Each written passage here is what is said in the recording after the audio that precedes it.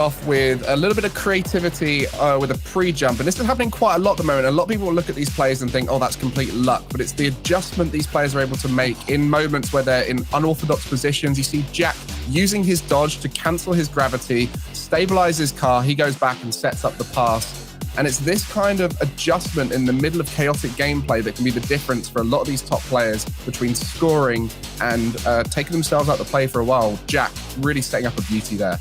Every truly great goal needs a combination of luck and skill. But I think that this one, what I love about it is the fact that it was just so pre-planned. From the moment Big Man Alpha went up, he knew exactly what he had in mind. And even with Astral, the brilliant Astral, sitting there on the goal line, thinking he had it covered, it just wasn't enough for all of Carmine Corp. This was in game one, as you can see, and it really got Vitality off to a good start in this one, which sadly, they couldn't keep going. Yeah, joke's on them. They still went home. Sorry, Alpha. And to the ceiling in the end. For our number one, a Chronic. Just catching that ball, going as high as he could, and then straight back down. That is just one of the nicest, smoothest plays. And just almost offhanding that ball, going to the ceiling to then recover on that flip, and then heading back down onto it, shows that you don't need to be right next to the ball every single time to have these flashy plays. You can send it away and then bring it right back. So good. All right. Well, for some of those players, though, that was the end of the season. We will not get a chance to see them anymore. But I think that's an opportunity then, before we start looking towards London, maybe before we start looking towards Worlds, we can sort of reminisce on some of these players that, yeah, their season's done, but the future ahead of them is exceptionally bright. And this off-season could be very interesting to see where their services end up lying towards as we go into the next season coming up, well, a couple of months' time, maybe. Does anybody want to sort of jump in on this one and say, look, this is the player? All right, let's have a listen. For me, it's a duo of players, CRR and Dorito, who sort of shot to prominence in the RLCS era with White Demons. And I think they were with Tigray when they first came up, and they have upgraded Tigray, sidestepped Tigray now with Devo for Gil. I think it's a bit harsh to say upgraded.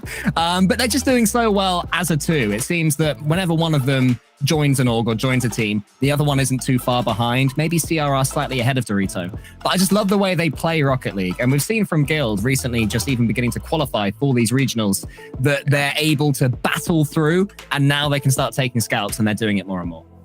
Oh, can I jump in next and talk a little bit more about Spanish players? Because I think the player this is a good segue. Yeah, I think the player they'll be eyeing up the most if they want to go full Spanish, potentially, would be Stizzy, who's young player come through on Algiri, and they've looked amazing with Ocelon and VK Sailor, and he's definitely been the star player there. And it's another one of those young players coming through and really stepping up early on in their career, like the players on Team Liquid, like the players of Moist. And I think he's going to be another one of those future players to watch out for. And also, the Spanish teams had a bit of a regression this season in terms of their positioning. And I think their resurgent will be led by Stizzy and Sierra and Dorito. I mean, a team that I'd like to look at just generally, and it's talking, of the youngest players that we're going to be seeing. This is almost like, this is very much the start, because I don't believe they will be able to make Worlds, but Liquid, right? This is them being able to go to a major and show off. This is the start of their bright future. Everyone was saying, it was a massive gamble for Liquid to say that any of those three players would be, notable when they could come around to playing RLCS. And now they've qualified for London. It's an incredible feat. I think we'll look back on that team and say, yeah, that really was the one. They missed out on Worlds, which is a big shame. They could only play as of recently in the last 4 or 5 regional events, but they have managed to make through to a major. Absolutely nuts. So excited to see what they can do. So somewhat on the flip side of that, and I can understand if this is maybe a topic that some people might want to hold off on, but who is now looking towards this off season thinking, okay, this could be an interesting few months to me? Who's sort of looking to this and doesn't really know when the clouds are going to part? Oh, I know one, but for somebody who is, I think, waiting for those clouds to part so he can get 2 new teammates as soon as he possibly can. Alpha. I think he is just, I would imagine, looking at this off-season and thinking, ooh, big old hard reset. Let's go into this bad boy and pick up 2 new teammates, because my word, despite what he was showing yesterday, they still couldn't make it through. They couldn't even go to 5. They're not making it on the major. They have bombed out again. It's disappointment again for Alpha. And Vitality, I imagine they're going to be trying as hard as they possibly can to hold on to him, because he is just gold dust. And I wonder who he's going to join or who's going to join him on that team, but that is very up in the air right now. And with the French scene being so strong, I think that's a great place to be. You've got Juicers, who've looked amazing in their early performances here. Juicy, Faris Parker, and then Grow Noob with Ukis and Whiskey Drink. You know, there's so many young French players out there, and then obviously Zen in the future will be available. So there's so much potential in the French scene to pick up. So I think Vitality are going to do a big rebuild, and we'll see where they can come back in the future, because they want to be winners. They want to be at the top. Yeah. And they should be. They should be with that talent as well, with Alpha. I kind of want to post something to Cole if we have time on this topic. At Cole, Misfits? What do you think of I was thinking about there? that. I mean, so there's 3 splits in a row now where they have given themselves at least an opportunity going into the final regional and then just not taken it, and it's quite heartbreaking. The reason Stumpy's asking me is that I'm a huge fan of Cash in particular, and I think he is their star man. But it was Ardru Matane that seems to be playing better, at least at the start of yesterday's series. So they certainly have the capability, but Cash is such a superstar, in my opinion, that he's the sort of player who could step in for one of these top tier orgs and elevate pretty much anyone. So there'll be a lot of people watching him thinking, we could be the ones to finally get you to live up to your potential. Like we've got with Carmine Corp right now with Astral, for example, who was a previous sort of mechanical mastermind that could never quite do it. I think Cash is next one to jump forward there. Okay, well, that's going to be something that we'll be looking towards, especially during the off-season. By the way, if you are relatively new to the RLCS scene, you think, wow, those European regionals are really, really crazy. Just follow RLCS Twitter during the off-season. You'll really struggle to figure out who's going where, but it is all part of the chaos. The roster mania, always a highlight. And we usually get 4 of them every year now, which is, hey, I'm going to take it. Let's now take a look towards London and see how your teams are faring in terms of their chances to potentially go over and represent Europe. This is your current standings and your current leaderboards. You can see top 5 currently committed by BDS, Moist, and Team Liquid. I believe that these are already secured. Everything else, though, still up for grabs. Coming Corp and Solar currently occupying those top, those next 2 spots. But Endpoint, very close on the tails and very much in the upper bracket today. Gregan, coming over to you for this one. Sort of what are we looking at in terms of scenarios? Well, you can see Vitality and Semper right there in 7th and 8th. They're out of this tournament, so they can no longer gain points, and so they cannot make that top 5. Endpoint are sitting just outside the top 5, where Solary are out the tournament, so Endpoint have just got to get that 1 win to jump ahead. And then it is just down to Luminosity, Dig, and Evil Geniuses as the other teams still in this tournament. As you can see, they've got a lot of points to gain on the likes of Solary, Endpoint, and Carmine Corp to sneak into that top 5. So they have to have a wonder run and hope that those teams above them don't continue gaining points.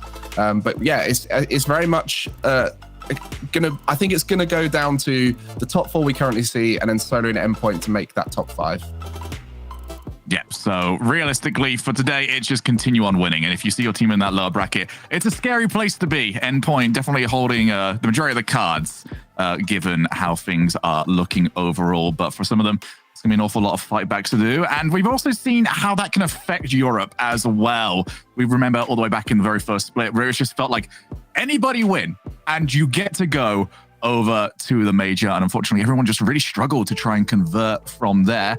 However, that is not the only thing everyone is currently fighting for. We have also got Worlds coming up very soon, which has made poor Director, our statistician's life very difficult. This is the way things are looking right now. If you're Vitality, you want Europe to have the best major of ever, because you want them to get as many possible positions.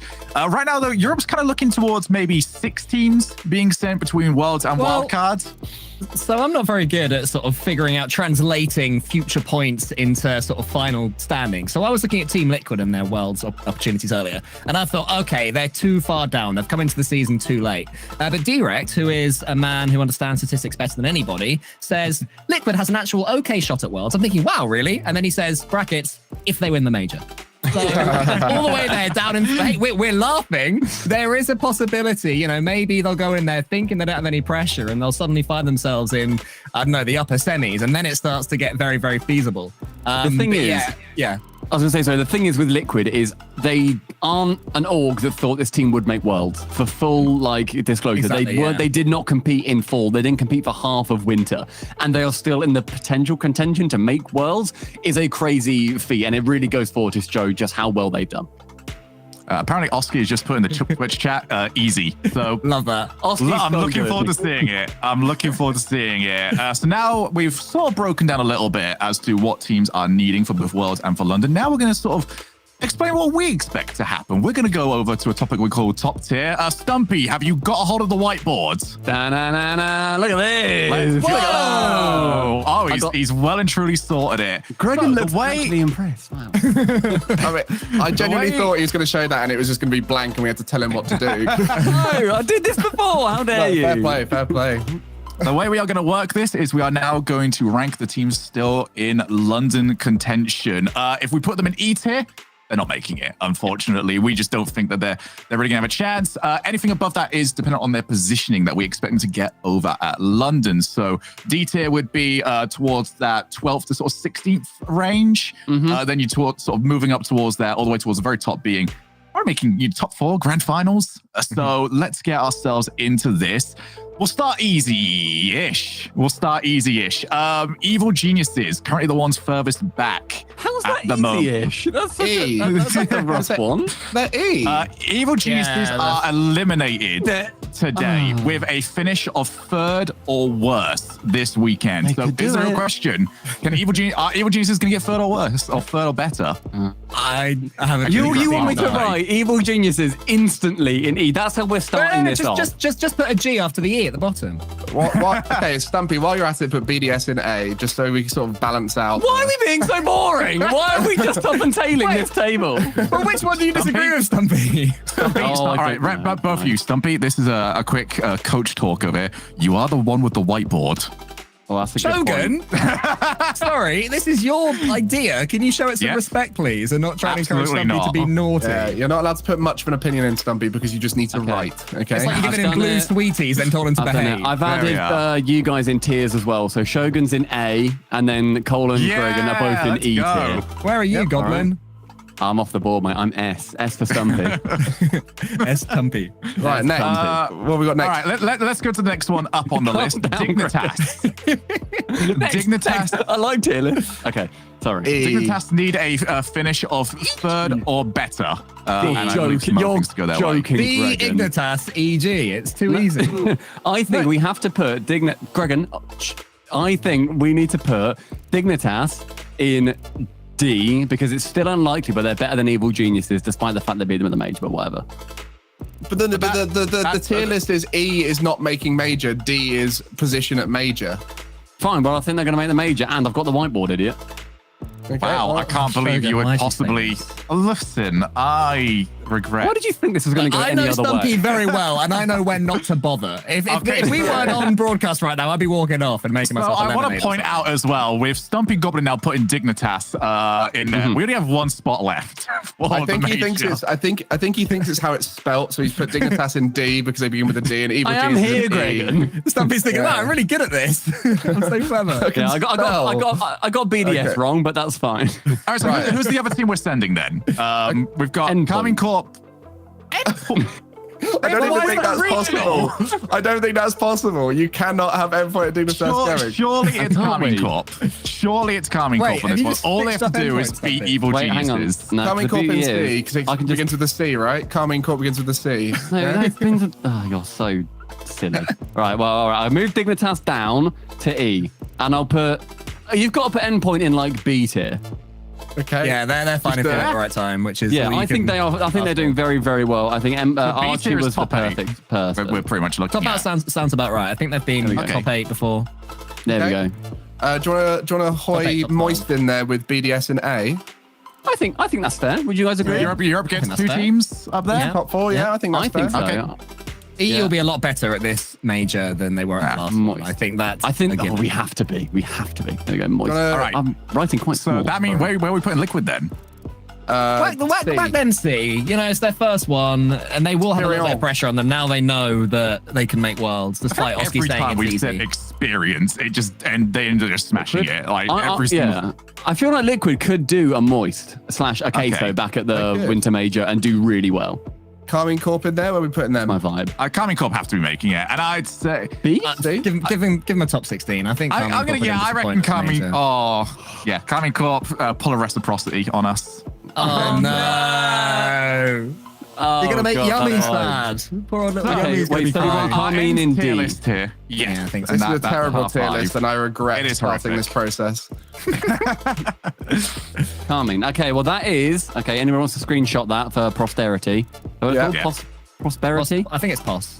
Posterity. There we go. Right, I've Look, labeled. you're right, Stumpy, and There you go. so are we. We have now taken enough time, I think, to get through all of this. So let's move on to rapid fire. This is going to work this. pretty simply. I have got a list of questions, and I'm just going to keep throwing this at each of these. They're going to give just a quick answer, no explanation, nothing. If one of our other panelists has a problem with the answer that was given, they're just going to turn and go, well, hold on.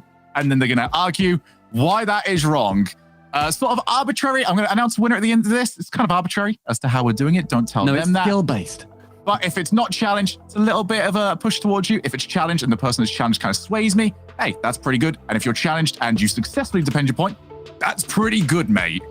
So let's go on through. Are we ready? Yeah. Okay, come on. All right, let's go. Cole, best coach in the RLCS. Gregan. Oh, No, that's well, hold on there. Well, hold on there. Hold on there. Hold on. I'm awful. How many coaches do you know that have been fired twice? That's Whoa, whoa, whoa. That's all I'm saying. Unnecessary. This is very easy here. Okay, 'cause Gregan's counterpoint, not currently a Stumpy. coach. Counterpoint for you, Stumpy. How many coaches do you know that are a world champion? Well, mate, more than you're an E tier. You're an E tier coach, mate. All right, you're down there, pal. This is the worst. Somehow, since everyone else has turned on each other, Cole, I'm going to just side with you. All you had to on say was this one. his, Stumpy. All you had to say was Yeah. his, but it's fine. That way. Also, this is called rapid fire, lads. Yeah, I was Sorry. speedy, all right? Sorry. All right, I got. Stumpy, I we'll need a disagree, I'm not tiebreaker very to good. decide who's going for Europe. Sorry, Gregan was talking. Say it again. Yeah, no, Stumpy, will Europe need a tiebreaker? Yes. Yeah. Gregan, best team in the world. BDS. Cole, Sam or Mina? Mina. Stumpy, Oh, I don't know. Of course, Stumpy's the woe hold favorite on team there, guy. jersey. I've not got away with it. Endpoint. Gregan, Stumpy's going to roll a d6, odd or even? Even. Hang on. Ooh, it was a 3. Oh, Calling that's out a shame. Gregan. Gregan's wrong. 3. All right, Gregan. Okay. Gregan's definitely That's wrong. fine. Cole, invent a chant right now to be used at London.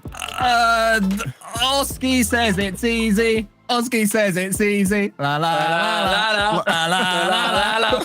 That was great. Says it's easy. No, I like that one. Still all right at that one. Fair play. Gregan, will we see a bigger shift towards single nationality teams in Europe? Yes. Nah, like maybe, but I think as soon as one team doesn't need it and does well, people will be like, oh, it doesn't make that much of a difference. It's maybe already language. happening is what I'm suggesting. It's already happening. That's because there's about 58 French players. They're naturally mathematically going to gravitate towards each other. Yeah, But I okay, think as long as okay. they speak the same language, it's fine. Rapid fire. Come on. Yeah, I'm Rapid fire your way out of criticism. I'm gonna side with Gregan here, just because I think he's been helped out by like where Guild might end up going for their team. Whoa, as sorry. well as- What do you mean might end up going? Thank you, That means Shogun. they haven't yet. Yeah, I that's the agree question. with- It was I a agree with predictive question, Shogun. Cole. I agree with Shogun. I don't agree with Gregan. Stumpy, which of the analysts' voices will be in the biggest state after London? Yours. You'll say. Yeah, no, you're not entirely wrong there. Cole, most mechanical player. Vatira.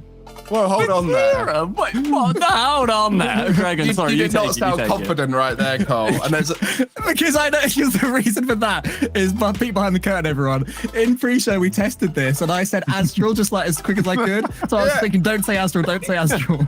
okay, right. Well, I got fired up when you said Astral in the practice.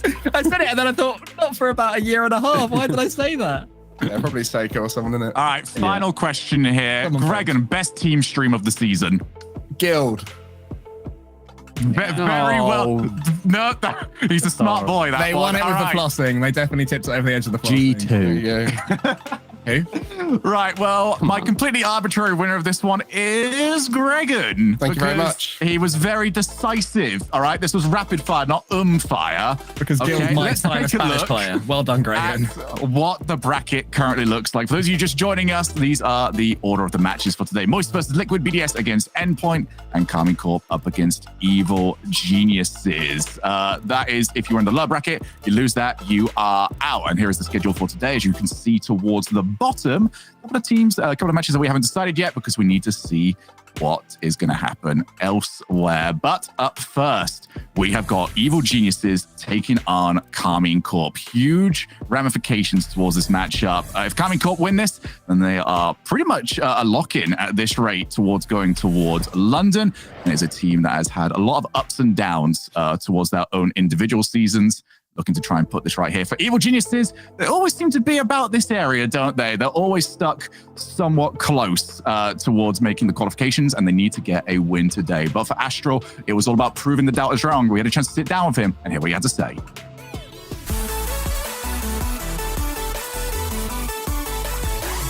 We prefer to think about winning than thinking about, okay, we just need a top 6 and then we can't. No, that's not a good thing to think about. But if we come and say, okay, let's just win, we won't be focusing on, okay, if I do this top, maybe no, we're just gonna be like, okay, top 6 is literally 4 BOs away to win like even 5. You know, like we're not gonna be more like stressed, you know what I mean? All three go, all three push forward, and the bump play works out. They went all in and it paid off.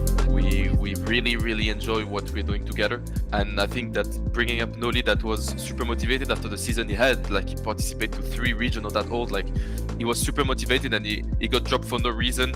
And seeing someone that, like the first day we picked him up, the next day after first scrim we had like a whole note with the 10 things to work on, like never had that before. So we can see that he's really motivated to play. And definitely so far. Hold on, because it looks like Astral has a shot available.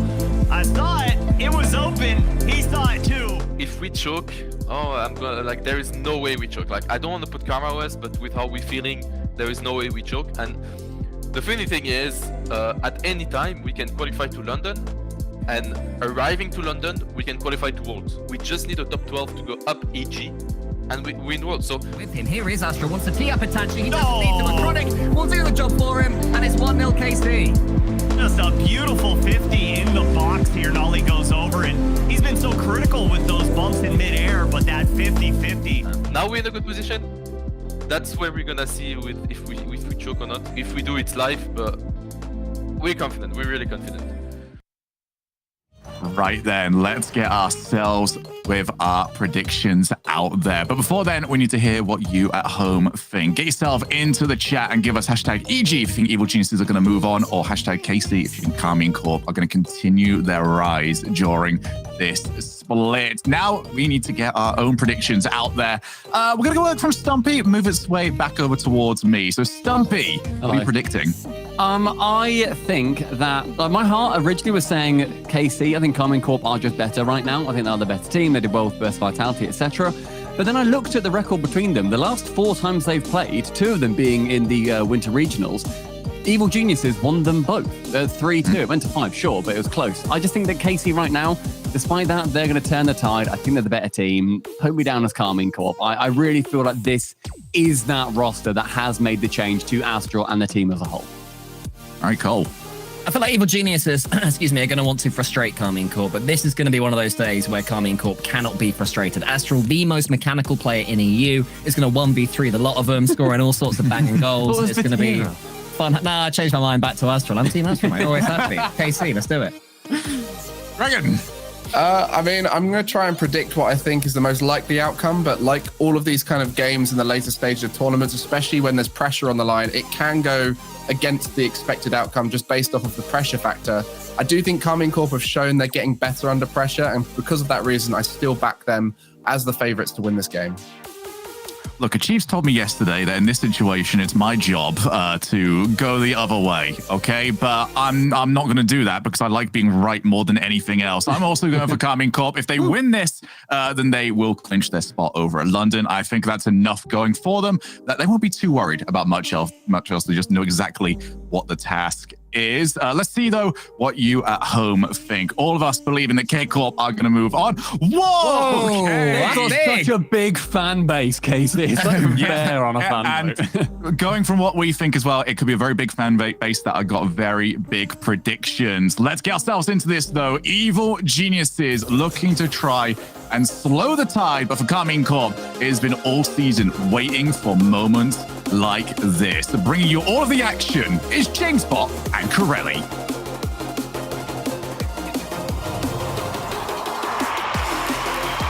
Corelli, Karmine Corp really in control of their own destiny, and they're in the best spot possible. If they lose, they still have a chance at making it to the major through a tiebreaker. If they win, they're in. Meanwhile, EG are going to have a remarkable tournament in order to make the major in London. The vibes on Karmine Corp right now are at an all-time high. You're looking at a split that's their best split since the first split, since the fall split, where they had a big stinker of a last place finish. This time around in the spring split, KC in full control, as you said, and honestly, looking the best that they've looked in a long time as well. It felt like the vibes were fantastic in the team. In that interview from Astral, they were excited. They want to go to Worlds. They want to win Worlds. And that goes a long way when you've got to clutch up against a team like EG.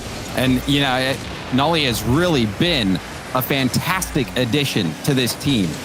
Even Astral talking a bit about it. Nolly getting dropped without really much notice at all, and then slotting into this KC roster brilliantly. Boy, has he been just a huge boon for KC. Not only defensively, but offensively as well. They're going to need to come up big here. Tachi makes a big save off the crossbar. EG being the first dangerous chance there. KC's defense tested. That was a huge save from Itachi. Fantastic defense, even dating back to the Giants days. Itachi, fantastic stop to keep this score even. We're just past this first minute of gameplay. A bit of back and forth, some good shots coming out from EG, and EG still on the assault. Itachi stopping it once again. Astral taking the ball up. Nice 50. That's going to leak out to the middle. Nobody there. Catalysm able to get that safely to the corner. Ivan, outlet pass. It's Astral using a ton of boost to get there. Nolly up on the sidewall. Second effort on the ball. Will get a tip, but Ivan was waiting for it patiently. Astral downfield couldn't get the double tap. There's a demo on Astral. He'll respawn in the back third. There hasn't been a ton of chances for either side, but EG, they have been way more threatening at the moment. Karmine Corp just trying to hold on to this ball. Not a lot of options when they're coming up their own. You can see Nolly there just throwing it away to Catalysm. Astral forced to make another tough save off the back wall, and you can see EG just unrelenting with their pressure here. And it might not be super threatening in the last two go-arounds, but it's something that EG does. We saw it in the last split as well. They just kind of circle around the other side and wait for you to make a mistake. They don't generate a lot of crazy chances, but they will strike if you give them the chance. And they've had a few chances. Even now, you can see the panic clear off to the side. Catalysm doesn't get the best touch. Nice 50 from Itachi. Nolly will flip it under. It's going to be a foot race. Itachi running on small pads. Couldn't get the one small pad to keep that attack on going. Well, Catalysm 50'd by Nolly, who goes for the bump, but Rizik's able to dodge it. Lots of space here for EG as well. You see KC very happy just to back off, and now Nolly couldn't get a piece of this one. Rizek does a good job to at least slow it down. Tachi now. Still KC trying to find a way through EG's defense, which has been just rock solid so far. Hasn't been tested too much. Let's see if... Ooh, there's a chance. Oh, but that's shut down. Catalysm, a light touch. Another shot. Dings off the post. And now, on the other end, no, Ivan will turn and pop it high. Astral, again, having to use so much boost to try to slow down this attack. Zero boost pop up. Itachi, fantastic speed. Still scoreless. KC only having one shot so far, and you can see that's not the best touch from Itachi. There is Rizek has an opportunity to follow up Ivan as well. EG trying to clamp down on KC's side. Ivan, a good demo there from Rizek. Passed out to Catalyst, and the shot was weak. and turned away. And that's not the first time. I think maybe the second or third time Catalysm has had a shot opportunity and has not been able to get a lot of power behind the shot. Still, EG controlling this game so far. Many chances, they haven't been able to put it away. Itachi, light touch in the corner. We'll have Nolly in the middle.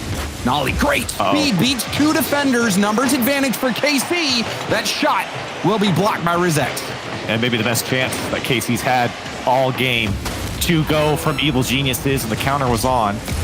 But luckily for EG, they're able to get back, and they're having to deal with the KC pressure, trying to break out. They do. Rizex with a great challenge. Maybe some follow-up here. Catalysm waiting as Nolly will take it away. Final 20 seconds. Maybe Nolly, difference maker here, as EG still have turned away KC every time they move down the field. Nolly, pass over, broken up by Catalysm. Catalysm couldn't go for the double there. Astral will clear it out. Caught by Itachi. Itachi! Oh my the gosh. Play broken up. I think Catalysm might have even been bumped into that. He was. He got bumped into it in mid-flip, and it looked perfect for him. Yeah. As he bopped it away. And now here's Nolly. Flip in the game. Ooh. You saw the idea. Flip reset attempt by Nolly. Itachi, a light touch. The wheels of his car, trying to control it. Tough ball. Astral, so many times this game, we've seen him have to use up his whole tank of boost just to stop this EG attack. But now a chance to end it. Ivan denying it off the backboard. Can't get the double tap. Itachi attacking the backboard. Catalysm making things difficult for Nolly. Itachi, light hit back. Rizex 0 boost. You can see him kicking it into reverse. Oh my. Whoa. And a miss from Nolly. Now a chance for Ivan. Beautiful first touch. Sets up the flip. Reset and didn't get the shot. But that first touch was very nice. Just saw 2 double commits, one from each team, both whiffing on the touches. But Ivan saves the day for EG. Still, though, couldn't come up with the goal. And now some space here for Catalysm. If he doesn't get demoed by Nolly, he's racing all the way back to their side, and Astral will spawn and save the day for KC. Pinch back. Astral low boost. Will get help from Nolly. There's a demo on the back line. Chance for Ivan, but Itachi breaks up the play. Quick shot. Itachi can get back in time. Went all in on the stop before. And EG squeak out a win. Corelli, they were so close for so long in this game, and they do get rewarded. They were, and I mean, the stats kind of tell a story too. You look at the stats and you see, okay, 10 shots coming out from EG. They started off the game with a huge shot as well. They had so many chances here and spent a lot of time on the Karmine Corp side where they were just able to kind of break them down. You could start to see the physical game really come out as well. A lot more demos coming out from EG, which I think is what opened up the space for them to put that last one away. You're exactly right. I mean, you saw I think it was on Astral, the demo on Astral, and you even see there that save off their own post.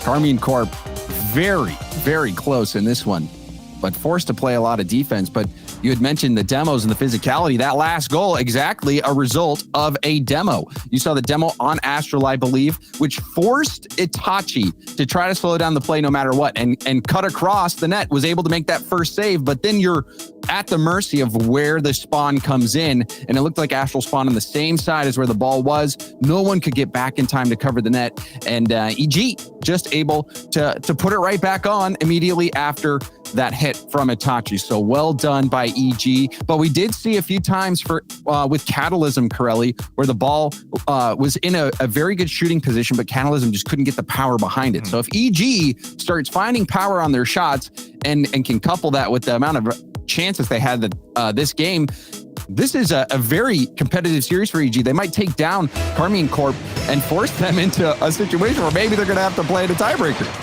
And the other thing too, James, is I got to admit, I don't think that was really the most clean and beautiful game from either side. It was a little gross with the double commits coming out, and both teams did it. But I think game one, hopefully a warm-up game for both sides. It wasn't the most pretty Rocket League. EG starting off strong here. Ivan will slot it to the far post. EG up by 1. And speaking of pretty Rocket League, I mean, that touch from Astral wasn't so much, but that pass from Rizex was, and Ivan slotting it, like you said, lower corner. with power and precision. That is the striking that EG was missing out last game, and they find it early. And those were the setups that EG had that they just, like you were mentioning just a second ago, that they didn't have power behind, right? The passes were great, the setup was there, the shot was open, or at least to take the shot, and the power wasn't there behind it, and it made the play look really bad. So a good start here for EG just to convert on the setups that they've had. 1 for 1 here in game 2. Rizex saving that flip, gets the corner boost steal. Astral on empty. Nolly helping out. Awkward ball for Ivan, and the bounce ends up working out for Catalysm. Nolly did get a demo on Rizex. Ivan retreating back. But Rizex on the respawn will take it over. More boost stealing coming out. You saw Astral stealing that corner. This is a good setup for KC. We'll see if they can capitalize on it. Side pass. Oh, you saw the heavy commit from Itachi, who wasn't expecting the pass off the sidewall, perhaps expecting something off the backboard or corner. And that chance gone to waste for KC, and now having to defend. And again, minor missteps, and EG will be there. They've got the speed. They have great game sense. They know when you're a little bit too slow or you have a misread, they will jump all over it. This is a great touch towards the net. It was just high from Nolly there. Rizex knew all the way and let it bounce. Still EG holding on to their 1-goal lead. Astral trying to make the difference here for KC. Nolly will go as well. Tachi wants a piece of another touch here from Nolly, but still no follow-up from Carmine Court. Look at the work Nolly's doing. Staying in the play, getting the boost steals, keeping this ball out of possession of EG. Double tap doesn't line up. Itachi, nice pop-up. Astral committing heavily. Nolly's going to have to bail out. Itachi, shot towards that. Double commit from EG. But EG, they stabilize. And now Ivan setting up the pass to the middle, but that's cut out by Nolly. There's the shot. Far post. Astral having a lot of time to line this shot up. I'm shocked. I was watching this one, and Rizex was back, but he went up the wall. Yep. And Astral just places it once again to the far side. KC, better for it. They're able to tie it up. And so often, especially at the pro level, Corelli, going on the backboard is the right play. Most times it is. But right there, you saw how much space that gave Astral to shoot far post. It was shocking, too. I mean, with the way that EG's been playing defensively, as I've been complimenting them over and over again, they've been rock solid. Rotations have been perfect from them, and to see them give up that much space, and that much space not only to Astral, but that much space in their own net is a bit shocking with the way they've been playing here this series. Oh, and they double commit there, actually running into each other. And it is a bit surprising. That giving some chance, giving some space now for KC. Astral unlocking that space. And there's a demo in the air from Rizex. Now EG will have time. Ivan taking it to the ground. Astral hunting for the demo. There's an infield pass. Big shot bangs off the crossbar. Catalysm trying to tap this back down and going for the 50. But that was a scoring chance that EG let slip away. Now Astral has an opportunity. Everyone from EG jumping in front of that one as the counter was on. KC, though, not going down without a fight here in this game. 7 shots to 2 on the EG side. KC really turning up the heat against EG.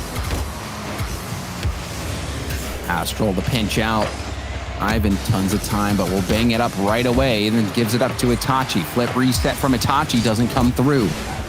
Nolly off the corner. Catalysm with 5 boost waiting for Ivan to make the play. Also low boost for Ivan. Itachi saw what Itachi wanted to do there with the fake, but EG sniffed it out. Now Ivan. It's a race to the ball. Itachi quick, but not quick enough. Nolly pre-jump will keep this ball in the EG half. Rizex, low boost. Double commit from EG. Now Nolly, the bounce shot saved from Catalysm. Astral was hunting for demos as well. Nolly and KC trying to clamp down. That's a good bump on Astral. Itachi, though, can he do it himself all the way to the other side? Flip reset, and Ivan was there to clean things up, but a good touch to beat the first man. A miss there from Astral will let EG out. And that miss, perhaps giving EG the time and space. Double commit. Rizex to the wall, gets bumped by Astral. Catalysm trying to keep this in the corner. And frankly, I think EG might be happy that overtime finally comes. That attack by Carmine Corp was relentless. But still, EG, the composure on defense, and now a demo, a tip up. EG now the aggressor early in this overtime. EG are going to have to stay consistent on defense here with the amount of pressure that they felt from KC in regular time. You know they're going to get more opportunities. So they're trying to move up their line here. Itachi to the back wall. Ivan once again cleaning things up for EG and at least getting a good touch. KC's not going to let him out that easy. Catalysm, a pass across. No one was right there for EG, but that was a scary ball. Nolly going for the air dribble. Couldn't dunk it into a threatening position. Astral, wave dash, pops it by one. Goes right for net. Rizek's able to stop it and get the corner boots. It's a nice pop-up as well. Nolly off the ceiling. Itachi, off the crossbar, posted in somehow. Itachi threads the needle. I didn't think he had a lane on net, but look at that shot. Oh, man, and he only had 40 boost to get up after it as well. That was so perfectly touched there from Itachi. Just to find not only the touch, but place it down into the net and keeping your boost to get all the way to that ball. And KC able to come up on top, James, and you feel like they really deserve this one. 13 shots. They had a ton of pressure against Evil Geniuses, and really it was a lot of Evil Geniuses just being clutch on the goal line. It was. EG showed fantastic composure on the goal line, but we did see a different level of offense come out from Carmine Corp. But, Corelli, you also have to think back to that shot from Rizex. There was a play from EG where they had a beautiful look on net. Very scoreable ball. In fact, you think that they should have scored that ball. And if they do, 2-0 Evil Geniuses. So EG still very much could have won that game. But Carmine Corp, they were able to close it out. A very clutch shot from Itachi, but we're still seeing some tough defensive plays coming out from Carmine Corp. You saw the double commit on the goal line. They are giving EG some space. So this has not been the cleanest series from either one, but you can expect that when this much pressure is on. EG has to go so deep in the Super 16 in order to have a chance at making London. Carmine Corp has a little more slack than that they can work with, but they've got to clean it up. Both teams. Yeah, there's been some inconsistencies. You're right, and I think I'm not really sure what the reason for that is. We've seen a lot of double commits coming out from both sides. Panic on the goal line, panic defensively. Maybe it's just the pressure. The stakes are so high. End of the season, right? You have Worlds and Majors on the line. There's a lot to play for here in just this series alone, let alone the next one. Mm-hmm. And for EG, it's mainly been on the offensive end where they've had those little hiccups. For KC, more defensively. Now a chance for Astral. Astral's shot going wide. You saw Catalysm streaking back, trying to put some pressure on the shot. Now Ivan knew that was going to be saved. Does get the corner boost steal. Ivan looking for the bump. Astral will tip this off to the side. And now a bump will slow Catalysm down to the ball, allowing Astral to get a piece of it. Itachi wanted that ground pinch up field. We'll get this one off the ceiling. It is a battle for possession by both teams. And neither of them can hold on to the ball at the moment. Been a lot of boom ball in the midfield, just trying to beat the first man, but you give up a lot of possession. This is a good passing play from KC and a great touch there from Catalysm to get this one at least off his back wall. Follow up from Carmine Corp. A good demo. Might open up some space, but again, very conservative effort. Don't want to push too hard into the EG side. And Catalysm and Nolly will take out each other. Trade. Itachi going up. Rizek's doing a nice job of pre-jumping Itachi. You saw Itachi trying to react to it, but nice way to shut down that ball at the midfield. That has resulted in this EG possession in KC's half. We'll see what they can do with it. Nolly, tap out. Catalysm drawing the ball. A pinch will send it off the backboard. Nolly off to the side. Astral can't get a great 50, but there's a demo by Itachi. Thinking a shot was coming in. Now Nolly will be able to clear it out.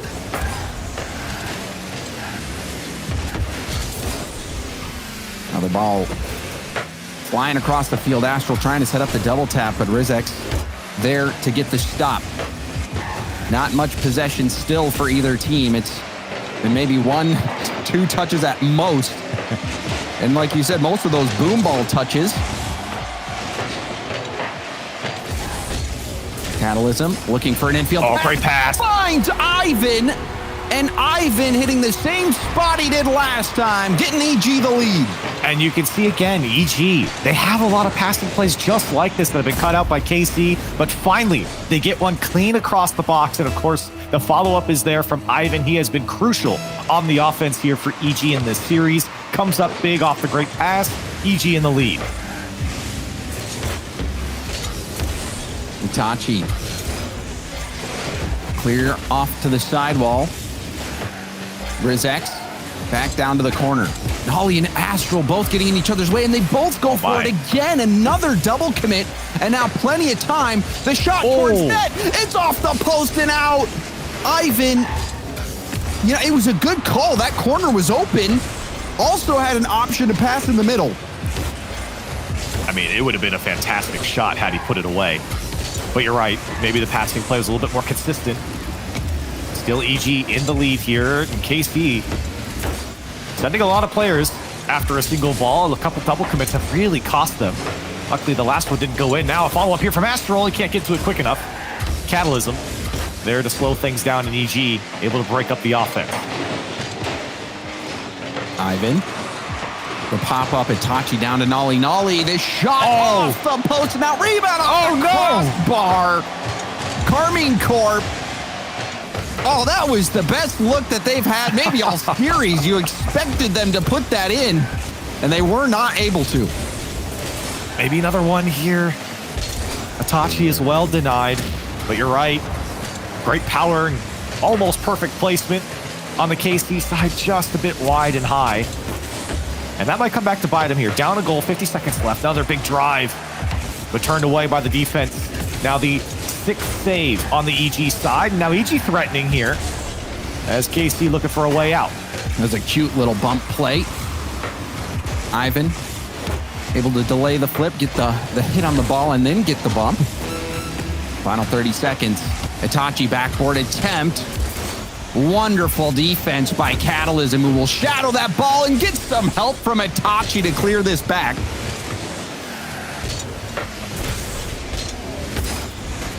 Itachi got the mid-boost spawn. We'll have boost to work with here, but we'll leave it for Nolly. Flip reset early. Going for the double tap. Rebound. It's good. Itachi scores it with 6 seconds left.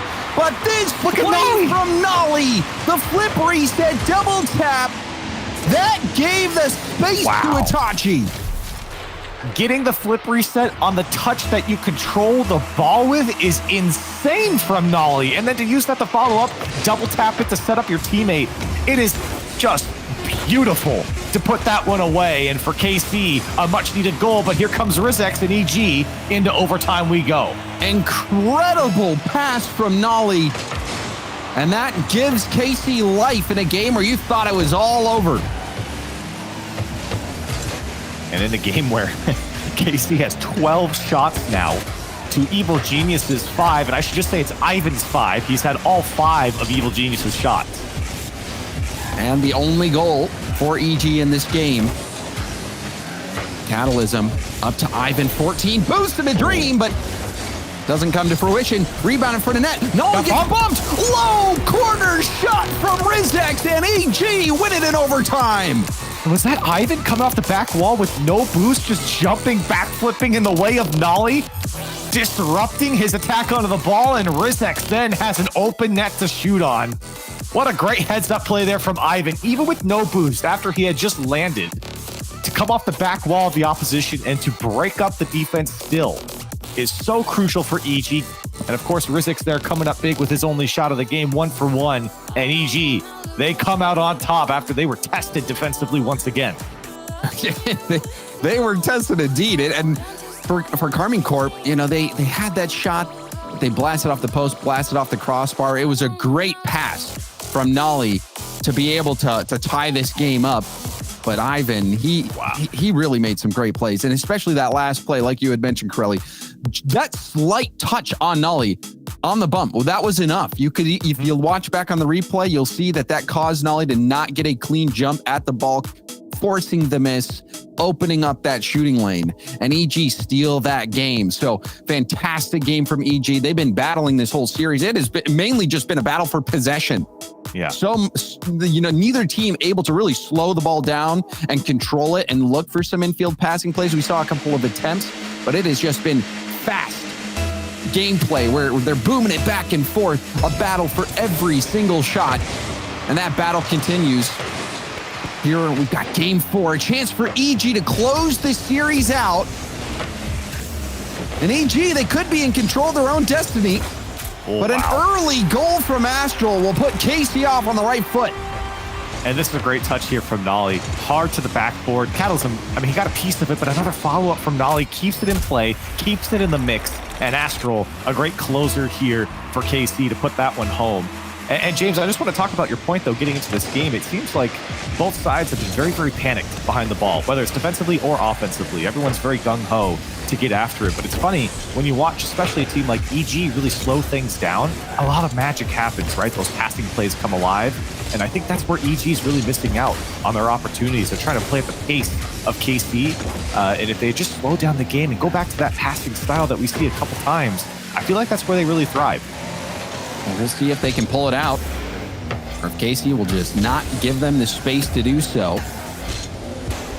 Astral faking the challenge, preserving that 100 boost. And field pass broken up by Rizex. Nice touch up to Catalysm. Catalysm towards net. Astral will save it. Looked like it was hitting the crossbar anyway. Beautiful touch from Astral, who gets the mid boost. The 50 will pop it up. Astral staying on the ball, but flipped off of it. And we'll have to retreat out. Now counterattack chance. Rizex towards net. Astral pushed up so far, and that left them vulnerable to a counterattack.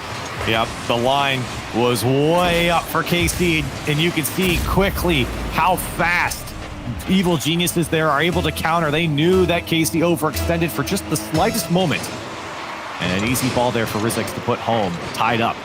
And Astral was staying in the play. You saw him drive up the corner and ended up backflipping and not getting a touch on the wall. That threw Ivan? Oh my God! Itachi clearing the ball off the goal line. But that play from Astral leaving the net vulnerable. Ivan, it bounces through. Itachi makes the save. But what was happening on the defensive line for Carmine Corp? Well, Ivan, I don't think Carmine Corp knew that Ivan was there, because I think when KC looked at their boost, it wasn't there. And Ivan saw it, went after the spawn, and then the ball came across the box. And so Ivan turns back around now with full boost and caught the defense off guard. And of course, then it was just full panic for KC. Rizex has to buy time. We'll chip that to the corner. Ivan up the wall. Astral to the midfield. Catalysm. He saw Ivan. There's the passing play starting to come out. You can see the ideas. Now clear downfield. Nolly will take the mid boost. Hard hit from Rizex. Astral off the ceiling. Not enough boost to stay on that for the challenge. A little bit more. Maybe Astral could get the dunk there. Itachi trying to fling that ball upfield. Very, very optimistic there from Astral. EG were all over that play from Itachi, so I mean, he was going to be stopped. There was nowhere, even if Itachi had more boost, he was not going to be able to get out of that situation. The defense was all over him. Surprised Astral jumped after that. And those are the type of situations, James, where you're seeing a lot of the overcommits, the overextension from KC, where they're just a little too optimistic on the play. And that overextension haunting him this game. I mean, for Carmine Corp, very good chance that we see them in London, but there is a chance that they don't if the cards fall in the worst way possible for them. EG still have some hope. It's a race to the ball. Ivan, can he get there first? Yes, he can. Ivan extends the lead to 2, and Carmine Corp starting to run out of runway. And Ivan, he chased this one all the way from the top of his own box. Saw the dunk, saw the space, and again, I don't really blame KC too much on this one, but when a dunk like that happens, you can see how much space was in the backfield, and for Ivan to get there first from his own box says something about how far that line is up for KC. Astral pass out to the middle, got the bump as well. But now a boom downfield. Pinch off the ceiling. Ivan wave dash, won't be able to do much. Does get enough of a touch on to slow down the counterattack. Astral won't be able to do much with that ball. Ivan, great flip into the ball. Excellent speed from Ivan on defense. Astral, that second touch stopped out. Back pass from Itachi. Nollie to Astral. Astral will let it roll up the wall. Shadowing the ball, trying to 50 it, but still a chance. Itachi did get the flip reset. Did, but wasn't able to use it to his advantage. And now Nollie and field pass. Astral up, blocked by Catalysm. Great plays here from KC. A lot of ball movement on the EG side, but they just can't come out with it. Now Rizex tosses it downfield. And Astral there to make the save. 45 seconds left, James. EG in the driver's seat, up 2 goals. And they've been confident here in game 4. Nollie back to the backboard, boom out. EG happy to play boom ball to melt these final seconds off the clock. Itachi, knowing time is running out, goes for the solo play dribble. Nollie bangs it off the crossbar. Itachi set him up for a chance, and now a hit downfield. Nollie off the backboard, but the time ticking away. EG, they have to pretty much win it all. They've got to win the Super 16, and they keep their chances alive. EG taking down Carmine Corp. And I did not expect this, Corelli. The desk, Twitch chat, everyone expecting KC to win this series. What was it? 82%. Yeah. In the fan vote. A complete sweep by the desk, and EG not only win, it didn't even go to game 5. And the worst part is for KC, they leave the series with a lot left on the table. There were so many shots that were just wide of the net, right? That last one off the crossbar, off the backboard, just outside. And it feels like they had so much pressure, so many opportunities, and they couldn't convert. And so heartbreak there for Carmine Corp. And now they're going to have to sit and watch and see what happens. Very good chance, like we said, that they do make it, but there is a small chance that they do not. And so I'm sure we'll hear all of the different scenarios from the desk as we move on today. But EG, they take it over Carmine Corp, and I think it's fair to say an upset after looking at the desk and looking at the fan vote. So EG will be moving on. KC knocked out. Corelli, we're going to go to a quick break, but when we come back, we've got a heck of a matchup. Dignitas and Luminosity, a lot on the line. You're going to not want to miss it. Stay with us.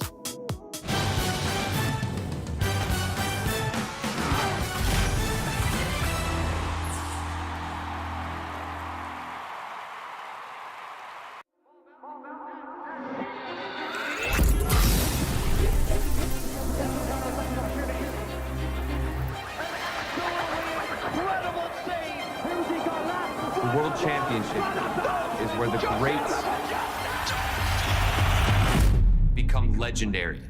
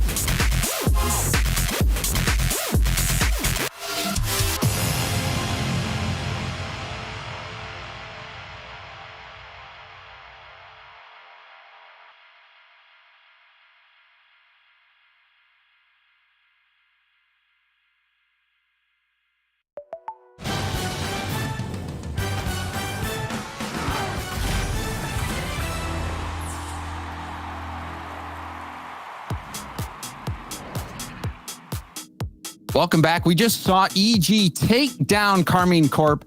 And you know, it could have been a close series, Corelli, but overall, we didn't see the offense come out from KC. So they're out of it. Still in the running for the London Major. Very good chance that they make it in as we take a look at the bracket that we've got left today. And you see Dignitas and Luminosity, the next matchup. And Corelli, let's talk about it. Dig, Luminosity, two teams that a lot of people expected to be in the conversation for these majors, and they both do have a chance to make it in. And it's kind of weird from the first two splits of the season, looking at Dignitas with only 2 top 12 finishes here, trying to kind of go the furthest that they've ever gone in this split so far. It's been, I would say, a disappointing split for Dignitas. I think Luminosity are trying to prove that they deserve the hype that they got during the winter split here and finishing up strong in the spring split. Well, Corelli, it's time to hear what the fans at home think, who they think's going to take this win. I don't know how much stock you can really put in that, considering 82% of them went with Karmine Corp last year. But you know, I'm not firing any shots because the desk also swept the prediction. Yeah. So for very good reason. But you know, it just goes to show you this is why we play the games. Luminosity and Dignitas both going head to head. Let's hear what you think at home, who you think's going to win it. Hashtag LG for Luminosity, hashtag Dig for Dignitas. And also, let's talk about it briefly, Corelli. You had mentioned Dignitas had some high expectations. I think a lot of people expecting them to be up there. I know that I had them pegged, you know, as one of the best teams in the world, especially seeing how insane Jorius was in the very first major back in Sweden. But since then, Dignitas really has struggled to find firm footing. Right. I mean, it's been 3 top 12 finishes, including the last major in a row now for Dignitas. Of course, they're making a bit more of a foray here, but for them, the expectations were way higher than what they're meeting right now. And I mean, the fact that they're even in jeopardy for a major is crazy with how good they've been throughout the season. I think a lot of people, fans alike, are looking at this series or looking at this tournament this weekend, and a lot of people have picked Dignitas for a deep run. They're going to have to do it through Luminosity and through the lower bracket. They will, and the stakes incredibly high for both teams as we get ready to kick off game 1 in this lower bracket. A Dignitas win here would mean Luminosity is not only eliminated from the major, but they're also eliminated from the World Championship. So this a very important series. Luminosity also, you know, they could end Dignitas's major hopes here. So here we go, Corelli. Luminosity are still, of course, in the run here. They have to get, they're eliminated with 5th, 6th, or worse. So they would need to get past top 6 here. So it's still a long road. They're not out of it quite yet, even with the win here. But a win over Dignitas in any form, I think, is a confidence booster. It certainly is. For Luminosity, that World Championship journey could end here. The shot going to be blocked by Jorius. Apparently, Jack air dribble. Ixo able to slow it down. Talks in the corner. Jorius off the sidewall. Head back. Apparently, Jack taking the space. Stop there from Ixo. Ixo again, challenging the ball. Tox takes the shot. Apparently Jack ready and covering that. Now a quick shot again. We're seeing Luminosity placing some nice shots, going for the top corner, forcing Dig to make hard saves. And I've already made four saves coming out from Dig, and now a good pinch.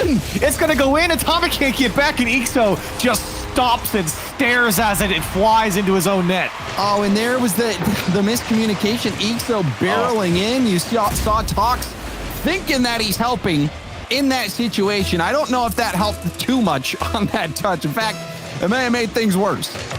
And that's a little deflating if you're Luminosity. You have so much pressure. You forced 4 saves out of Dignitas in the first 20 seconds of the game. To have one pinch to your own net and be down a goal with that type of pressure and that type of start, it'll take the wind out of your sails. Certainly will. We'll see how LG respond. Apparently Jack up to scrub, 2 go, and now Atomic saves the day. Wow. Atomic, after the double commit, will go for net, but another good save from apparently Jack. Atomic, what an air dribble to keep that one going. And you can see Luminosity, they're pressing so hard. They're keeping possession. That was past Jorius. Atomic shot is saved by apparently Jack as the press from Luminosity continues. Ixo, the 50. Jorius booming it out. And if you just tuned in, you'd think, oh, Dignitas is winning.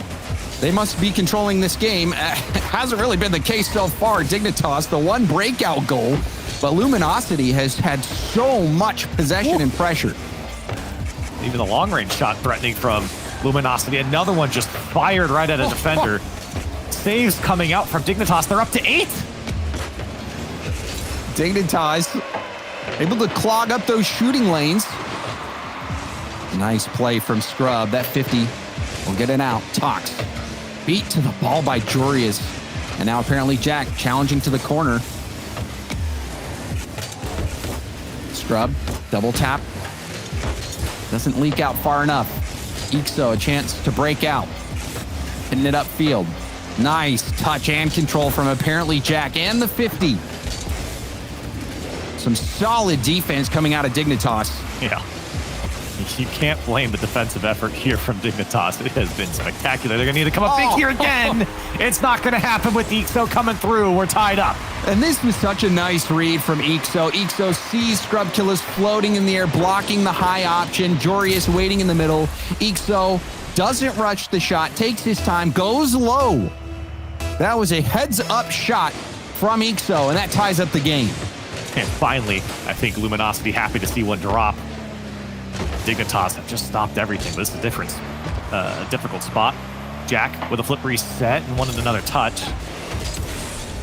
Dignitas, I mean, they put on the pressure of their own here. They're up to 6 shots, but it's just they haven't been close to what Luminosity's been putting out as far as offense. 9 shots for Luminosity, a lot of control on the Dignitas side, and a lot of control inside of the box as well. They've been able to keep a lot of possession and some hard drives towards nets that just been tough for the defense to keep up with, where they're not getting the best clear, and it's allowing shot after shot to come through from Luminosity. And Luminosity having space. Ixo, that pass too far out. Apparently Jack pops it up high. Scrub, pinch pass down to the middle. Dangerous ball. It's by Ixo. Low shot. Apparently Jack will score it. And it all started off this lovely touch from Scrub Killer. The triple threat. Scrub Killer puts one dangerous across the net. Jorius keeps it dangerous for apparently Jack, and he comes through to clean things up. Dignitas, a beautiful way to take the lead here. Everyone getting involved, everyone on the same page, and they get one over Luminosity. Admirable poise shown by Dignitas defensively and now offensively. Jorius getting demoed. Important touch on that ball. If Tox wins that 50 outright, it would have been slammed right into the net. Atomic going for the backward pass. Jorius does get the touch out into the middle. Scrub Killer will 50 it. And now apparently Jack missing out on that challenge. A miss from Jorius again, but it's going to work out. And honestly, it was probably for the best. I'm on his camera, and when he whiffed, he flicked his camera like 5 times backwards because he's a little frustrated that he's not hitting the ball. I think he understands what's happening as he's whiffed twice in a row there. You can see, it's funny just to see a player kind of take his own frustrations out, kind of get back into it here. They're still leading, and they're going to continue to for at least a moment. Follow up there from Atomic, and he's able to tie it up with 12 seconds left. Apparently, Jack was going back on defense and had to run through a player. He got the demo, but it actually lifted his car off the ground. So some self-sacrifice from Luminosity. That got them back into the game. 12 seconds left. We're all tied up. Luminosity threatening. Another one coming from Atomic. And a big save there from Jorius. He won't whiff that one. 4 seconds left. Talk still keeping it dangerous. Ixo wants a piece of the defense here from Dignitas. And still dangerous. Has a good control. Comes out from Atomic. He found the backboard. As it will finally drop. Dignitas happy to see that one go to overtime. Oh, and apparently, Jack wanted to get the bump. Didn't get the bump, but fortunately for them, touches the ground. We've got overtime now. It's been a close matchup. Luminosity, certainly the aggressor in this game. Dignitas making a nice defensive stand. Now control from Tox. Tox to the middle. Atomic had pre-jumped. There's some confidence from LG. There's been a couple pre-jumps there from Atomic, and to be fair, they've been paying off. Now here's Tox trying to go the distance all the way across the net. Ixo keeping it dangerous. Back pass to Atomic is brilliant. And now a backboard pass. No one's there. Everyone, so much passing coming out from Luminosity, they eventually didn't have a man. And Dignitas will able to get a good clear here and relieve some pressure. Tox, first touch control. Both teams doing well on their own back wall to not resort to booming. Controlling it with a nice touch. Trying to keep that position upfield. Tox with a 50, sends it right to Scrub. Off the ceiling, Scrub. It was a weak shot, but it forced Atomic to use up the rest of his boost. Jorius will punch this down to the corner. Now a pinch up to Jack. Jack, the set. Jorius off the ceiling. Ixo coming off the backboard, misses, but Tox will be there to hit it upfield. Atomic, a bit of a scary situation, but a double commit from Dignitas. Not the greatest clear from Ixo. Shot will be saved by Tox. Chaotic on both teams' parts in that moment. That wasn't pretty there at the end, but some great work here from Dignitas again, just posturing to put one away. It's apparently Jack with a second touch, and 1:43 is what it takes to take down Luminosity in game one. You see the air demo. After the demo, I couldn't even see what was going on for a moment. Yeah. At the mercy of that director cam. And Dignitas will take the victory, and it seemed like it was an uphill battle for Dignitas most of this game. They were stuck on the back line, forced to make save after save. It was not easy for Dig. Jack's about to drop 1,000 in this game. 947 is his score. 3 goals, 5 saves, and 6 shots. My goodness, 12 saves in total for Dignitas, and I think that it was a bit of a slow start. We were talking about how many saves. They're at like 6 or 8 in the first 2 minutes of the game. And Luminosity was really pressing them. Of course, they had 14 shots of their own.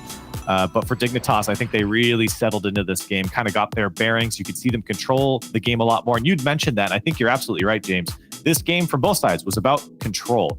Both teams had great passing on their offensive zones. It was just about who was going to crack first on defense. And you know, you saw the nutcracker come out a few times, especially from EG. Usually you see demos result in, you know, the attacking team will demo the defender, and that opens up the net to score. But we saw the self-sacrifice. Apparently Jack had to run through a demo. It actually popped his car off the ground and gave Luminosity the space. So sometimes even if you don't land the demo, you just get in the way enough, it'll work out. So both teams playing well so far. A tight battle in game one. We saw Dig come out on top, but they were certainly playing quite a bit of defense. We'll see if it's a more offensive showing now, or if they keep letting Luminosity bounce it off the post across net. You saw Luminosity streaking back. They dove back, but that post bounce really put them in a tough spot. Yeah, and I see what happened to Ixo, because he had a player in front of him. He didn't have to react so early, but I think he thought that first man shooting was going to put it near post where Ixo was. So he pre-jumped, and then when it was placed back post, there was just no way for him to get to it. So Dignitas, a lot of misdirection behind that ball. Now a 2v1, and a great dunk from apparently Jack. No fear going into that challenge in the 2v1. Maybe that was self-preservation because you saw the 2v1. Apparently, Jack says, if I play this slow, they're going to go for the demo. Yep. Cut that play out quickly. Smart and an instant play calling by apparently Jack.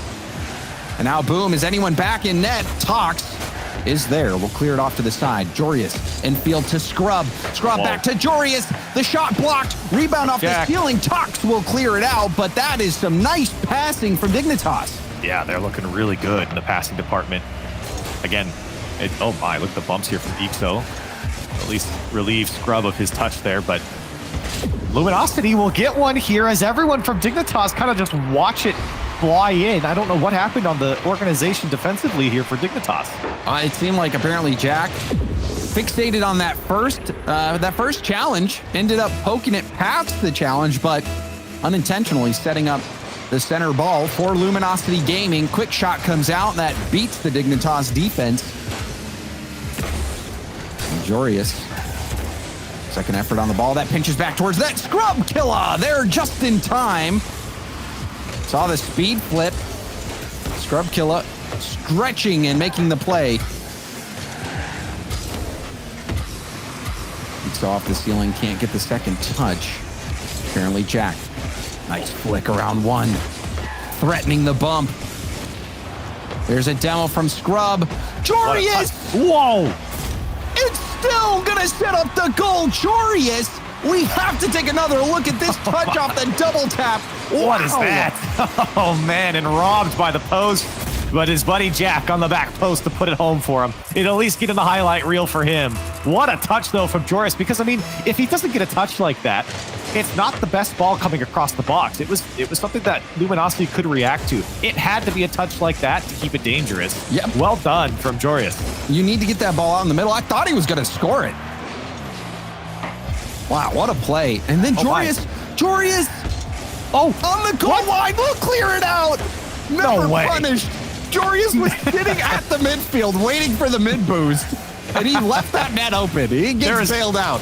No justice in Rocket League. No justice. No justice, at least for Luminosity Gaming. That has to hurt. Jorius left that window open and promptly shut it after it bounced off the crossbar. There's a demo by Atomic. Scrubkilla still has room to make a play, but Ixo will clear this out to the corner. And Dignitas still holding on to their lead. And they have really turned up the pressure in this game. Now 10 shots to the 4 of Luminosity. Luminosity trying to make it 5. One huge drive again from Ixo. And now Dignitas. Ixo, the last man back. Gets faked by apparently Jack, but Scrub got in the way. Apparently Jack has Jorius on the far side. He's going to dish it off. Pre-jump is there. Shot on target. Tox makes a save on the goal line. Scrub trying to salvage the play. But LG turn away Dig. Oh, what a save from Tox. Tox getting up early to even read the pre-jump from Jorius. Excellent defense. Both teams bringing a nice level of play here. Jorius to get to that ball. A scary touch off the ceiling in their own end. Dignitas now having to fight out. Jorius will get the boost and loop back. Tox. Wow. Beautiful passing play coming out from Luminosity. You saw Jorius give this space. Atomic used it to pass. Yeah, I was about to point that out. You're absolutely right, James. I feel like Jorius, he picked up that boost and he could have at least gone towards it. I don't know if he would have gotten there in time, but you know, you could have induced some panic on the other side. When you give him that type of space, it gives him that split second to see that pass. And for Dignitas, punished in that case. Tied up here now, just over a minute left to play. And I mean, it was smart thinking there from Atomic. Atomic, when seeing he had all that room, was able to calculate the highest percentage play. Luminosity Gaming, they tie it back up. Final minute. Dignitas a chance to take the lead, still in a dangerous spot. Jack being denied, but it's a double commit. Scrub waiting for the pass. Ixo will tip it, but Atomic also went. The back pass from Atomic, but no one's there. Everyone's low on boost, struggling for Luminosity. Backboard pass, shot attempt now for Scrub. That's going to go wide, and Tox will hit it off to the side. Still, the shot oncoming. Jorius goes low, but it's a pinch. Luminosity Gaming escape. And they're putting on some good shots here.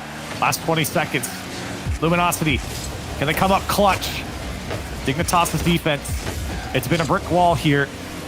Tough to break through. Tox has an easy one, but Scrub maybe an even easier save.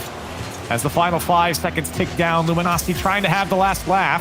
And apparently Jack playing within the midfield Ixo. A weak drive towards the net. That one might just drop down. As I think Luminosity might let this one drop. Luminosity, they're showing some threatening looks, but now they find themselves in another overtime. Jorius, pinch down, Scrub, solo play ball, flip reset, shut down by Ixo. Atomic, 50. Tox will push it through and gets the corner boost steal. Backboard pass, and Scrubkilla will hammer it downfield. Jorius, does he have enough boost to get to this ball? Will get a 50, but Tox gets his wheels back under him quickly, but not quick enough. Ixo up to Atomic. Atomic, a chance. Goes for the passing play. Tox dives as well. It's a 2v1 situation. Ixo not the best touch. Ixo! He hands Dignitas this game on a silver platter with that missed first touch. Yeah, a little greedy for the boost there. With a touch like that, you certainly can't go for it. And just a big mistake there coming out from Ixo. And of course, Dignitas all over it. When you make a touch like that out towards your box, there's a shot certainly oncoming, and just a big mistake there at the end. The biggest moment there in this series so far. And Dignitas now 2-0 up in this series. Was that game one? Or was this game two? I feel like this was deja vu. Yeah. Another 3-2 overtime series and another Dignitas win. And, this was, again, a game where, it's very winnable for Luminosity Gaming. We saw some good shots. We saw some great passes. And it is heartbreaking, especially for Ixo, for a game that was, so well played by both teams to end on a mistake like that. And that's really going to take the wind out of the sails for Luminosity Gaming, who have not only the major to play for, but also the World Championship. And their, world's hopes could end right here with just one more game win from Dignitas. Dignitas, finding themselves in the lower bracket early, but since then starting to build some momentum, Corelli. Yeah, and for Dignitas here, like you're saying, really starting to ramp up when they needed it most. And if you look at the scoreline, I think we mentioned this in game one as well. You look at the scoreline of the series, you see 2-0 and Dignitas, you might go, oh, Dignitas, they're just wiping the floor with them, right? It hasn't been the case. We just said at this intermission that it feels like it's just such a close series, and it feels like Luminosity is certainly in the driver's seat for, I think, a lot of these games, or for both of these games, I should say, where they were in winnable positions, where they could either hold on to their lead, or they had opportunities to grow their lead. They've either let Dignitas back in, or Dignitas have hung around long enough to generate their own chances. So for Luminosity, you look back on the series, if they were to get swept here, and you kind of scratch your head a little bit because of how close it really was, and you couldn't come up with a win. Well, and honestly, Corelli, maybe the point where this series could have turned around for Luminosity Gaming was that play where Jorius stuck around in the mid too long. He was waiting to get that boost. The net was open, and it hits off crossbar and stays on the goal line. That goes in. Hey, maybe Luminosity Gaming wins that game, and maybe they'll be able to carry that momentum through. And it's not over yet, but Dignitas, they've been clutch. We'll see if they can finish it here in a sweep. Dignitas looking good so far. Ixo, first touch control. Tox, wow, will tip it around one. You saw Scrubkilla not expecting Tox to get that touch. Yeah. Great touch there from Tox. You see, just extra time spent, but now the flick on from apparently Jack is saved by Tox, who once again is coming up big with touches defensively to get Luminosity out. Jorius, what a flick, a monster flick. He flicked it to himself. That's how far it went. Yeah, and that first touch control was so good as well. Scrubkilla barreling in. Can't finish the play. We've seen Jorius struggle a bit on defense, but offensively, such a threat. Scrub going for the backboard. Apparently Jack bails out. There's a demo. Jorius kicking it into reverse, going for the high shot, and Tox, nice touch to the corner. Defense standing strong, but Scrub removing one, open space, the shot's high from Jorius. Another demo comes out. Another demo. There's more space afforded to Dignitas here, but Luminosity somehow are getting out of this. And I thought it was an instant goal. Jorius putting the shot high. That net was so open for Jorius. Couldn't find the accuracy on the shot. Now Tox using up every bit of boost. Wow. Maybe needed just one more to score it. And the save from Scrub Killa. I don't understand how this game is still scoreless. It's very reminiscent to game 1, except this time, instead of just Luminosity, Dignitas are also knocking on the door. As here comes Luminosity again. Ixo sniping the top left corner. Turned away by Jorius. Dignitas, is it their turn to strike? Apparently Jack wants to go under. Can he get back to it? Ixo will sweep it away, and a good pinch gets LG out. Scrub, though, booming it right back downfield. And I'm sure Luminosity Gaming is tired of playing defense at this point. It started out with them being the aggressor in game 1, but Dignitas seems to have kicked it into another gear. But a miss! Open net! Tox can't get around it. Ixo couldn't get it on net either. And another open chance for Luminosity Gaming, and they walk away empty-handed. And that one's a little bit more understandable. Tox had no boost, and he was backwards, but he scores that on his own net? Things go from bad to worse for Luminosity Gaming. This one, Nutty. I don't know if that's the right word, Corelli. I don't know if that's... Put it in black and white on the highlight reel. You won't know what goal you're shooting on. Desaturate it, ship it. It's a clip. Oh, tough break for Luminosity Gaming. And we'll see if they can pick their heads up and fight through the pain. I'll pinch out a top. No way. The right spot at the right time. And you know what? They deserved that, Corelli. Luminosity Gaming catch a break. And you know what? You can put that one on the highlight reel. What a dunk from Tox, and backwards still from Atomic with 12 boost only, but he didn't need any boost. That one was landing right on the back of his car. That's an easy backflip for him to put on the open net. Great play again. And Tox, I know he owned gold, but he's been having a good game here, just being a nuisance behind the ball, winning so many challenges, and that time it paid off with the dunk. Huge speed from apparently Jack, who'll go straight for net. Ixo, well defended, shadowing the ball. Scrub powering through, boomed from Tox. Apparently Jack, read by Tox like a book. Fortunately for Dignitas, no one was there to read that backboard bounce. Ixo, round 1. Atomic will tip it up. Tox towards net. And Jack calling off the defender. Jack with the dribble. Wow. Tox will slow it down, and Scrub going for the 50. Atomic, dangerous flick. That sets up a shot.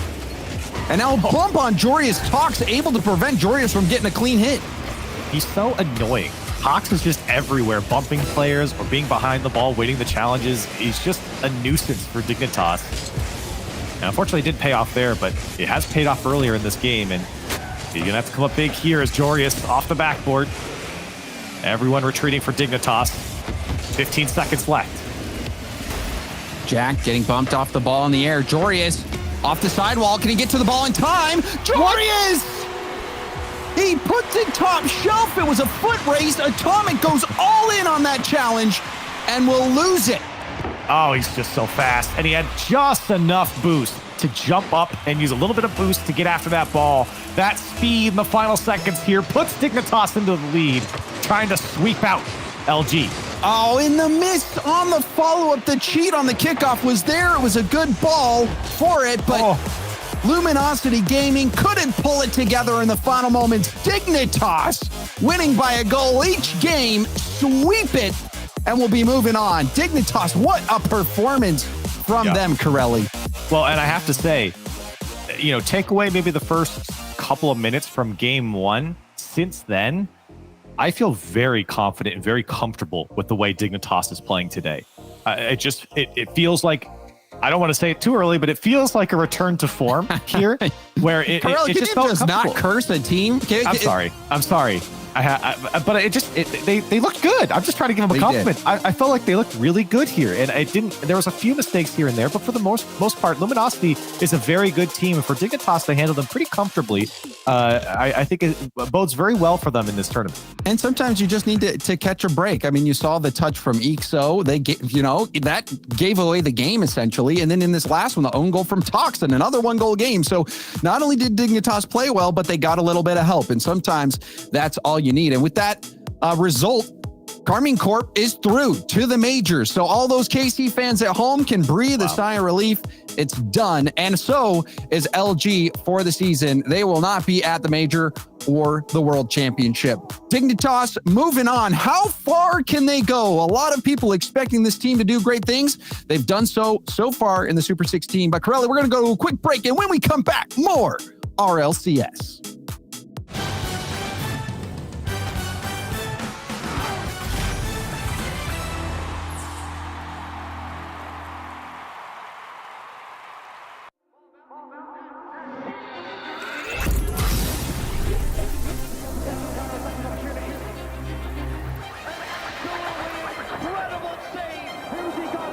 The World Championship is where the greats become legendary.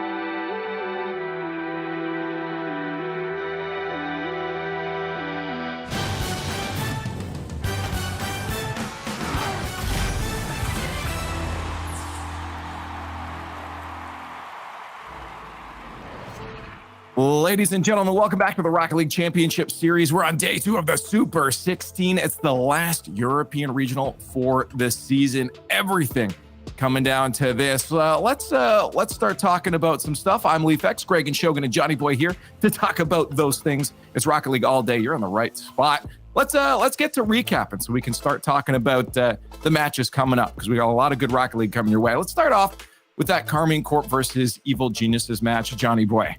Ooh, what a banger. It's great to see EG finally show up this split. They had a horrendous split up until now.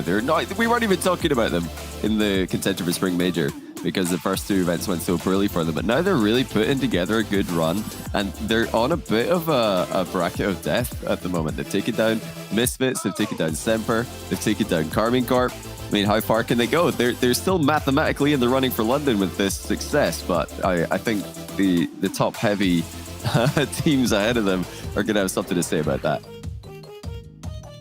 Yeah, I mean, you guys have no opinions. I was going to add in. Covered it all. Yeah. The desk did predict Carmine Corp, and I think it was with the heavy asterisks of assuming Carmine Corp play the way we know they're capable of.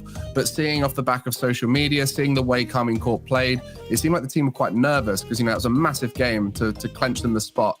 But thankfully for them, that Dignitas result will have clenched them the spot. So I'm very excited to see Carmine Corp playing on land, seeing Astral, Nolly, and Itachi on land. Yeah. And Shogun, with Dignitas here, we've called out plot armor before for another team in North America, and that turned out not to be true. Do we maybe think it's true here for Dignitas, or does it mean nothing when the other half isn't there? It's even more interesting for Dignitas because it almost looks like it's plot armor. The way they defend, they rely and they believe in that last man defense, their ability just to stop the ball on the line. And they were dodging everything because not only did they have to get those incredible saves against solid shots that were coming their way, but Luminosity had the right idea. They were looking for bumps. They were trying to take that player out. And it still wasn't enough. And unfortunately, there was a whoopsie, there was a second whoopsie, and that was enough to put Luminosity out of the tournament. But at least those mistakes were pretty good by all intents and purposes. Those were some absolute bangers. Unfortunately, Luminosity will never want to see them again. By last man defense, you mean the post, right? Because really saved Dignitas a few times. I agree. It looks like plot armor almost. It just actually looks like they've got plot armor at this point with the post working in their favor. But bad luck, Luminosity. They're out. They continue to be the team, Luminosity this is, that look really good, but they just don't quite have that execution to secure goals and stop goals from happening. Just on the edge of being a top-tier team. But maybe in the off-season, we'll see them regather their mechanics and come back stronger. Let's take a quick glance at the bracket, just so you guys have an understanding of where we are right now. We slowly eliminate teams. We're going to go up to the upper bracket in a few moments here. These teams have their second lives left so far. But Gregan, this region, again, it's at the start of this bracket, at the very beginning, I was like, honestly, there are like 10 teams here I could see sitting in the top 8. This region has so many good players now. It does, and I think Moist Liquid and BDS being the mainstays of the spring split up in that upper bracket, but really it's a resurgence for Evil Geniuses and Dignitas, who seem to have a bit of a fallback after the major, the LA major. They seem to come back a little bit sloppy coming into the spring split, where other teams stepped up in that little bit of off season between the splits. They're finally finding their form again. They're making their lower bracket run. They do have to form a miracle, but it's going to be a struggle.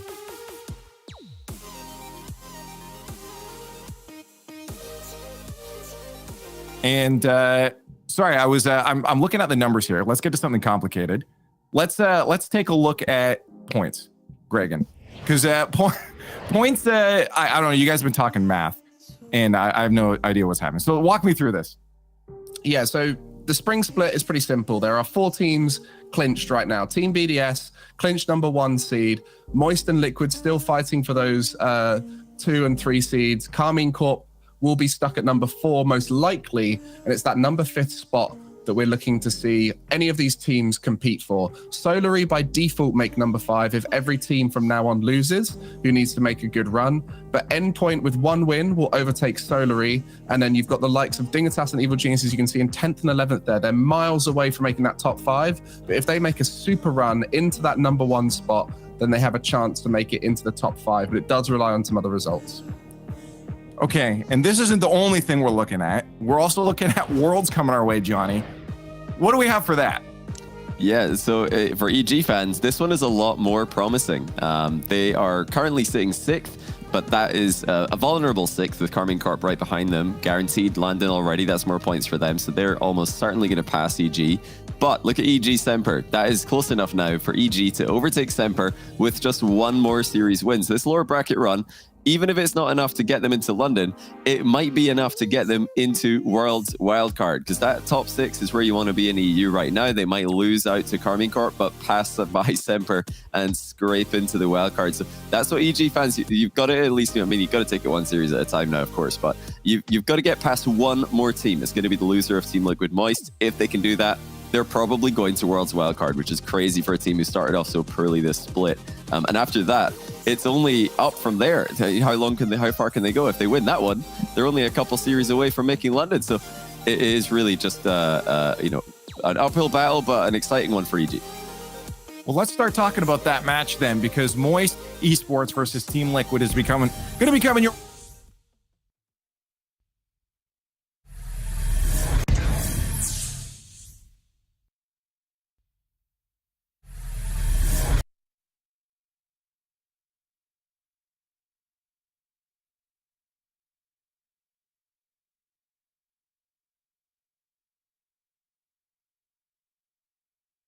Bored of talking about Team Liquid now.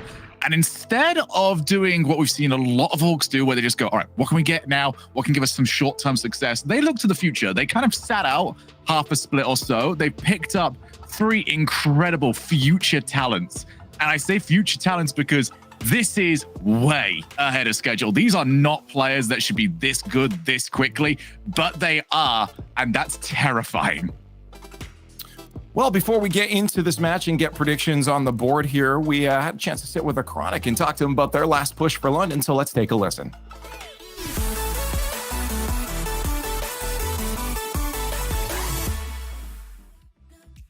London is important for us, like, to prove ourselves more like that, and like to start like make people trust us like for the next season and stuff like that. But yeah, of course, like it's really bad that we kind of can't qualify for Worlds anymore because we missed the first 2 splits. But yeah, this kind of just works for like getting experience as a team, and then we pop off next season. Oh, as Astral rips that ball away, but a Chronic puts a shot up, and there's Oski off of Noli and in for the hat trick to take it in overtime.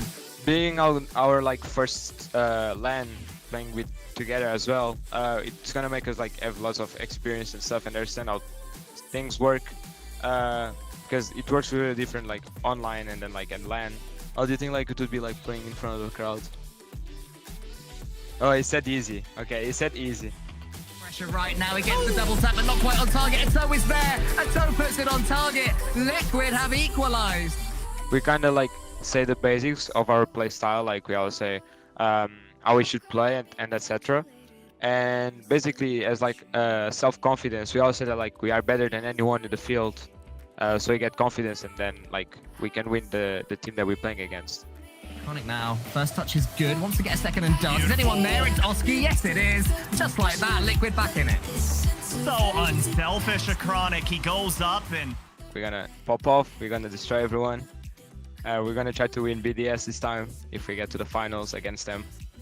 And yeah, we'll do our best again.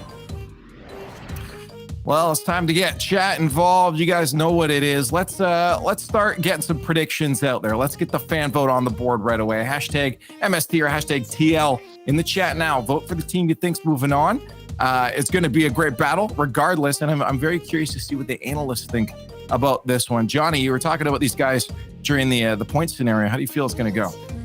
It's an interesting match. I'm looking at point scenarios thinking, okay, who have EG got the best shot against? I think really it would have to be Team Liquid, I think. So I think the best chance for EG in that lower bracket is if Team Liquid lose this, but I don't think it's going to happen. I like the confidence I'm hearing from them in the interview. I like the way this team's playing. I think they really play up to the level of their opponents, especially in the case of Moist. And even though Moist have looked an improvement in the regional 3 compared to 2, I'm still leaning Liquid on this one. Okay, we got one Liquid on the board. Shogi? This is really one where you're kind of just trying to predict what version of Moist Esports are we going to get a hold of. And it's very hard to tell. It's a game-by-game thing. I'm going to have to go with Liquid here. I've been very impressed by them as a squad. I think they're just currently riding a wave of form a little bit more than Moist are. All right. Greg, are you going to switch it up? Or you going with Liquid on this? I mean, I'm normally against Moist because I really don't like the inconsistency of the team and I don't feel confident backing them. But I don't know. Today I've got a little sneaky suspicion something's going to come out from Moist here. We're going to see them popping off like prior form. Do we have an official name for this yet, by the way? Moist versus Liquid. I feel like it needs to have an official title. Like, yeah, it does. The Soggy Showdown has been The Soggy Showdown. Debated, but yeah, well, let's get an official name. Make sure to tweet us at RL Esports and get an official name for this. We're so sorry, Ian. The Damp Darby. The Damp Darby, I like it. All right, so you're going to start with Moist. Yeah, Moist. Yeah, sorry, I should have said Moist. You know what? I think both. I think honestly, whichever side you're on here is a good pick because this is going to be a great matchup regardless. I'll sit with Moist. Let's keep it even down the board and let's see if maybe if chat goes 50-50 on this too. But again, we know what Moist can do and I have a feel, hey, it's pretty close. I have a feel like they can step up here today. But why don't we find out exactly how it's going to go down? We're going to head over to the skybox now. We have Moist Esports versus Team Liquid. Always a fun battle. Get yourself together. It's time now for the Soggy Showdown.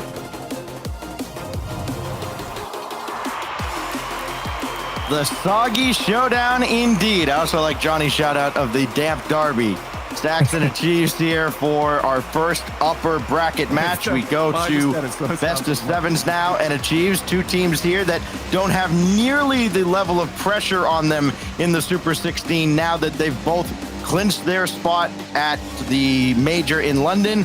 But for Team Liquid, trying to run the gauntlet and make a miracle run to a world championship spot. Certainly possible, considering the rise and fall that we've seen out of Moist. But at the same time, the big question for me is how does that Team Liquid defense handle Moist if they are in form? So I think I would expect Moist to come out here guns blazing and really put that Liquid defense through their paces. Two teams that are very similar. Defensively, they give up around 8 shots, and they don't let many of them through into their net. As Vatira coming across, trying to bring one deep into the zone. He'll get a piece of Oski, who hasn't had the offensive performance he'd like so far in this event. Only 3 goals, while his teammates, Ato and Chronic, both have 9 and 10, respectively. Oski falling way into his net. That's where he's going to have to make his presence felt, but he got caught on the ramp coming out, and Vatira will score. Hello, Vatira. Great start here from Moist. Not a bad touch from Oski, but unfortunately, you can see a little stop and go from Vatira. Just checks the ball up, stalls it out in the toe. No chance to save that one on the goal line. Ripped to the top of the net. Great play from Vatira. So the first goal belongs to Moist. They do not give up many leads. Rise coming in for another. A Chronic got in the way. And now Joyo can't follow this up. And Vatira had to pump the brakes and just wait. Another pass across then, boy. There's just no downtime against Moist Esports. It's amazing that they've only scored an average of 2 goals a game in this tournament. But then you look at them defensively, and they are as stingy as anybody. This one gets through, though. Oh, we'll get one through. I know you talk about a team's defense. They concede a goal. I'm telling you, we're cursed. Oh, and it's not a pretty goal either. Rise just surprised that Joyo comes up completely empty on that one. That's not the most difficult save to make. Just a big blunder there from Moist. Unlucky, but Liquid, you'll take him when you can get him. Absolutely. Ato's 10th goal of the tournament. Now Rise trying to answer that one right back. He's had a couple decent looks. Now Vatira taking his time looking for a second goal, but Ato's in the way. And a Chronic waiting in the back. He will bring this one down to Oski looking for his 4th goal. He'll leave it back for Ato. Patient play out of Liquid early here.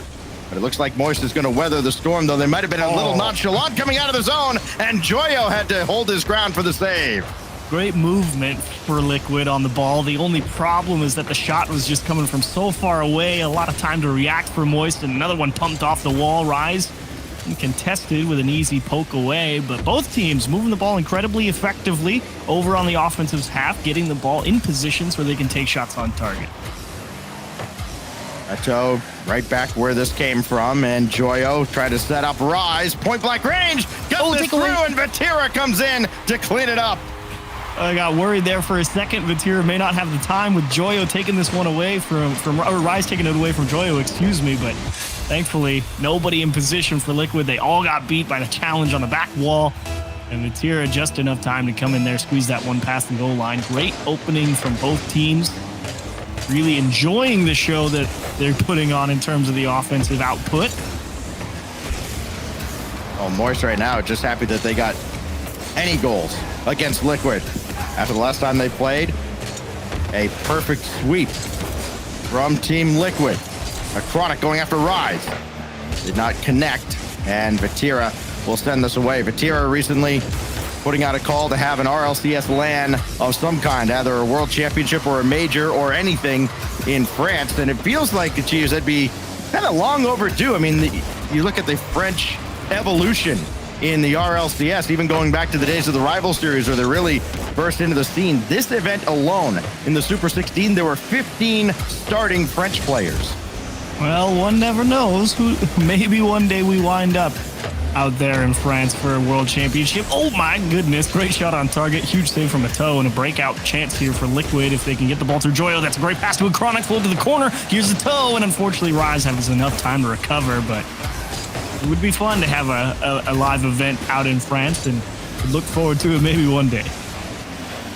Chronic looking forward to a save from Rise. Unfortunately for him, is that one easily dealt with. Vatira getting through Oski.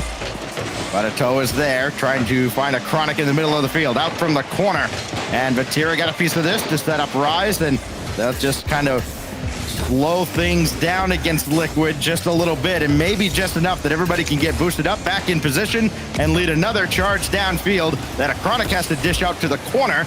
And Oski trying to catch up with this. He does. He beat Joyo. Only one more to beat, and he almost did.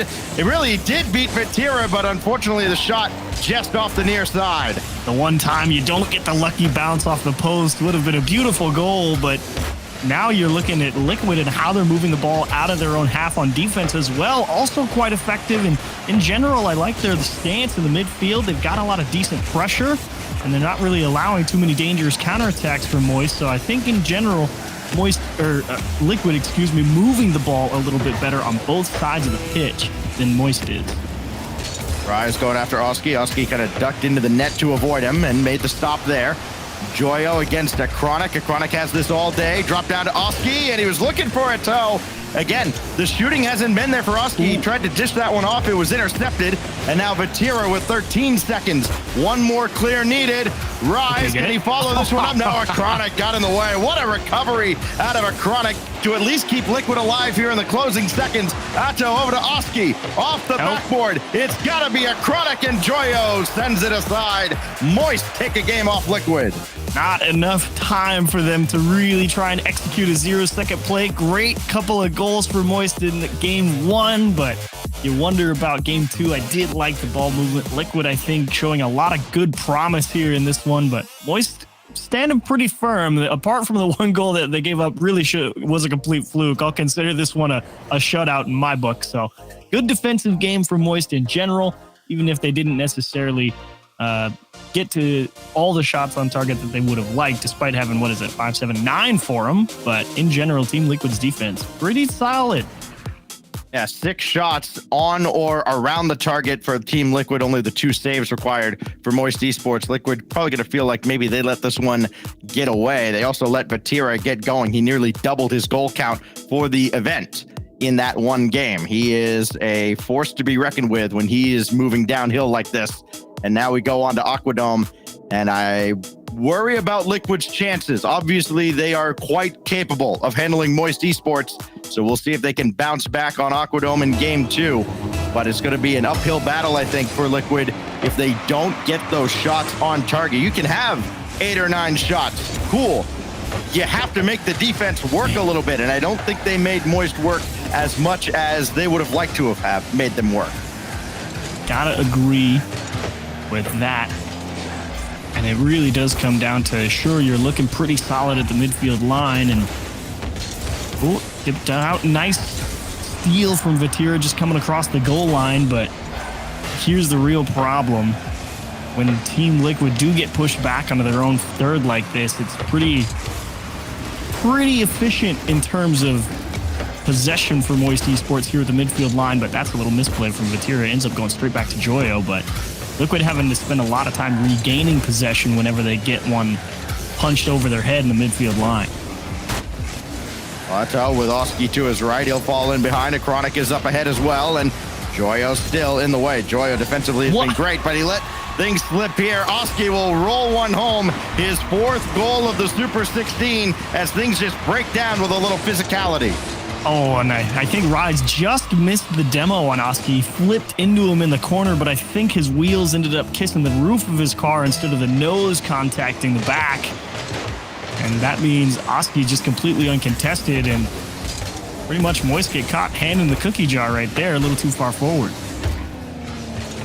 Let that be a lesson for any aspiring casters out there. If you want a high-scoring offensive battle, just talk about a team's defense. They'll concede a goal immediately. Works every time. Yeah. So, chat, I can be bought here. Here goes Atel. Looking for the double no. Oski there, and Rise just in his face. Trying to get one back in front, but Joyo's got it away, and he can follow this play up with a toe coming in. Oski on the weak side will score 2-0. Gotta be in. Rise is the guy kind of hung out to dry here. He's trying to find some boost in his own half, and is really hoping that Joyo was going to be able to get that ball through the midfield line, or at least buy a little more time to get some boost. And unfortunately, absolutely demolished on that contest up above the box.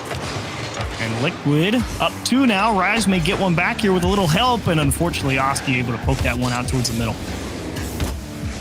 Moist requiring a lot more effort defensively now as a Chronic lobbing one to the backboard, and right there is Rise to collect it. Vatira to his left, trying to bring it over, and got through Ato. Vatira, soft shot on. Ato had to jump in front of a Chronic. They're all bunched up right now for Liquid. Only feels like a matter of time before Moist will score, and instead, Ato comes away from the pack with possession, and somehow Liquid keep Moist off the scoreboard. Only for now, though. Ato back in. Here comes Vatira, and an opportunity after a demo to at least get forward. Rise lets Oski go by, and now he's got Joyo waiting for a pass. That'll get there, but Ato is there as well, and that altered the shot. Really like the lines Team Liquid were taking there on defense. Oski slowing down the counterattack of Moist just enough. Even if he didn't come up with a challenge, it froze Rise out there in the midfield and prevented him from taking a decent shot on target. And Moist going to have to go back to the drawing board here with just under halfway to go. See if they can find 2. All right, Rise set one up on a tee for a Chronic, and I think Moist are kind of lucky not to be down 3-0 after that. He kind of backed off, and a Chronic didn't put one on target. Here's Atos bringing Oski downfield until he realized Joyo had him beat by a mile. Oski has to recover, and does so, falling back to his backboard. Long punt game, very effective from Team Liquid, buying them a lot of time. Some deep rotations. They're in a pretty safe position defensively. Trying to get physical to break it up as Moist. And even still not enough. Ato, I think if that one had been on target, there we go. He will correct. They will get 3 down, and that's Moist just trying to press to see if they can make something happen, and getting beat at the midfield line. It's the second goal of this affair for Ato as he continues to kind of terrorize Moist in this split in general, but this series, he has been kind of a headache for them. And what effort Moist has had to put in defensively, been mostly to try and keep Atto at bay. Saw the great support from his brother Faco, former player that I can't recall if he ever actually made it into the Rivals. I know he was highly seeded a couple times and a favorite to make it, I think, once. I don't think he certainly never had quite the success that his brother's having now, as he watches his brother give up a goal to Vatira. Gets Moist back into this here, and a great solo effort by Vatira. Yeah, I'm just really diving at it to see if he could make the play. Thankfully, a missed touch from Liquid gave Vatira the chance to actually get that flip reset, turn it in towards the net. So, a minute 14, there's definitely hope here, but you need a string of great pushes from Moist. And if anything, this is an opportunity from Moist. And if anything, this is an opportunity, but Joyo goes straight through a Chronic, but unfortunately, the ball deflected out into the corner. And Moist working real hard here. Oski uncontested with a clear will waste a lot of time, though. Joyo got this through. Rise is there, but so too is Atto. And can he get around Vatira? No, Vatira just bullies his way through the corner, and Joyo just a little bit slower than Oski there. Still a 2-goal deficit for Moist to overcome. Almost 3 again, as a Chronic was right there on the doorstep. Now here goes Joyo, again moving quickly. Atto couldn't get a piece of that.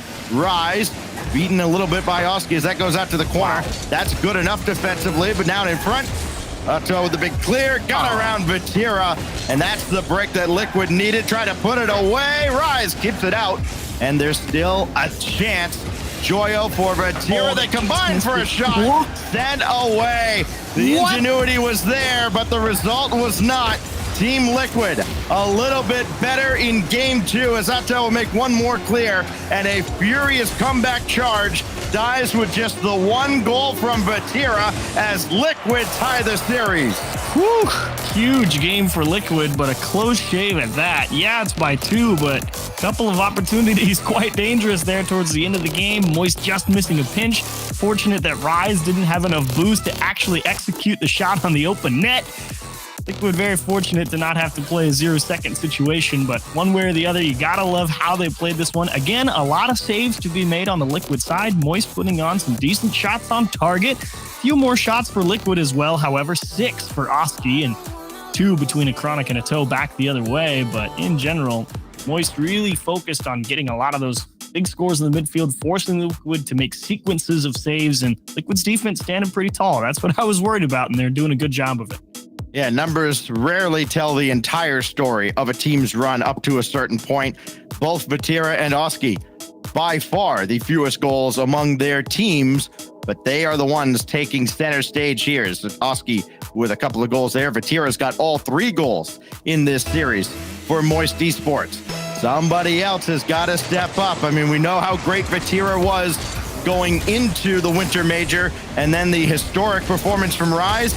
We need to see some of that out of Rise here as we go to DFH Stadium for Game 3 to break a 1-1 tie. Ooh, and a chance here early for Moist. They've got a pretty decent position, and they're freezing the defenders. Vatira really putting them through their paces, and unfortunately not actually able to find a lane to get that ball towards the middle, but huge demo. Rise missing the second one and picking up right where they left off, trying to put that pressure right in front of that Liquid net. Rise trying to launch one downfield where Vatira was waiting. He's a decoy though, and Oski still made the save. I'll tell you what though, Moist have been able to kind of freeze the Liquid defense just enough to open up some opportunities. They just have not broken through the ice. Here's Joyo with Rise waiting underneath, and Oski with the save again. Oski absolutely dialed in on the goal line, understands exactly where they're going. Floats one up for a Chronic. That one's just out of reach. And Liquid with their first chance over on the offensive side of things. A Toe working his way. It's actually through everybody, and nobody's in position here for Liquid. Should be a clear.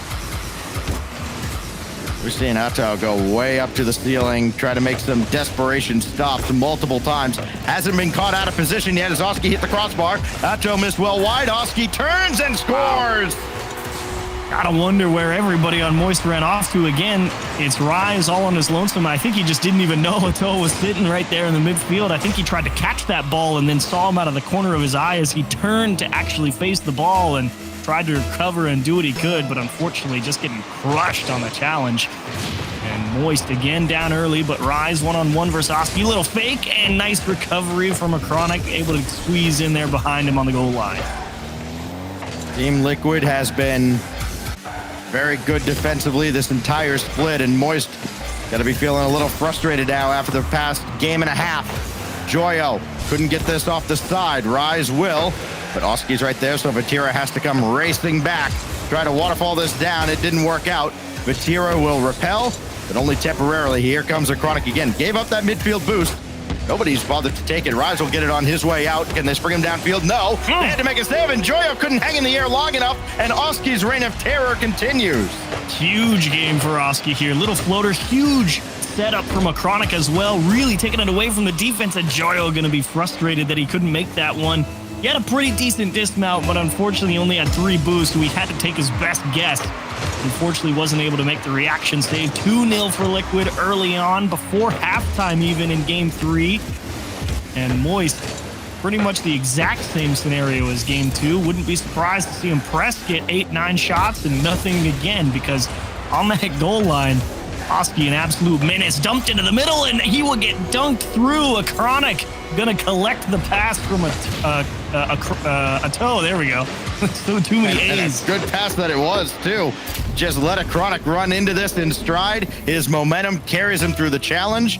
We talk about maturity all the time at Chiefs when it comes to pro players and their mentality. This team being as young as they are, actually both these teams being incredibly young, should not be this good. There should be somebody there to kind of put them in their place, and there isn't.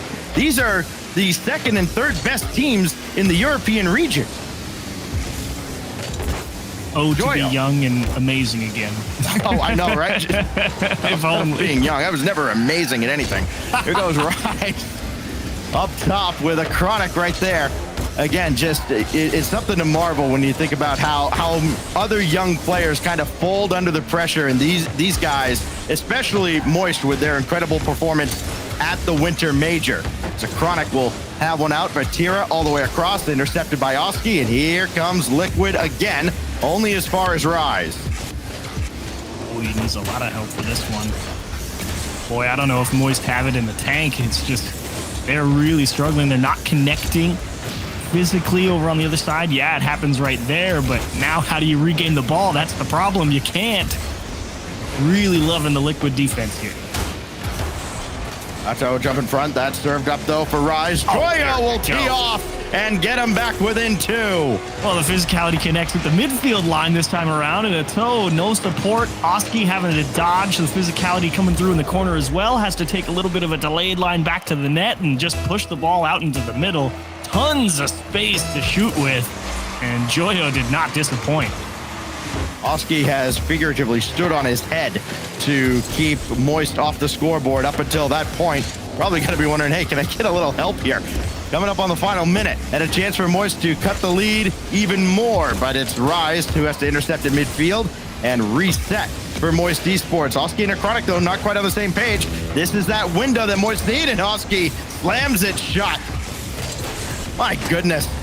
Solo effort You gets got it a goal! downfield. Atto will score. How about Oski? They don't have an answer for the kid. Oh, Rise, that's a great fake challenge. And he collects the boost, but Oski plays it to perfection. Understood. Rise was coming in for the fake, just flipped to the corner, had the perfect timing, got the pinch pass out into the middle around the back line, and he is cruising. Did almost everything right except get the ball, and then Vatira answers right back. And imagine had they not conceded a goal a moment ago. Still a 2-goal deficit now with 47 seconds. First off, what a shot from Vatira. That is a disgusting angle. Second off, unlucky for Team Liquid there. A little bit of a backfire trying to get that ball moving onto the blue half. Just close this one out and you end up screwing over your teammate. Tough stuff. Oh, they caught Vatira coming in and he missed wide. That was the opportunity for Moist. Get back within 1. And they've let it go by the wayside. Another chance though. Joyo with Atto just waiting, and he'll come out to challenge. Joyo again. Vatira coming in over Oski, and Oski got there first by mere milliseconds. But it's enough to perhaps put this away. 20 seconds still. Rise moving forward. got Vatira, but he's also got Atto. Another aerial challenge up by the ceiling. Atto comes through. Playmaker, ball game. Oh, you can see Vatira like, no, we lost the challenge, and just the desperate half flip and a prayer into the corner. And a Chronic, thank you very much. We know you can't reach over there. Great placement. Team Liquid coasting into game 4. They're going to be up 2-1. Moist are giving it a pretty fair shake, but as it's gone on, fewer and fewer shots. I thought they were going to have another pretty decent offensive performance here, but only 5 shots compared to the 7 or 8 that they've gotten the previous 2 games. So really got to be scratching your head here if you're Moist. And the big answer why that's been going on, Oski, absolute menace right now. He's been absurd. 4 goals and the amazing assist that set up the 4th goal a little while ago. That solo effort deep into the corner. We will probably see it on the replay coming up in just a moment. But right now, what you see on your screen is 5 goals, all assisted, including the highlight from Atto with the playmaker in game 3. And Moist Esports got to be wondering, how are they going to slow down Team Lackwed? It's tough. I mean, what it looks like to me is, Moist is so willing to be aggressive and commit. And there's that pass from Oski out of the corner. Just a beautiful pinch into the middle. But Moist just, it seems like they okay, we're going to go out of the midfield. We're going to challenge and it's going to be okay. We're going to be going back and forth and that's fine. But there's one moment where they just absolutely get blown up on a challenge. The physicality when they're on offense is good. They're opening up space, putting decent shots on target, scoring a few goals here or there. But if they're expecting something and they're wrong, Moist is so far out of position. And Liquid's like, cool, perfect opportunity for a punish. And they have capitalized almost every time. It's been brutal. I know it's not a stat that we track, but I wonder what the success rate is on Atto's challenges when he is upside down on the ceiling, because he has been up there more than anybody, just diving at people, and it's got to be kind of off-putting for an attacker. You're like, okay, I've got this. Why are you there? And it works. The Atto's shot is sent away by Rise. Speaking of being in the air, he had to go up, and Vatira cut off by a Chronic. But here comes Moist, looking for a stronger start than they've had really at any point in this series. Oh, man. Wasting no time as well. They're just trying to be faster to the ball and make some aggressive reads and touches. But the only problem is it's playing kind of far back. So they're like, sure, hit it. We'll just go over that way. Chronic trying to slow it up. Now Atto trying to go underneath Joyo. That's a great job by Joyo, who's had to kind of hang in the air and defy gravity a few times to try and shut down Liquid in this series. It worked that time. And now we'll see what Rise has in store. That's just kind of a giveaway to Oski, and that's probably the worst case scenario. That's the last guy you want on the ball right now if you're Moist. There's Joyo making the save, and Rise with a full tank of boost trying to catch this one on the side, and again, intercepted by Atto, who just does not care. There's no way through that midfield line. Everybody's challenge game on Liquid has been brutally consistent against how Moist are trying to move the ball. This one's still well within striking distance, still tied.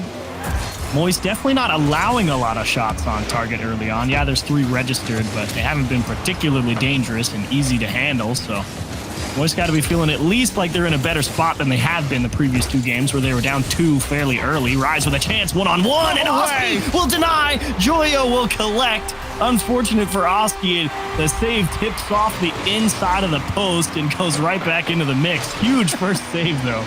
Again, Oski got to be asking, can I get some help back here? You watch him driving in the net, you think there's absolutely no shot that he actually reads this, right? No, he sure did.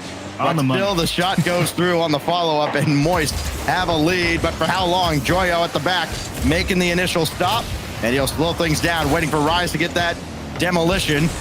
And he almost got a Chronic on the respawn coming back through. He guessed right, but the timing was just off. What do you do now? First time, I think, in the series, if not game 1, where you get to see Liquid play from behind with a decent amount of time to do it. And I'm curious to see if Moist continue to try and extend that lead, or if they just think, let's get to game 5. Let's try and turtle up a little bit here. Oh, Oski misread that out of the corner. He is human after all, but a Chronic bails him out. And now Oski trying to get back to normal. Vatira waited him out, and Acronic will clear this away. Clever plays, but results in ultimately nothing, as Atto will serve one up to Vatira to try and send out, and the teams play volleyball back and forth, waiting for somebody to flinch. Atto trying to pinch one, and Joyo just got a piece of it.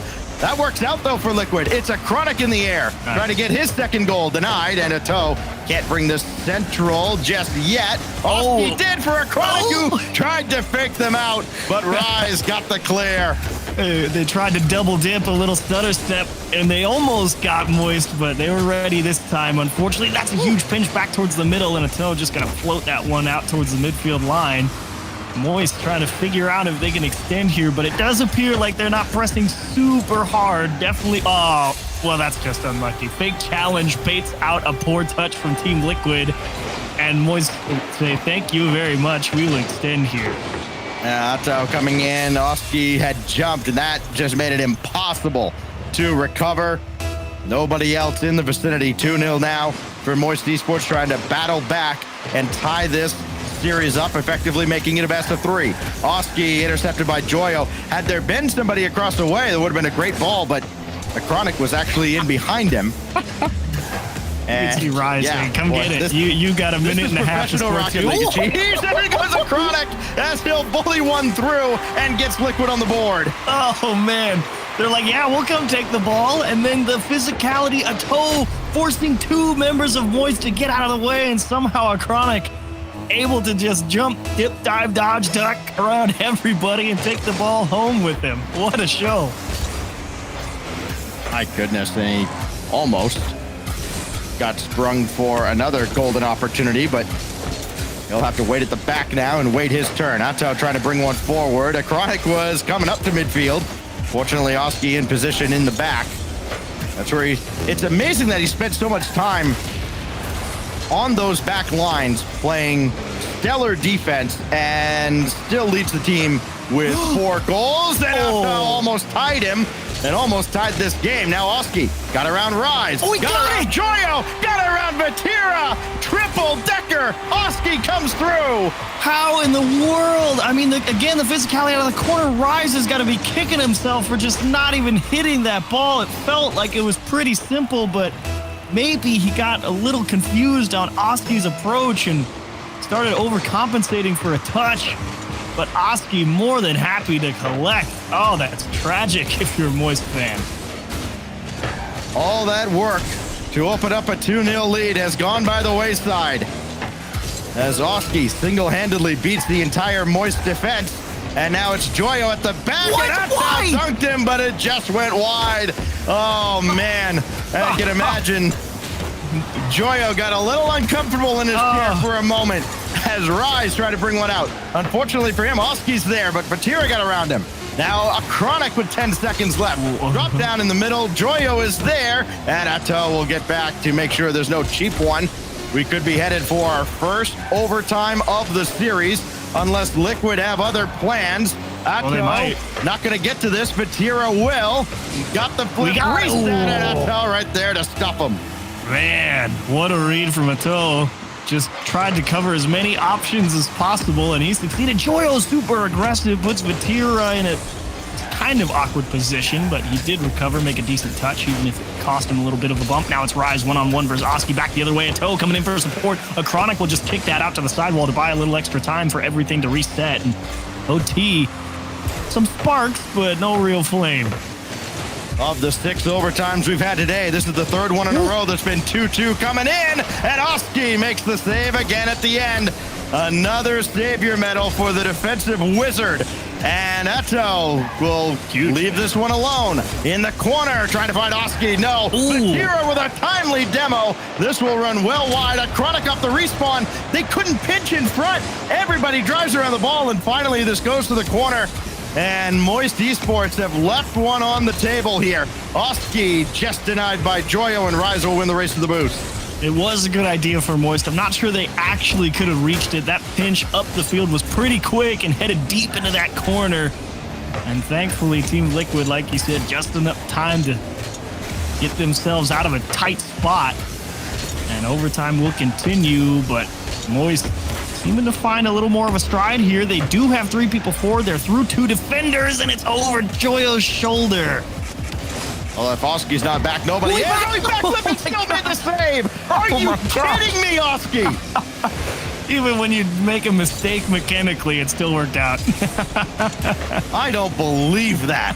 Atto coming through. I mean, it would just be a fate that Liquid would win this game at this point. Vatira has other plans. So does Rise. His shot's high. And Atto will sky one away. Not out of harm's way, though. Joyo had a look at it. So too does Vatira now. And he's got the tools to play with here. Oh, my God. Still in front, and Rise will score to tie the series. Now that's just control from Vatira. Got the early flip reset and then was so focused on getting back behind the center of the ball. He knew if he could at least keep it close by somewhere in the middle, not let that ball get poked into the corner, there was a chance Moist could take it. Great execution from Vatira. Great follow-up from his teammate. Moist able to squeeze out a win here in Game 5, and it's been sweaty all the way through. Oski, a big problem, 5 saves, but not enough here in Game 4. It does have to go the distance. We started the day with a 0-0 overtime. Then we went to a couple of 2-1 finishes, and now 3-3-2 finishes in a row. So I'm sorry for everybody that comes after us. You're stuck with a bunch of 4-3 overtimes the rest of the day as we look back at how Rise ended that overtime in Moist Esports' favor. Didn't put him on top of the leaderboard. That belongs to Joyo with his 4 saves and 5 shots, 5 out of the 14 that Moist put together. And that's the kind of performance we were looking for out of Moist. We've kind of been waiting this whole series for it, Achieves. They finally got the offense flowing to some extent, but it did take OT to tie the series. Yeah, it's the bigger thing was the fact that they conceded that 2-0 lead. They had a lot of time, obviously, to defend it, but the way they gave it up kind of hurt. They're just happy that they got to 5 regardless, so kind of brushed that one off, even if you got there in a way that made you a little bit uncomfortable. So Moist could be feeling good. That nice early cushion helped a lot in Game 4, and I don't know. I'd believe a shootout, or I'd believe 0-0 or 1-0 in Game 5. Well, we do continue on now on to Wasteland to break this 2-all tie. This best of 7 has turned into a best of 3 for a top 3 guarantee here in the Super 16, and it almost turned into an early goal out of Moist.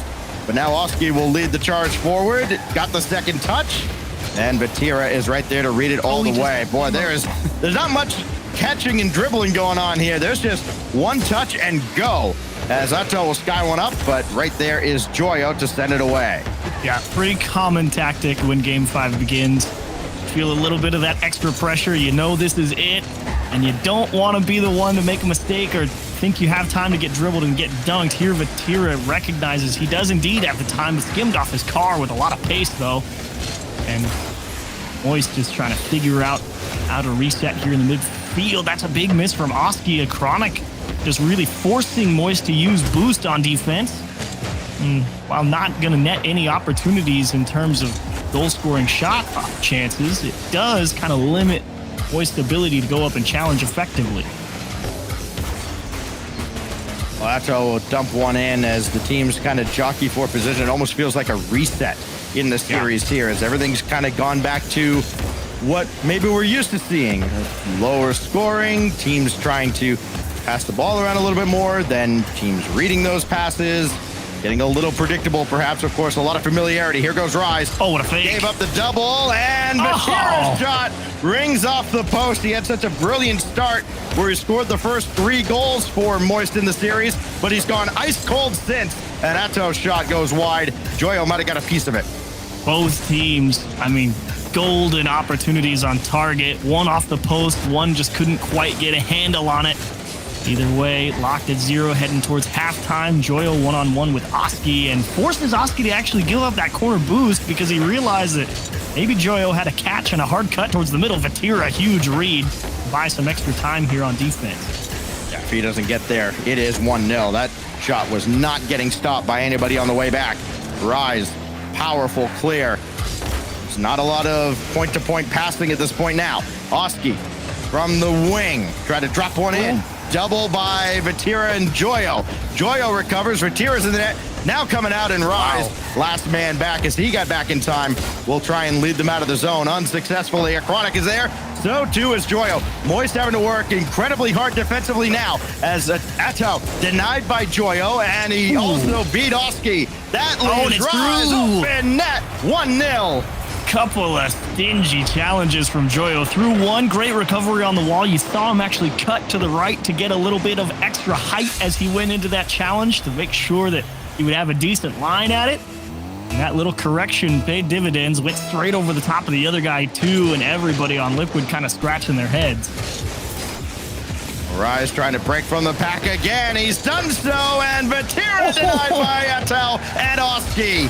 Oh my goodness, it absolutely should be 2-0. Highway robbery keeps Liquid within reach until now. Rise will double it home. You could see Atto sizing that one up over his shoulder. He was like, I don't think I have the time to go up the wall, so took his chances trying to read the bounce and just couldn't quite handle the over-the-shoulder read. He knew there would be pressure coming up on him. Big moment. Couldn't live up to it. A minute 32. 2 goals. Not insurmountable at all, as Moist well knows, as Rise just got back for the save. Liquid are never out. Rise bumped away by Atto. He's got a Chronic and Oski as options. Took his own number there, and that didn't work out at all. Oski demolished, and Atto was coming up, but that clever touch put that out of his reach. Back to Oski. Oski solo effort around Kami, and Oski gets him back within 1. That's a couple good ideas. Atto, nice little back pass to Oski, and this is all about how do you manage your boost. He only had about 50 when he caught that back pass, and it's all about that first touch. How much juice do you give it? Can you chase it down? More importantly, can you place it in the net? Yes to all 3.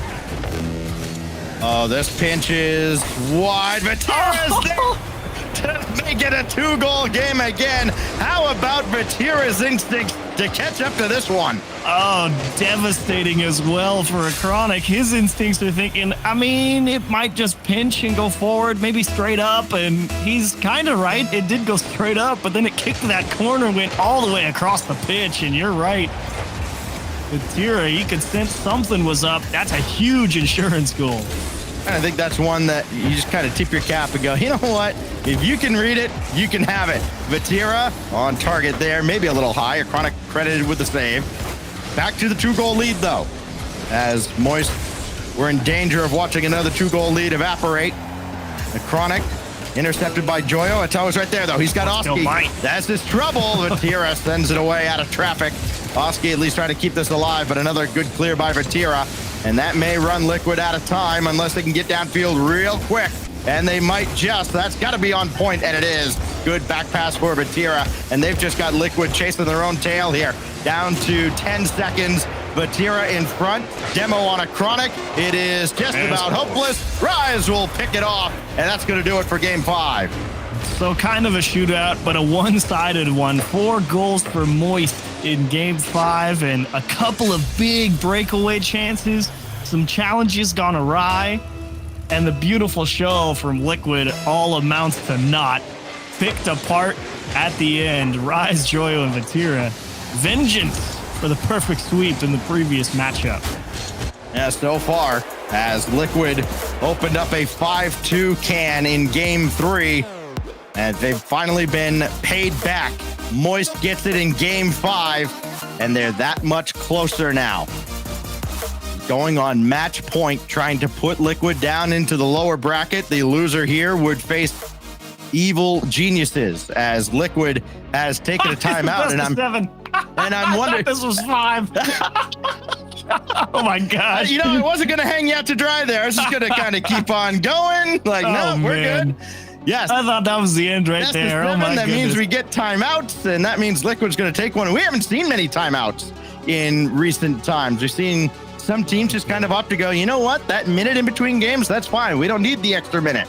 But looks like Liquid will opt to use that, and it's going to get up and walk around, at least a non-zero number of them, as we get ready for the 6th game. We'll go to Neo Tokyo with Moist Esports on match point, trying to get to the upper bracket finals, where they would play the winner of our next series between BDS and Endpoint. Oh, man. Well, with this paradigm shifting realization for me. Hey, listen, I called a 1-0 game like it was overtime 2 weeks ago. So, whatever. I do think this is a pretty decent timeout. I actually don't think that there's a lot that Liquid needs to talk about. I think they realized they just got a couple of balls put over their shoulder and got put in some really tough situations. So I think they know that they're in a decent spot here, and I think they can count this one as kind of another fluke, sort of like I believe it was game 1 where they just had a couple of challenges just go straight through them for whatever reason. So I think Rise, Vatira, and Joyo, obviously in a decent spot. You're never going to complain getting yourself onto match point here, but you know that you can't expect another hand-me win like you got there in game 5. I mean, Ato just getting caught a little far forward, not able to read a ball over the shoulder. And even then, there was no guarantees. Liquid was pressing, and you just caught him trying to get a little too much done with not a lot of time on the clock. So that's 2 games in a row, though, where that early lead has paid off really nicely for Moist, because it has forced Liquid to really try and press, and that's really when that's been the jump all over him for Moist. So come out here swinging again. Who knows? Maybe Moist, if they can't equalize early, they probably find themselves in a similar position, just get picked apart. Well, we are just about ready to go. As soon as we get all of Team Liquid back, we will begin game 6. You saw on the cams for Moist Esports there. Hood up, clutch up. Time to close out the series as we go to Neo Tokyo. Vatira going to try to get the offense rolling again. He had gone cold. He added a big one at the end of game 5. And now we're underway in what could be the final game before the match that I think a lot of teams in the region are kind of waiting for between BDS and Endpoint. That follows immediately after this. as Ato will launch one downfield, try to catch the defense napping. Chronic will finish the job. You said catch the defense napping. They kind of caught Joyo thinking he had time to grab the midfield boost, and he knew instantly he had to head straight back to net. And to be fair, to his credit, Joyo was pretty close on that read, but he just didn't have enough in the tank to actually get all the way up there. And they will be justly punished. So Liquid, the ones out in front, and a Chronic trying to find 2. He gets over the top of him again, and he'll jam it off the bar. There's Oski. It's 2-0 for Liquid. Well, we can throw this stat out the window. Direct has given us another just amazing gem. In Europe and North America, teams that have perfect swept another team are 4-0 in the next series they play against them. Right now, it's Liquid after the perfect sweep of Moist earlier in this split. Trying to come back. And oh my goodness, can we just queue up Champions Field already? Oh my gosh, this is devastating. Oski just threw the car at it, skipped straight sideways, and the Chronic's like, cool, I went for boost. I'm in the midfield now. I'm ready. Well, we'll take that one. Oh no. I mean, it's low-hanging fruit with these 2 names, but yes, when it rains, it pours. And oh boy. Well, here goes Rise. It's an open net. Is anybody going to play defense here today? The defense is a crutch. It's overrated. Throw everyone in the server at the ball and good things will happen. And that is Moist mentality at the moment. No, I'm kidding. Don't do that. But there is that does feed nicely into the very light silver lining to the very dark cloud of the 0-3 start in 30 seconds. You've now got 420 to go back and find 2, and that's make it 415 to find 1. Yeah. You're fine. You're fine. Yeah. This goes in. Oh, there's no boost. Match. Oh, Oski rotating through his corner was hoping that boost would spawn, and it just looked at him as he called out for help and said no. Both teams are averaging over 2.5 goals per game this series. Here we are in a 3-2 game in 45 seconds in. Are you kidding me? Joyo, they got around a Chronic. And so this means that Moist is about to score, but that's how we'll at least pretend to stop the tide as Vatira is all the way back, and he'll get a full boost and kick that out towards mid, and Eto was waiting for it. Now things have finally settled down. I think the offenses have realized, all right, we gave the people what they wanted. Now let's go play a normal game of Rocket League. Rise to the backboard, and Eto will just catch this easily. There is no boost for Rise to find anywhere at all. He's scrambling around looking for some on the way back, and he found some to make that clear with. And, looking at this game in Game 6 compared to Games 1 through 3, all that gorgeous ball movement from teams going laterally, finding people to really crisscross the pitch with, completely evaporated. You touched on it a little bit in the previous game. It's one touch and go. And this is all about, do you have the quality first touch? Do you have the car control to follow it up? Can you really put those defenders through their paces by yourself? And I think personally, if I'm going to pick a team to outwit the others, I'm going to pick Moist. Atto on target, Rise with the save. Now Chronic, just a little bit slower than Vatira there. Vatira had the height advantage. And now Rise thinking about it. He will turn around, and we wondered, Chronic was kind of waiting to see, is he ever going to turn? He did, so Chronic peeled off the play. And now at the halfway mark, feels like it's been a whole week since we've seen a goal. Thank you, Rise. We're all tied up with half a game to go. Oh, one of the rare opportunities in RLCS where you're down by 3 and you find the equalizer. Now to make things more interesting, you've still got half a game to go. You could have just not scored. We could have just been 0-0 at this point. But no, we had to have a 3-goal comeback. Rise with a natural hat trick to bring this back level. He's got 9 goals in the series. Said earlier, somebody needed to help out Vatira. We wanted to see the Rise that showed up in LA. He's here. Liquid should be very, very afraid. A Chronic couldn't get the second touch. That still leaves it for Oski, and Vatira with the point-blank save, trying to spring Joyo downfield, and Atto got there first, and Rise gave it a look, but he'll wait a moment. Very patient play out of the Moist striker, and a Chronic will just give this one right back up to Vatira. I think those ill-advised are under no pressure at all, and Oski now forced to work a little extra. Great midfield boost control for Moist at the moment. However, that's a huge challenge from Atto. That will reset the positioning completely.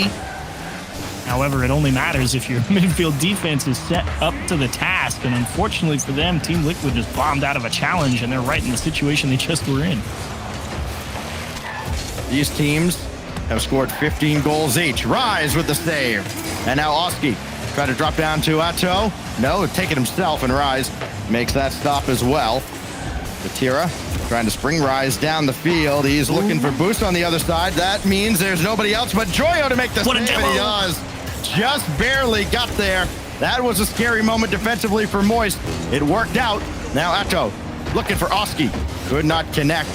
And Oski having to resort to, again, being the defensive star of Team Liquid, as Moist have finally kept him off the scoreboard to a reasonable degree. And Moist got to be careful. They are starting to try and increase the pace they want to play at, but that communication certainly taking a bit of a hit. And they may find themselves in a situation that they found themselves early on in this series, where you just go a little too hard, expect a little too much, and you get caught out of position, and they'd like to end it right here. Big fake, and it'll work out! Rise crisscrosses the defenders. The misdirection gets it done as Vatira gets his own pass and just smashes one off the floor with a big pinch to the left side of the net. They all got caught on ball cam, like, all right, we're going to sit here and try to defend this. It didn't work for me in 2016. It's not going to work for them in 22. Here goes a Chronic. Try to tie it back up. He almost did. Atto's shot deflected. Now Oski, can he land the double? He killed, and Vatira kept him out. The ultimate payback at the end of the series. And now Rise trying to put it away, but no. 7 seconds for a Chronic. No. Oski to the backboard. Joyo's got it. And away from danger. Most importantly, Atto with one more look. A Chronic up the ladder. Joyo can stop on the backboard. Vatira's got the clear. And a Chronic just kept it in the air. Atto without a Chronic. Oski, no, and Atto is not going to get there.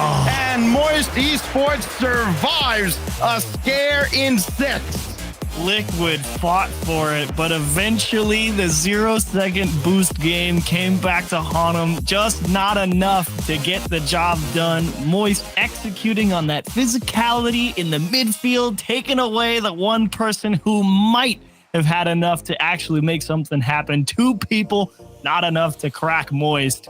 Huge save from Vatira at 0 seconds. He had to dodge a demo to get the job done. What a show from Moist. Now I can say it. Now they get vengeance. They will knock off Liquid. Yes, they do. And thanks in large part, of course, yes, Vatira came up huge at the end. But there you see the numbers, 773. And that's just the whole series, really, for Rise. A hat trick there, a natural hat trick, in fact, after conceding the 3 goals. And we're all thinking, all right, we're 3 goals in 30 seconds. Let's just go next and whatever. No, Rise said absolutely not. Brought it back single-handedly, and then Vatira finished the job in a 4-3 win on Neo Tokyo. Moist Esports advanced to the upper bracket finals, Championship Sunday tomorrow. Again, looking at maybe another shot at BDS, unless Endpoint can beat them here. They almost forget they were down 0-3 with 4:30 on the clock. It's amazing. I mean, we don't see many 3-goal comebacks, but at least they gave up the 3 goals, you know, at the start of the game. Oh boy, that was a show, Stacks. It was. I don't know. I don't know how BDS and Endpoint are going to follow that up, but I do know this. If you're an Evil Geniuses fan, if you're a Solary fan, buckle up, because it's about to be a wild, wild ride. Our final upper bracket match of the day, BDS Endpoint, coming your way right after this.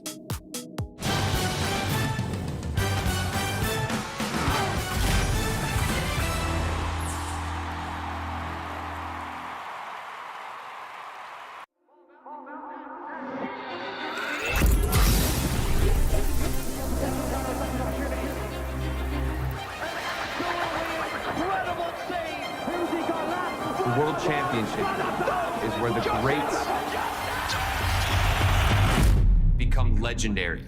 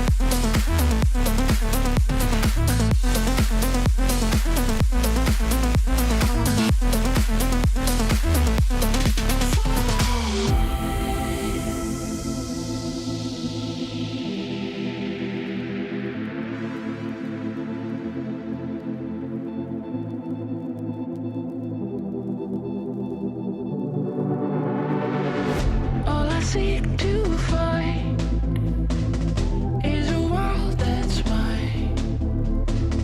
Need a place to hide. Will you free my mind? Following the lights of a world that's blind.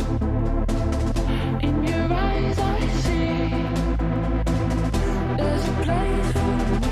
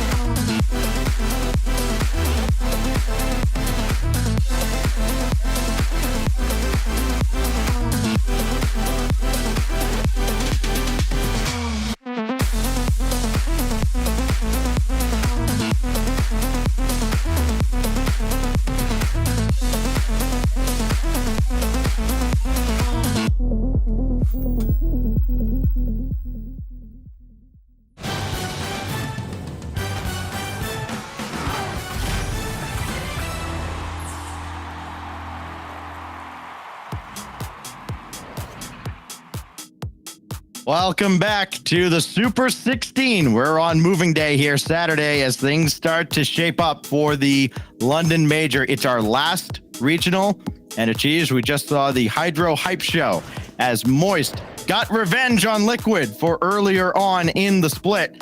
And now we look at the bracket to see exactly where we're at now. We have one of our teams guaranteed a top 3 finish in the upper bracket finals. Now we're going to see who's going to face them here as we get BDS going up against Endpoint. And a big game for Endpoint. If they win here, they clinch making Worlds. It would also eliminate Evil Geniuses and Solary from the London Major. And if Team BDS wins, which is probably the expected outcome here for a lot of people, it will be absolute madness in the lower bracket. So we'll have to see how this one plays out. I'm looking forward to it. Endpoint, they looked pretty decent over yesterday playing against a pretty tough K-Corp team before they kind of collapsed a little bit in terms of K-Corp collapsing, I should say. But I'm curious to see if that translates at all to their game against BDS. It'll be interesting to find out. Yeah, and an important note, Endpoint trying to win and clinch Worlds, not necessarily the Major if they win. Speaking of the Major, Relating Wave would love to be able to play in the Major in his backyard. We were able to speak with him a little bit earlier and get his thoughts.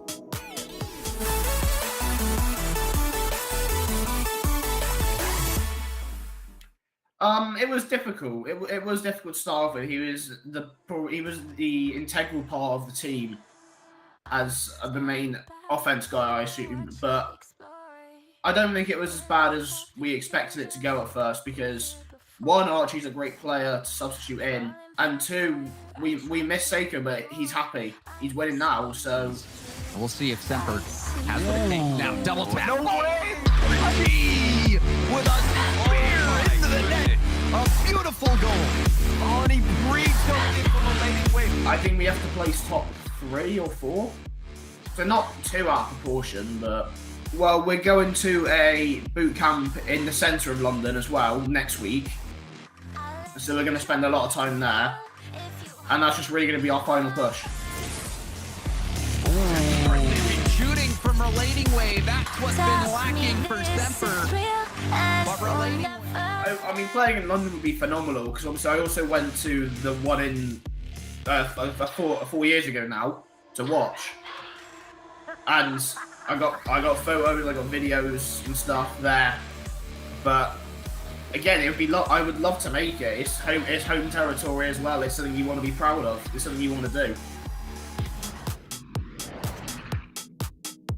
He was there. I was there. Jeeves, you were there. We were all there to witness greatness in 2018.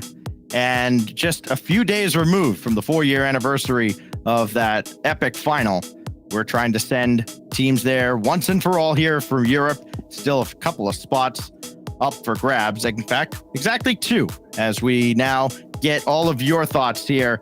All of you watching, wherever you may be, who you got here in this series. Do you have Endpoint? Go ahead and type in #END in the chat. Do you have BDS? You might have BDS. Go ahead and type in #BDS in the chat. Do you believe in chaos? Because that's effectively what we have in the lower bracket. If BDS does prevail here, every team remaining would be in charge of their own fate, basically, Achieves. You win, you survive, you advance. As long as you don't lose at that point, you clinch a spot. If Endpoint wins here, at least 2 teams that have been waiting on all of these results, including one that's going to play a little bit later on, Evil Geniuses, would be out.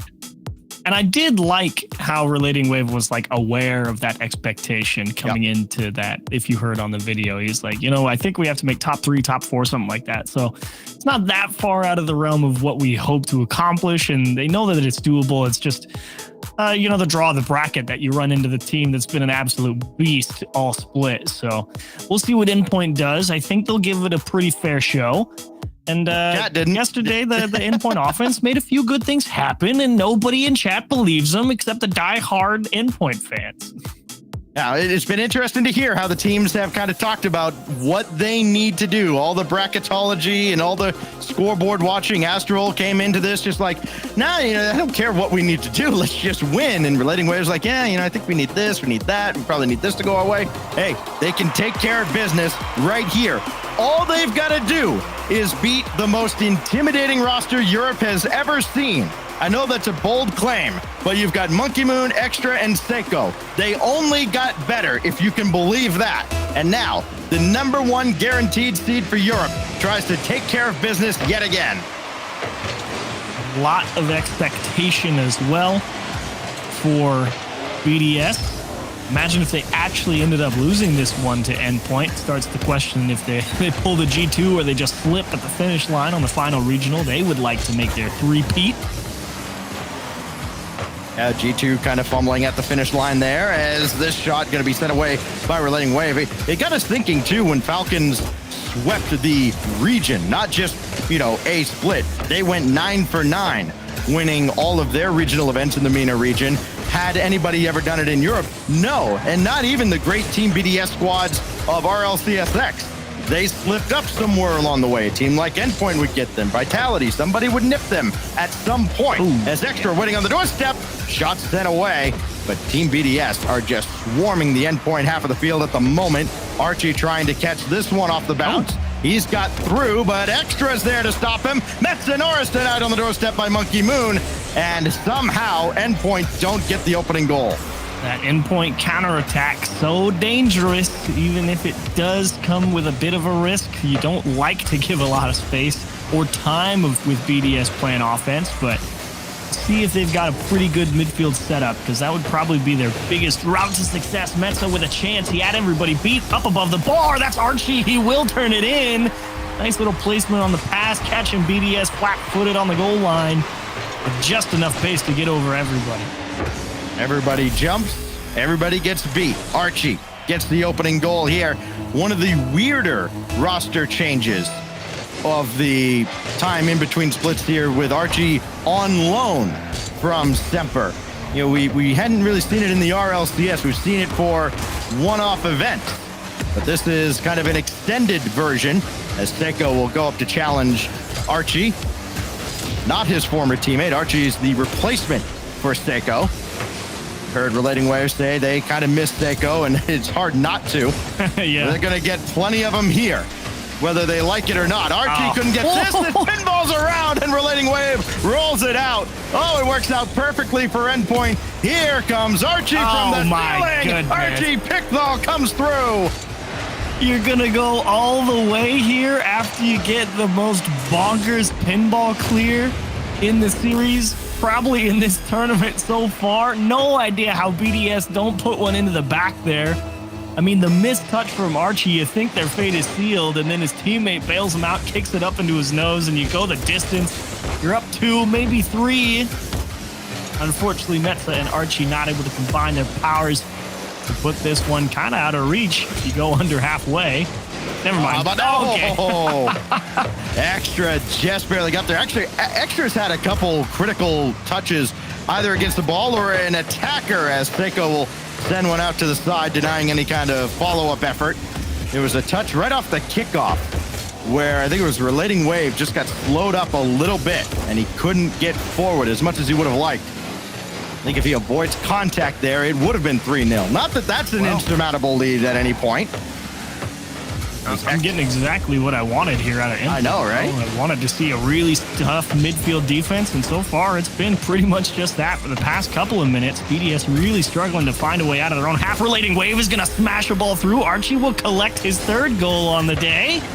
And what a show from Endpoint in Game 1. Archie with a natural hat trick of his own to start the series. Less than 3 minutes in. It's not as impressive as 3 goals in 30 seconds, but that team lost. So, maybe by spacing it out a little bit and giving BDS less time to come back, they improve their chances of getting a game off a team that is, and I can't believe I'm saying this, 42-12 in games in this split. Absolutely stunning from BDS. 11-0 in the series as well. Have yet to lose one. Definitely a daunting task to undertake, but so far, Endpoint looking pretty up to it. But a best of 7 is a marathon and not a sprint. But you can never complain if you start off on the right foot. Archie will take this almost out of harm's way after the demo by Metzanorris, taking out his former teammate, but here comes Seiko, right at Relating Wave, and he's got the clear as well. Tell you what, these teams not caught up in any sentimental mess here with their former teammate. They're taking the fight right to him. Seiko couldn't get this central. And Extra twirling around, burning a lot of boost just to keep that ball from going any further downfield. Problem is, it did in the end. Seiko towards Monkey Moon, Relating Wave will intercept.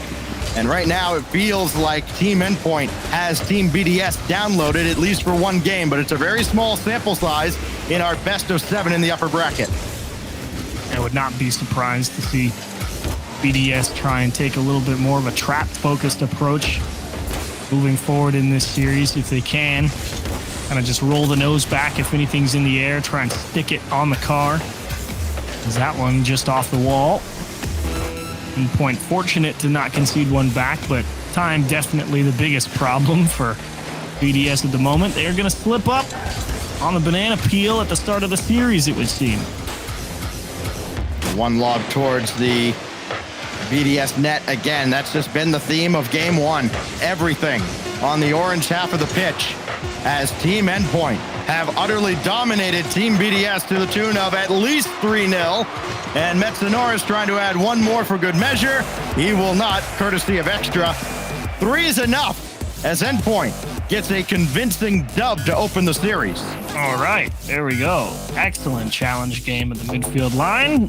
Definitely try and take away as many opportunities as you can. It started off real well for BDS, if you remember that first minute and a half or so. A lot of decent pressure over on that Endpoint side of the pitch.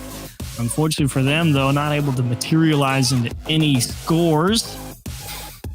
But is that something you can sustain is the question, because all it takes is a little bit of physicality, open up a few holes for BDS to clear the ball a little easier, and suddenly you start asking yourself a lot of questions. Okay, how many times can you fend that off? Can you reset? Can you regain possession often enough? So great start, but long way to go. A very long way to go as we go to Aquadome for Game 2. And I wonder what BDS has for a follow-up after that. Can't get much worse. I mean, you go down 0-3 in Game 1, minimal quality looks at the net. This is a team that is still 11-0, and they are undefeated until somebody else says otherwise as we get ready for Game 2. I have a feeling the best is yet to come here in the Super 16 for Team BDS. Game 2, out to a similar start, though. It is Endpoint knocking on the doorstep. And Archie, not there. Seiko, powerful clear, dangerous. And Metanoris caught up with Monkey Moon kind of racing him to the point as well. And there's that physicality from BDS as well, trying to open up some gaps, but that ball control a little bit lacking. BDS going to have to work a little bit harder if they want to ensure they get possession. You know, in years past, we would always talk about, you know, the team that wins game one and the percentage chance they have to win the series. Got to have oh my days. Fans oh my stick days. to their stomach right now as Relating Wave adds another. That's just the worst case scenario for BDS. You have two people rotating back, parallel lines with the ball going about the same pace. Neither of them really has the cleanest cut back into the ball because one of them is headed into Relating Wave. The other one is headed towards the net, and you're not entirely sure how to handle it. The answer is Relating Wave says, cool, you're just going to let it roll into the corner. I'm just going to win a challenge, poke it all the way into the top right side of your net. Great start again for Endpoint. By far, Team BDS's best shot at getting on the scoreboard in this series came around the midpoint of game one, where that shot just pinballed around like it was a Terminator pinball machine, as Monkey Moon denied by Metanoris trying to weave through traffic. And now Archie and Metza will combine to get this downfield and central, more importantly, but nobody else was there. Relating Wave way back. Metanoris going to try to do this himself. He's got Archie in the midfield. Seiko there to make the initial stop. And a clever pass intended for somebody, but nobody believed. Metanoris on his way back makes the save. Yeah, I think everybody on Endpoint knew that ball was headed left and not towards the goal. And unfortunately for them, BDS saw it too. Just went out there, took it away. Metza gets speed, but Extra was expecting a challenge. He went way over the top of the ball. And Endpoint are fortunate there. This one's not tied up. By the way, quick correction, and this just makes the stat even more impressive. 12-0 in series, this split for Team BDS. Before that game, yes, they had lost as many games as they had won series in the spring split. Adding Seiko just made it a cheat code. It really did. Here's Relating Wave. All day to play this ball. He'll get it over to Metanoris. He's going to let this go. Yeah. And that slow play did not work out at all. Seiko had him read like a book. Relating Wave right at Extra. Monkey Moon is up quickly, and Archie just got a piece of it. Bump. And then Seiko gets bumped to the backboard. Ooh, but unfortunately, they don't have the cleanest transition. It did require precision to get the job done there. Archie is going to finagle it through everybody. Unfortunately, that includes his own teammate in Relating Wave, who is ready to receive. But the cost of beating BDS means you don't get a scoring opportunity, and here they come once more. And they will not convert. Gonna ping around off the bar, down off the floor, and into the safety of the side wall. Tough luck for BDS. And at this point, with all these near misses, you wonder, will they ever score? Yes, they will. See? There you go. Extra puts one right down Broadway off the feed from Monkey Moon, and there will be no perfect sweep here.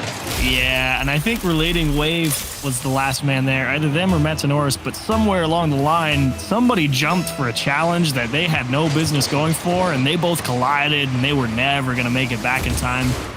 Just a bit of a gaffe from Endpoint, and they are justifiably punished. Oh, big demolition on Monkey Moon, but Extra still got the shot off, so Relating Wave had to come down from his perch on the backboard just to make sure. Now Seiko trying to do it himself, and Relating Wave sends that away. Metza in a real tough spot, has to bounce this out of harm's way, but Monkey Moon right back to the center. Extra's waiting, not a lot of boost on the side of Endpoint, nice. But they do clear the zone. A brief reprieve as Monkey Moon will try and get it back quickly. Some bombs off the backboard here.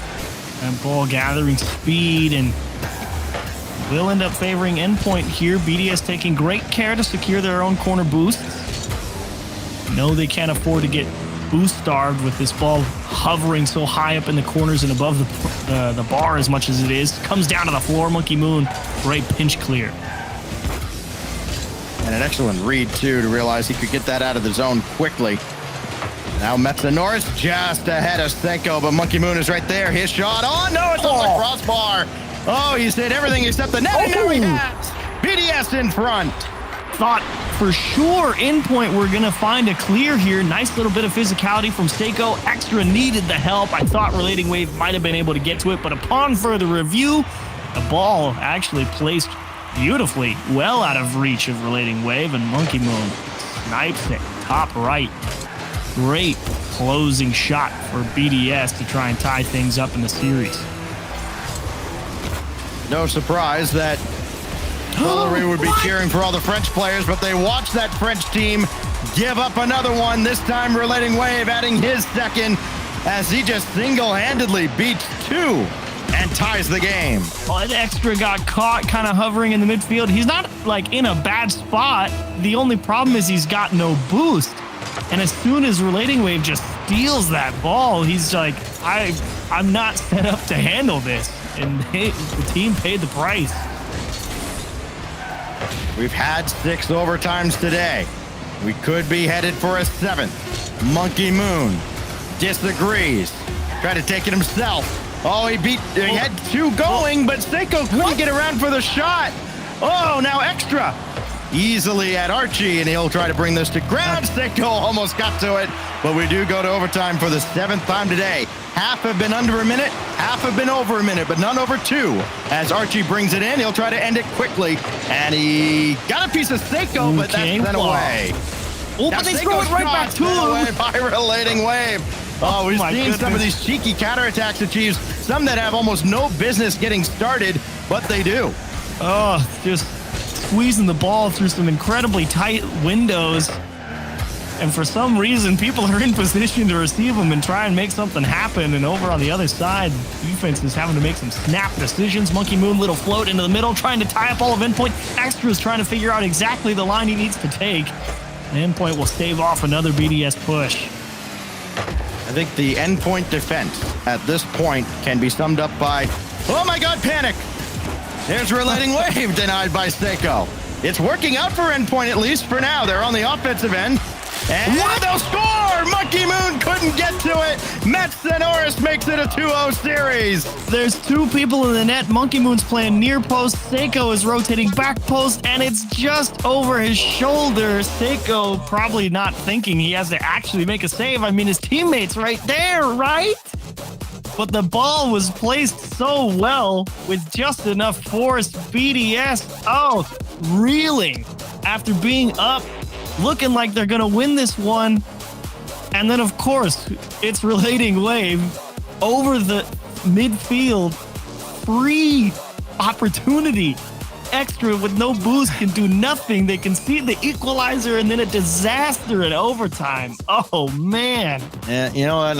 This is all my fault. There I go again with all that meta commentary. Is BDS going to score? They score. And then BDS hasn't lost. They can't be beaten, right? Well, they're down 0-2 in the series. We're not there yet. Calm down, BDS fans. We're not there just yet. We got halfway there. The team's got a foot into the lower bracket already. You are 1 foot in the grave, that's for sure. If you're BDS, this is... How big is this, though, for Endpoint? I mean, they've got all this pressure on them, and it really is simple. Win and you knock 2 teams out of major contention, but more importantly, win and you secure at least a spot in the world's wild card. Yeah, and Solary and Evil Geniuses, yeah. Yes, Evil Geniuses are just sitting there like, guys, you're 12-0. Why are you down 2-0? Stop it. We'd like to still have a chance, please. Especially after EG did part of their job earlier today. They got the win over K-Corp. They'll need another over Liquid. They need to get at least 2nd place to have a shot at the major, unless Team Endpoint just decides to take them out of the equation right now. That, of course, requires fewer goals out of Team BDS as well, and I still think the best is yet to come here. Metsonoris indirect for himself, denied by Extra. This is still headed deeper into the zone, but a good catch by Seiko tees up Monkey Moon. The teams will go back and forth, having to use that wall to great effect. The direct path almost never works out, as that's just out of the reach of Archie. But everybody back for Team BDS except Seiko, who gets the demolition on Metsonoris. That opens up an opportunity. Extra coming in, and he almost scored, but Metsonoris will clear that away. That was a lot of traffic, and didn't seem like anybody was going to get a touch on the ball. Ooh, and Endpoint getting some good boost deals with some physicality on the goal line as well. Metza is just going to stall himself at the top of the box. Unfortunately, not able to put anything in a more dangerous position, but Endpoint actually in a great spot here. A huge boost advantage. Oh, Metza almost got there again. You know, we talk about not really having a direct path to the net work out. It did work out okay for Metza at the end of overtime just a moment ago. Somehow that one got through. But now Seiko leaves the second touch instead for Monkey Moon, but that's easily sent away. Again, these teams so familiar with each other. I mean, they've seen just about every trick their opponents have up their sleeve. Relating Wave waiting for the corner boost. It didn't spawn for him, so he's stuck on the backboard, and Archie got that boost instead. So he's going to take a big part of this defensive effort, and he does clear to the backboard.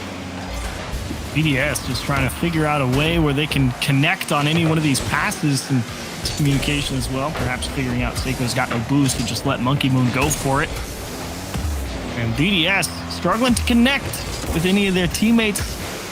They have been pretty good at poking the ball down over onto the blue side. Metza, a nice little tip away out into the corner, but BDS starts getting some passes connected and really starting to... Oh, that's a big whiff. That's a goal. It sure is. Archie scored the first 3. Relating Wave scored the next 2. Metza Norris with a brief intermission in there in overtime, and then Relating Wave gets back to his scoring ways. The man wants to go to London. I mean, you just might if you keep missing the easy touches like that. That's tough for Extra. I mean, makeable play and Relating Wave one-on-one off the wall, and Metza just has to buy time here for BDS, but I don't know. Can you really expect to hold on to a 1-0 against BDS? You know, I'd actually say right now, almost certainly. The BDS offense has just not been able to get started against Endpoint. They've been challenging the ball incredibly well. Relating Wave will dish one off to Archie. This is the Team BDS offense, looking a little bit more like the Team Vitality offense. Metza Norris over towards Relating Wave. Intercepted by Monkey Moon, and Metza can only pop one up. Everybody on deck defensively, and Seiko's shot never got through. Now Monkey Moon diving into the corner. Again, there's just nothing there for Team BDS. Extra will try Seiko. Couldn't get in Archie's way. Didn't allow the full clear. So Monkey Moon just allowed to casually bring that to Seiko. And then that's when the defense pounces. Relating Wave with the save as well. Nearly put that off of Archie and maybe into the net. But it's okay for now. But that... oh God, panic kind of defense finally gets punished, and Extra will tie the game. And that's just a great bit of positioning from Extra. Going to make up for the miss on the free read across, but understood that there was a pinch coming across from the backboard. The only way the defense was going to clear it was going to be out there. Made the right decision, cut rotation, hang out on the other side of the net, get a free chance at the goal, and he delivered. Great shot from Extra. Well, now Archie trying to answer right back, put a lot of pace behind that shot, but Monkey Moon was ready for it. Archie trying to get an Extra's way, could not. And Metza Norris, that's a desperate touch if I ever saw one, and Relating Wave bailed him out. Some solid boost stealing going on for BDS as well in that Endpoint corner. Not amounting to too much in terms of extra pressure. Archie with a chance to get over Seiko, but unfortunately floated a little bit too far under the ball, ended up skying it. And overtime looking more and more likely, barring a miracle. Relating Wave is going to put the drip on straight down the faucet for Metza. Remember when Vatira came from out of nowhere to, you know, win a game? Oh, what a touch by Relating Wave. Got the demo, camps up on the backboard, right place, right time to drop it down. Metza Norris gets his second goal, but a big tip of the cap to Relating Waves. Seiko couldn't answer back, and Archie pops one away from Monkey Moon. Oh, boy. I'm not going to get over that, but Metza's got to get back to this, and he does. Puts it off his own backboard, and then makes the follow-up save against Seiko as well. Extra forced to bring it all the way back to the corner again, and Archie trying to thread the needle. There was some daylight there, but Seiko shut it down. Inside 30 seconds with Team BDS trying to scramble here, trying to avoid being swept in the spring split. Seiko, double no. Archie's there. Extra to follow. That's high. Monkey Moon can't tie it. Somebody put one on the net. They finally do. There's a defender in the way. Archie with the save that sends BDS packing back to their own defensive end. Seiko's got to get up for it with 2 seconds. Second touch on the way for Monkey Moon. And Archie has this. He can bring this to ground and does so.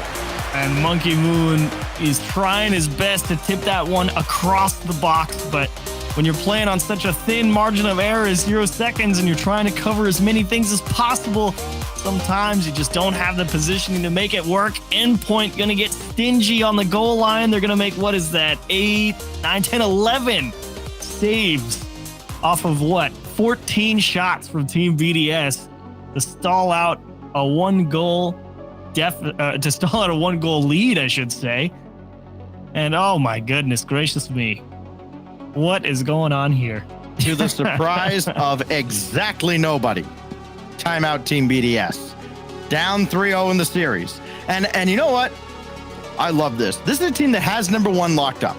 We know they are, if they haven't clinched the world's main event spot, they're probably going to at some point in before all is said and done. They're still going to take this time out at 0-3. They're still competing. It'd be so easy for a team in this spot to go, all right, I guess we'll just kind of bomb out here. We'll make the lower bracket run. We'll just go win London, whatever. Like, no, they want to remain undefeated the whole way. There's kind of a desperation there they have to admire in a competitor. Meanwhile, on the side of Endpoint, the familiar sight of the team out of their chairs, up, stretching, getting loose, realizing they are 5 minutes on Utopia Coliseum away from clinching a spot at least the world's wild card in Dallas. This is a monumental moment for Endpoint. Yeah, huge opportunity for Endpoint. They'd love to have the opportunity to lock in and really secure that chance to go to Dallas. As for this game specifically, Seiko been kept dead quiet. 0 goals, the only person in the lobby. Yeah, he had the one assist in that last game. That's it. And we're about to see it, in fact, at some point here, as we look at the replay from game 3. That was the assist. That was it. That was the assist. It really wasn't much of a pass. There was a ball that was cleared off the backboard that extra happened to be there for. So now Team BDS kept, minimal offense. Outscored now, I'm doing quick math, 8-3 in this series. Shut out for the first 7 or so minutes. Something's got to change. That timeout was their opportunity to do just that. See if offense is in the cards as we go to Utopia. Could be the final game of I can't believe this, a sweep of Team BDS. I don't think Monkey Moon's going to let that happen. At some point, it might just be, give me the ball and get out of the way, as Metza couldn't put that one home. They were right on the door, and now Archie's not going to get around on a shot. It goes right to Seiko, and now we'll see the young guy work. It's about what I'm expecting, and Metza thorn in the side on that Endpoint half specifically. Talk about a guy who I wrote off maybe 3 years ago as never going to be near the top of EU again. What a turnaround he's had. Huge defensive showing this series specifically, but Metza Norris continuing to deliver in the big games. It would be kind of bittersweet for Dignitas if Endpoint were to put this away here or at any point now the rest of the series. An Endpoint win would also clinch a world championship spot for Dig, but then it would also send Team BDS down to the lower bracket to face Dignitas. It's like, here you go. Merry Christmas. By the way, have fun. That's a real backhanded compliment, isn't it? Yeah. This is Seiko, though. Okay. Indirect. Relating wave makes the my stop days. right on the goal line. I don't know how he was able to react quick enough. It looked like Seiko had him dead to rights. And then Seiko jumps up ahead of Metza Norris to avoid the contact, make the save. Now he's downfield. Could not get the dunk on wave. Good grief. Endpoint defense. What are you going to do? I don't know how it works.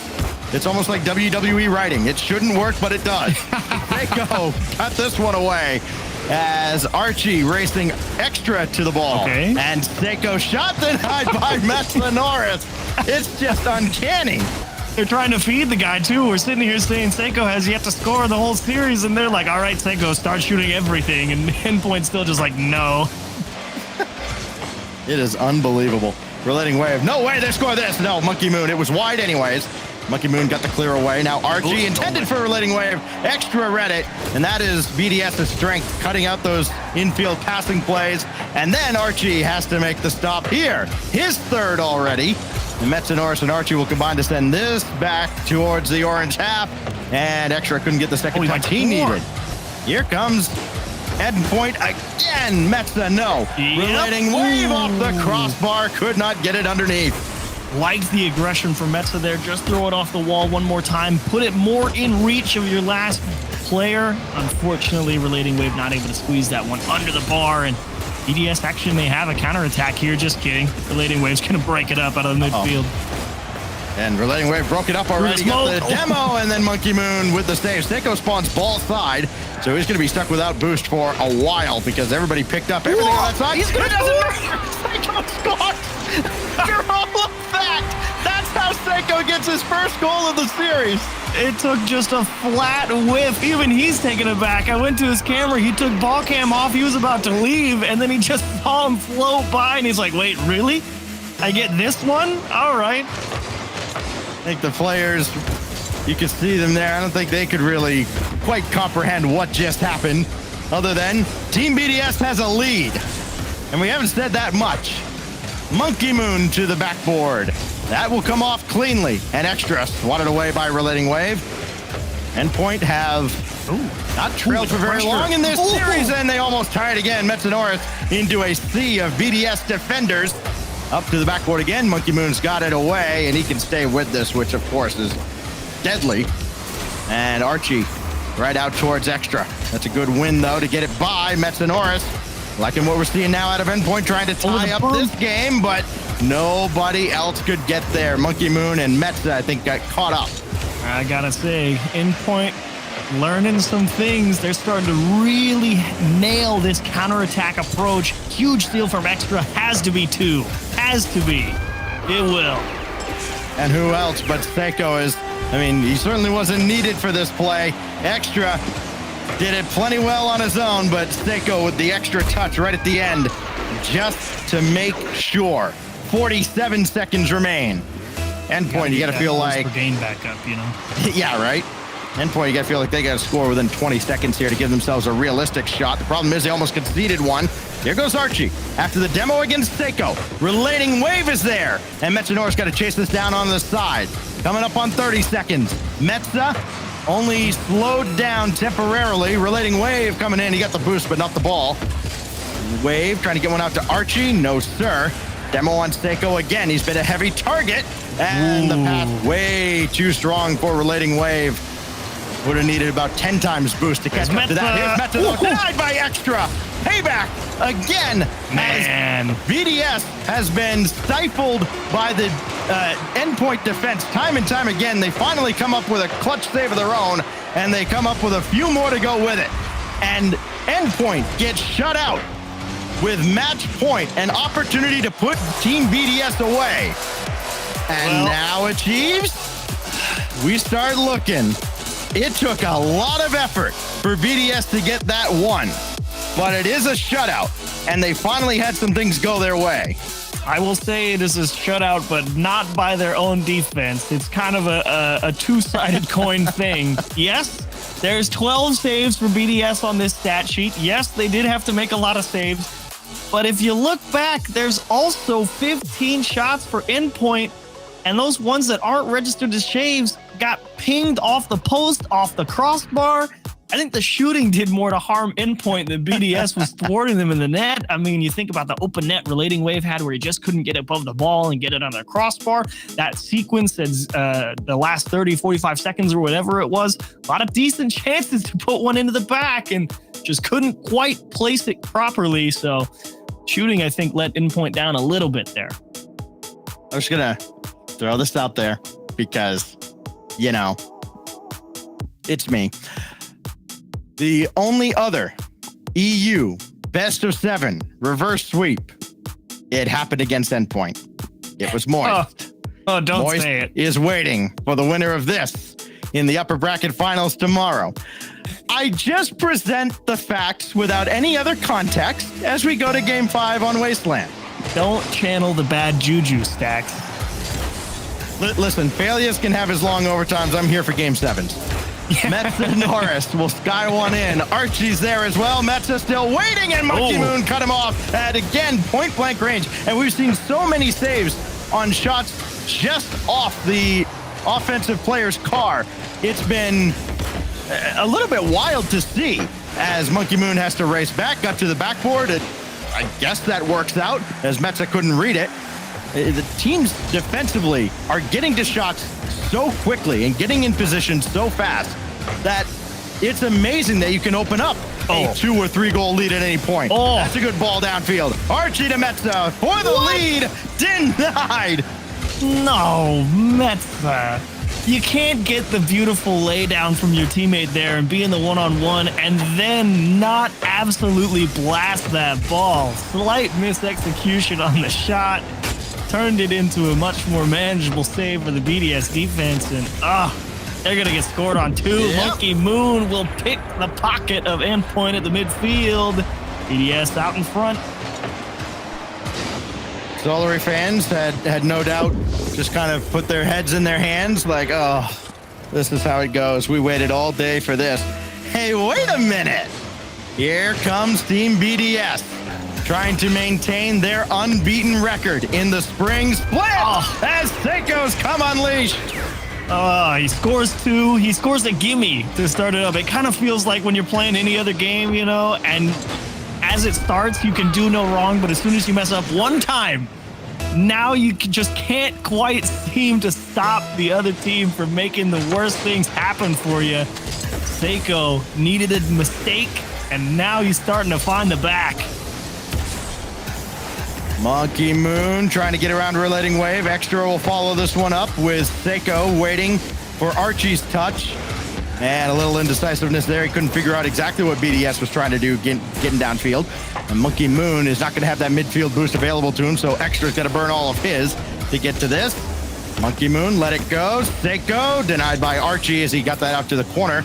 Team BDS trying to break down. Endpoint could not get to Metza Norris. And again, the focus you have to have against a team like this to defend and defend well with all the physical play coming in. It is almost superhuman. It has been no small feat for either team to stop a lot of these pushes. Early on in the series, 100%. Endpoint really making BDS work for it, but now it is BDS out in front early, putting a lot of pressure, forcing Endpoint to be aggressive in the midfield, try and make some bigger plays, and it's pulling them out of position. And it is tough for Endpoint to hang with it. We're letting Waves. Endpoint get downfield quickly. It's Seiko with the initial save. And Metza staying on the side wall. He's got to sprint back. Archie will slow down Team BDS, but only slow them down. It's brought right back in, and Relating Wave will have this. Endpoint given just enough time to get all set up, and they can launch a counter of their own, but they'll have to do it without Relating Wave. Lucas taken out, and now it's Seiko up ahead to Monkey Moon out of the corner, and it goes behind him instead. He was expecting maybe Seiko to be there. Metza had that demolition, and it's physical play that works out for Endpoint instead. Extra, though, over on BDS side, becoming a big problem for Endpoint to get through. He has got such good timing right now. Understands exactly where the ball is heading, breaking up a lot of opportunities for Endpoint. Oh, how Archie denied by Seiko on the goal line. Oh, my goodness. I mean, Archie's tracking him the whole way. Seiko gets the touch. This is just high on the other side. And Seiko denied. Stole his boost. Noise, but there's our Extra. Just going to walk the dog home. Well, Extra got a big bump here on Archie that allowed him to steal the corner boost, and Archie saw that one go off the ceiling, tries to make it with as much time as he had to recover, and unfortunately, since he didn't have a clean setup, overcooked his approach, and Extra says, yep, that's why we just throw out a little bump here or there, pull him out of position, make the play harder than it needs to be, and you get to capitalize every now and again. Archie quickly from his own backboard, but now Monkey Moon off the feed from Seiko, denied by Archie, who was so brilliant early on. He had the hat trick in game 1. And since then, just a couple of assists, a couple good looks, but nothing in the BDS net, as they have been shut out now for, well, a while. Seiko will add another 4-0. This one unassisted, but I'm sure he'll be thanking Archie for just putting that one up on a silver platform, as Relating Wave couldn't catch up. And I don't know if you really blame Endpoint at this point. They're all kind of forward, trying to chase this 3-0 deficit. Now it becomes 4, and almost certainly we start looking ahead to Neo Tokyo Game 6, where the previous series ended, but all the momentum right now belongs to Team BDS, who have not been scored on in about 10 minutes. 10 minutes, yeah. I'm wondering if Endpoint choose to take their timeout right here. I would, 100%. As Matt's making the save here. I mean, you take it going into Game 7. It's like, how much more momentum are you gonna let them have? I don't think 60 seconds is gonna stop Team BDS's momentum, right? Or the extra 60. So at least you take it here, and you maybe focus on not getting to Champions Field. And I know they just had a timeout a couple of games ago.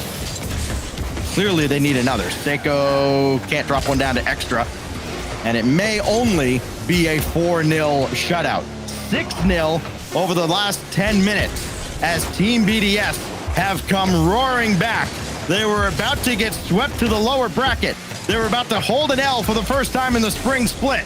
And now all of a sudden, Team BDS has some life going into Game 6 on Neo Tokyo. Ooh, boy. That is your big question mark. You can tell BDS definitely coming alive a little bit more. You can say in the previous game, okay, Endpoint weren't quite shooting properly. There was an opportunity to get it all the way to overtime, maybe close it out right there. You slipped up, you let BDS back in the door. Then you go here into Game 5 and you just get walked all over. Extra really starting to dial in the midfield and on the back line, stopping some of those passes. Endpoint indeed going to take the timeout right here. This timeout will be more seconds than Relating Wave had game score in that last game. They were so close, and he's been awesome. He's had 3 goals, he's had 3 assists, but everything has just come up dry for Endpoint over the last 10 minutes. And so now they take their timeout. And it worked so well for Team BDS, getting 2 in a row after their timeout. The timeout that was a little surprising after they're down 3-0, a team that has already clinched the #1 seed, but they are here to compete. They mean business. And Endpoint, if they doubted that for even a second, have had those doubts assuaged. Well, here's the big problem for me going forward in the rest of this series, because we're about to go into Game 6, maybe Game 7, depending on what happens. But the biggest change for me, BDS absolutely figured out the challenge game. Games 1 through 3 couldn't put a ball through Endpoint. I mean, they had a lockdown midfield. Even on the back line, they were great at going out and cutting out some of those passes BDS were going for, breaking up a lot of those pushes. BDS is now doing the exact same thing back to Endpoint. And that leaves the other option for Endpoint. Okay, we have to try and outplay people, bring the ball down onto control.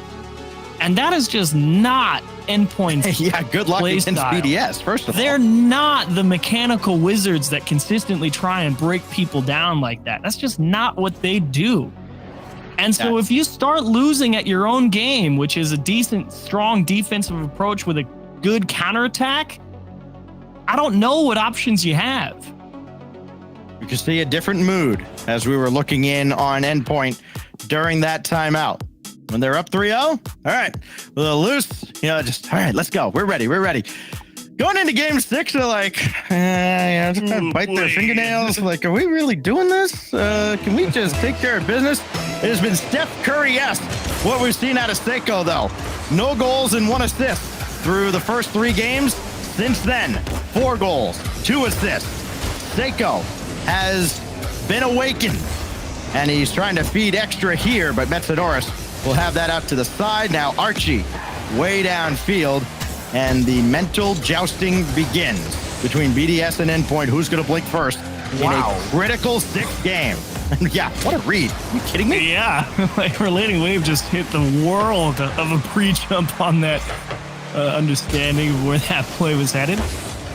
Brilliant stuff, but I am curious to see what happens in the first 2.5 minutes of this game. I'm not too concerned if anybody scores, but if it is BDS, I want to see how Endpoint answer. Because I think Endpoint, while it's tied, happy to continue to try and play their own game. You know, try and go for the counterattack, try and lock down on defense, manage it best you can, and see if you can get something back the other way. But if they get scored on, that's when you really start to wonder what Endpoint's going to do about it.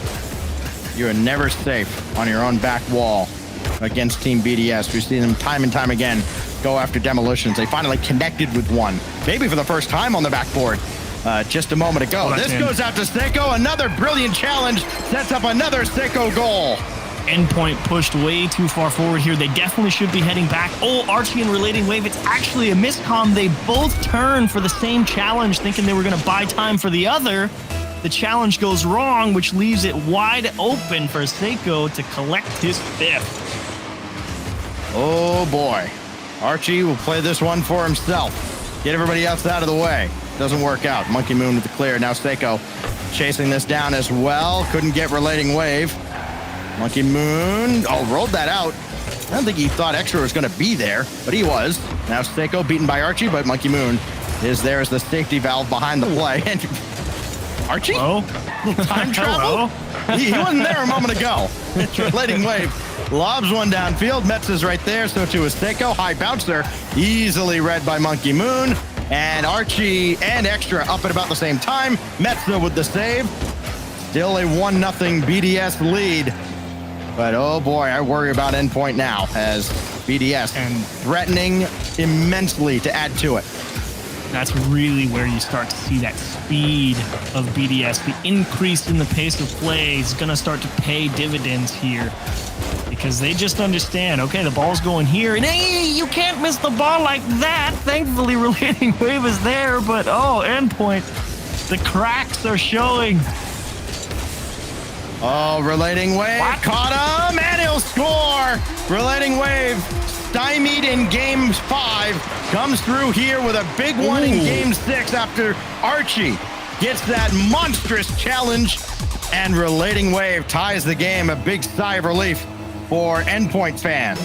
And Extra saw that ball going out towards the middle. He cut in front, and it just pinballed off the other Endpoint player. What a bump. And that's a huge bump to give Endpoint a lead. Welcome down the red carpet.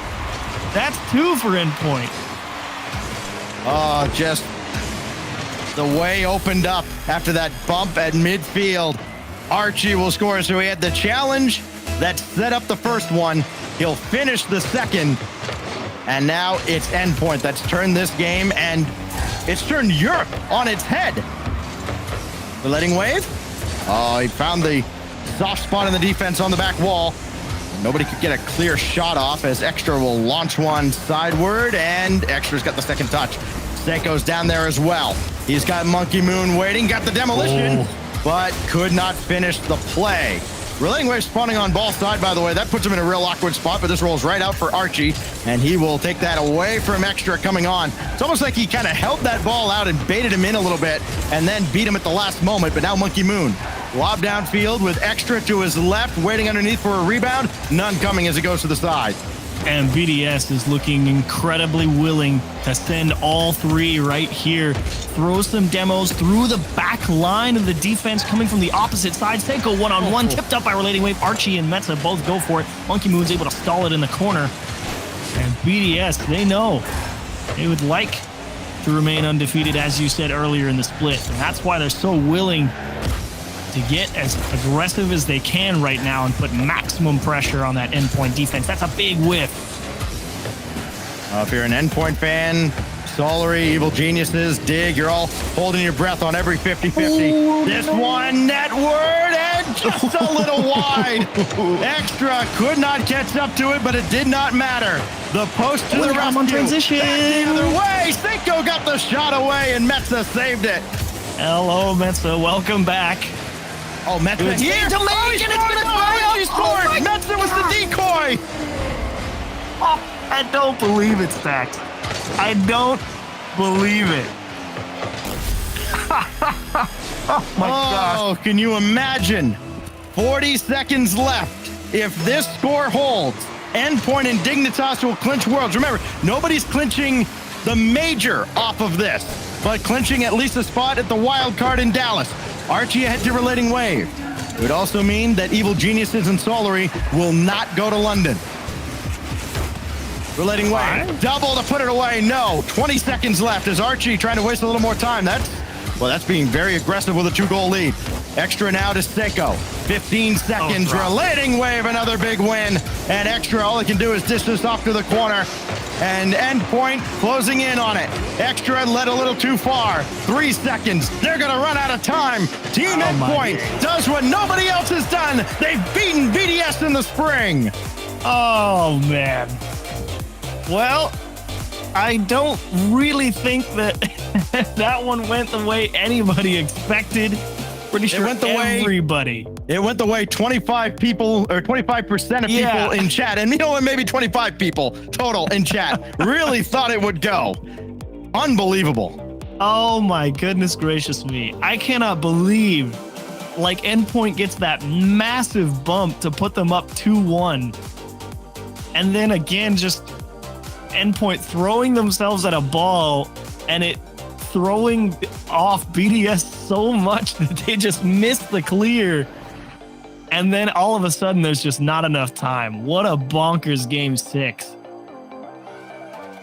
Absolute heartbreak for a lot of teams, including Evil Geniuses, who feels anticlimactic. We're about to see in a moment, but we look back at the replay. And the Super 16 could indeed belong to Endpoint. They move on to Championship Sunday. They've got a date with Moist Esports, who were victorious earlier. But now we've got some business to take care of in the lower bracket.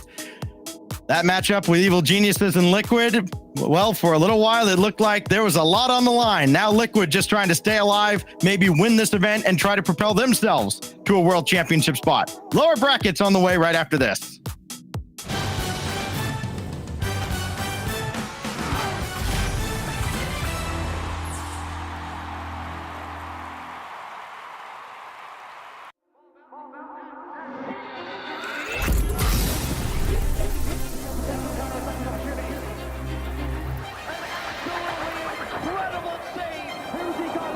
The World Championship is where the greats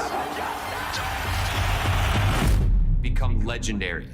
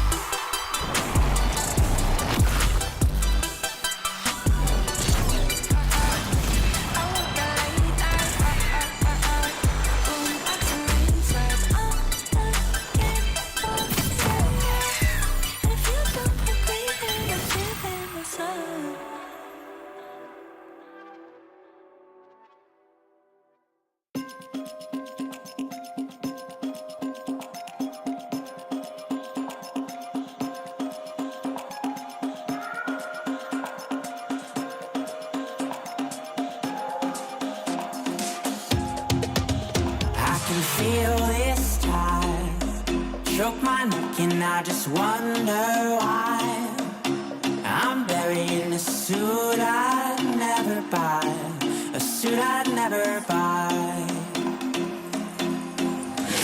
Cufflinks on my wrist, I can't act surprised. When the shovels hit dirt in the earth, did they start to cry?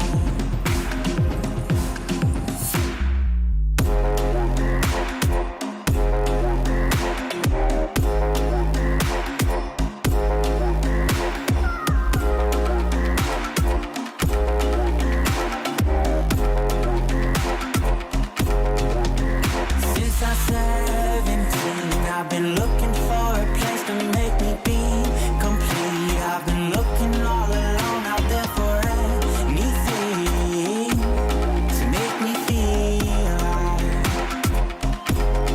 Bring me back to life.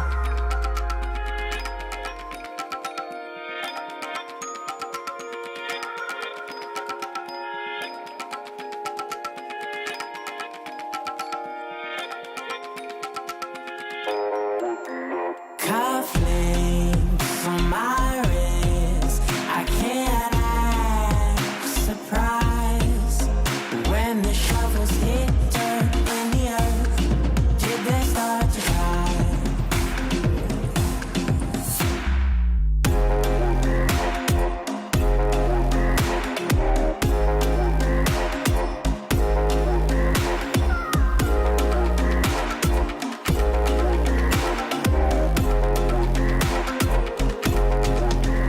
Since I'm 17, I've been looking for a place to make me be complete. I've been looking all alone out there for anything to make me feel alive. Bring me back to life.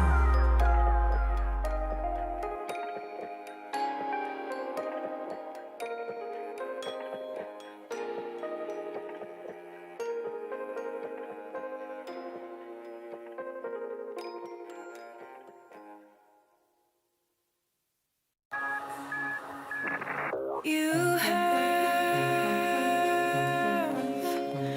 habits just like me.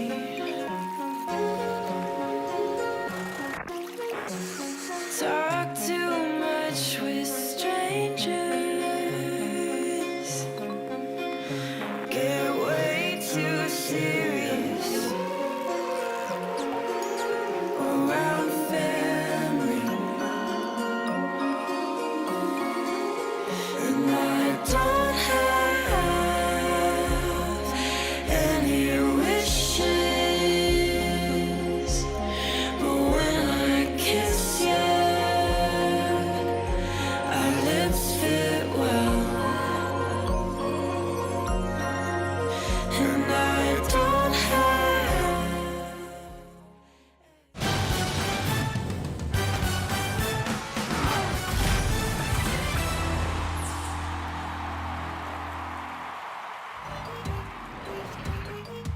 And we're back to the Rocket League Championship Series. Day 2 of the Super 16 carries on as we start to sort some things out here. I'm Leaf, Greg, and Stacks and a Cheese joining on the desk. We're going to break down some matches. We're going to talk about some things and watch some more cool Rocket League. How does that sound, everybody? Sound cool? Delightful. Awesome. Dubs across the board. Let's start breaking them down then. Stacks, let's get on to that first one there. Moist versus Team Liquid. I don't know what to call it. We have some good names out there. But this is Johnny came up with the best. El Splashico on He didn't come up with That's it. a good one. That was someone already. Yes, I've seen that. But what a classic matchup it's becoming, Stacks.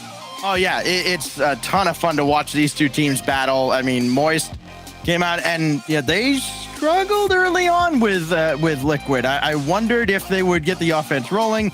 They did, decidedly. And I mean, you look at the efforts of Acronic, Etau, but especially Oski on Liquid side. Rise is how they could lose. He dropped 9 in that series, including the great comeback in Game 6.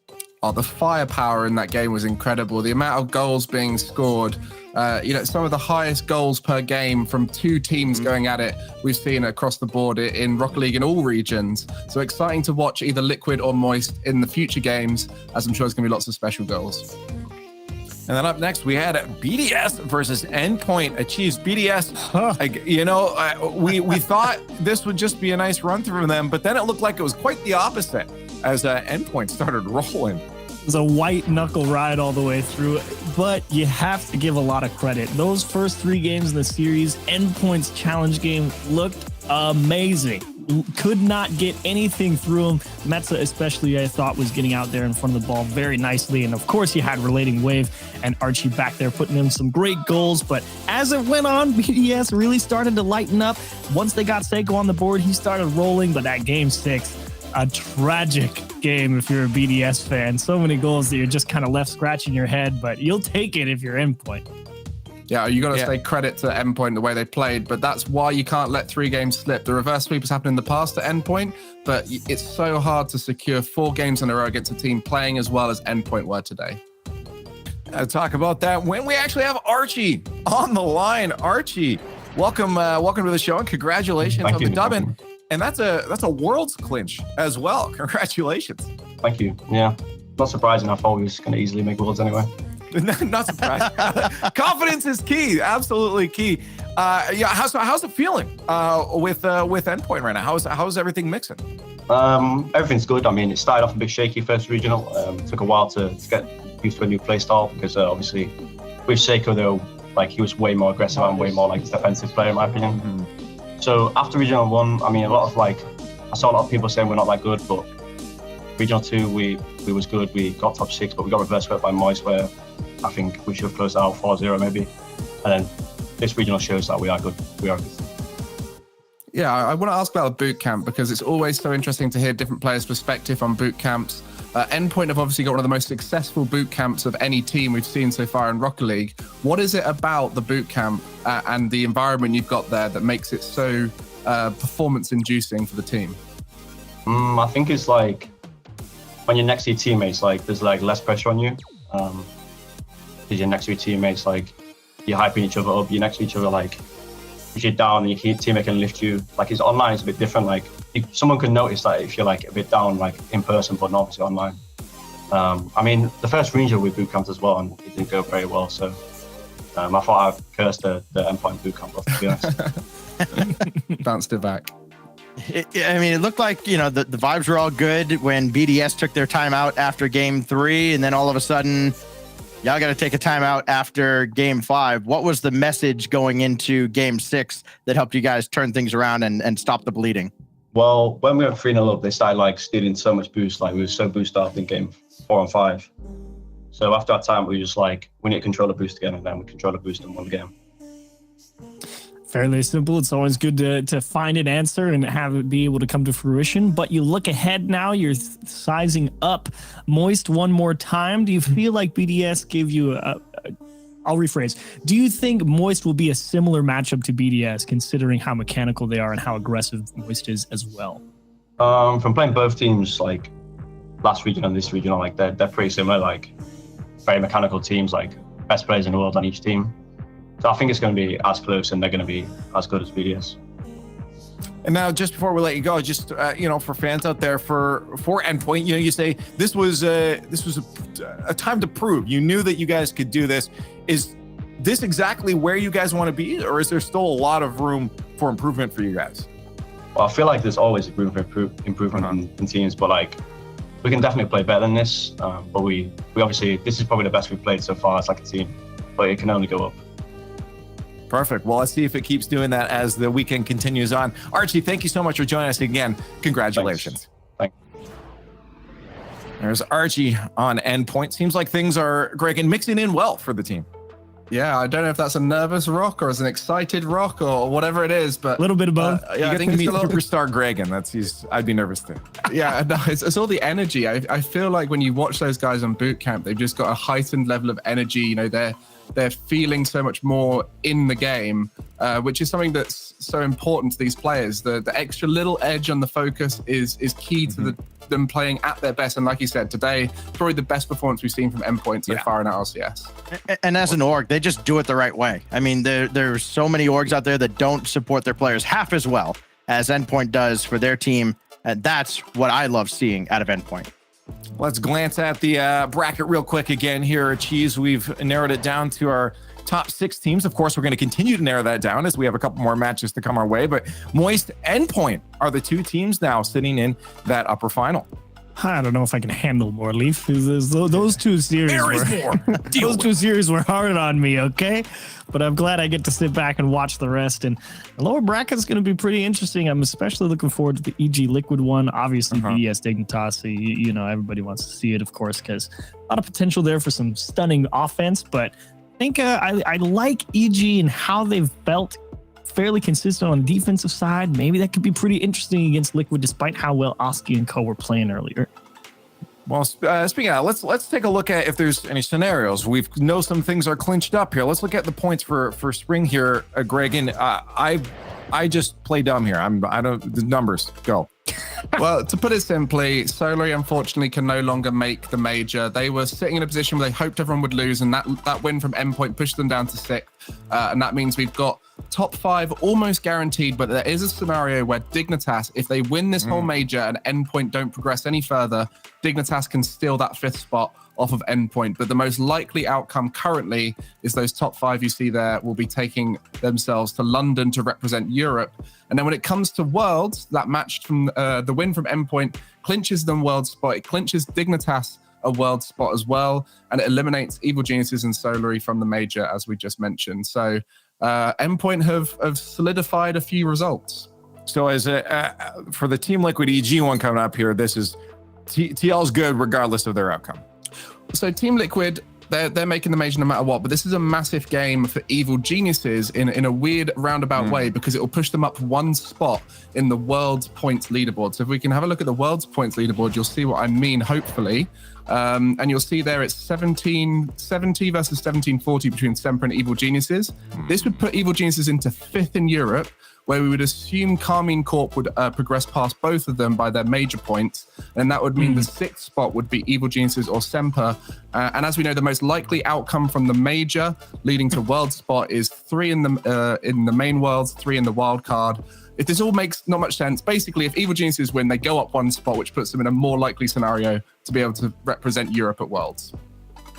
Okay, so it's going to be important for them. So let's Evil Geniuses, Yeah, for EG. Let's start talking about it then. Team Liquid versus Evil Geniuses is going to be our next matchup here. We do have elimination on the line. Stacks, as he just mentioned, Evil Geniuses, this is huge for the team to be able to just make their scenario as good as possible, I guess.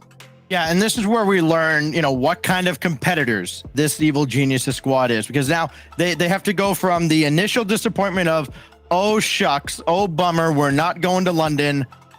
But now we still have something to play for. And even if it's a small chance, you play for whatever you can get. You put yourself in the best position to succeed, control what you can control. Evil Geniuses have a lot in their hands right now. Well, let's get chat involved here. We got the match coming your way in just a few moments, but we need to know what you're thinking first with the fan vote. #EG, #TL. And it looks like Achieves, you took a breath because you know that it's going to be your turn soon to make some predictions here. He's like, all right, let's get ready. Which way is it going to go? And now I'm going to single you out and you have to go first. So I'm going to predict Liquid, but we're going to talk about why I think EG stands a decent chance. Okay. So put Liquid on the board. I like EG because they have 2 big wins against K-Corp. K-Corp is a team that can really mix it up offensively, throws a lot at you, and you have to be consistent. The biggest thing that Evil Geniuses had coming into this regional against them was, you don't really know what you're going to get every time. But I think if you fight off K-Corp twice, you've got a lot of ability to feel confident in your defense, and they're going to need that against Liquid. Okay. Giving some hope they're fence sitting a little bit, maybe? No, I don't know. No, I'm squarely Liquid. Okay, I'm feeling pretty good, like 65, maybe 70%. Just giving justification for people that do pick EG. Okay, well, Stacks, what do you have? I've been a huge fan of the old German amigos. I feel so bad that I have to do this, but I got Liquid. I think they're the better team here. My heart, I hope it's Evil Geniuses, but I think Liquid gets them here. Gregan. I'm going to be honest. I'm just going to go based off my gut feeling. That's Evil Geniuses off the back of their win are feeling good. The Team Liquid have just lost recently, probably not feeling so good. to be honest, it's Europe. I could flip a coin; it'd probably be more correct than me. So I'm going Evil Geniuses. There you go. That's my prediction. I'll not be able to stand with you on this one. I do look at Team Liquid and the players on that team, and I'm like, wow, that is I don't want to be against that team. I wouldn't want to be against Evil Geniuses either, fair. But at the same time, 1-to-1, I would have to say Team Liquid is going to be my pick. It's more likely, probably, yeah. There's too much offense. It's a lot of offense. Chat, what do you think? What are your thoughts on this matchup here? Greg, on the money, 65% Liquid. That makes a lot of sense. Well, why don't we get this one underway? Team Liquid versus Evil Geniuses in the Skybox. This is huge for Evil Geniuses. We have Cole and Stumpy to bring you the match.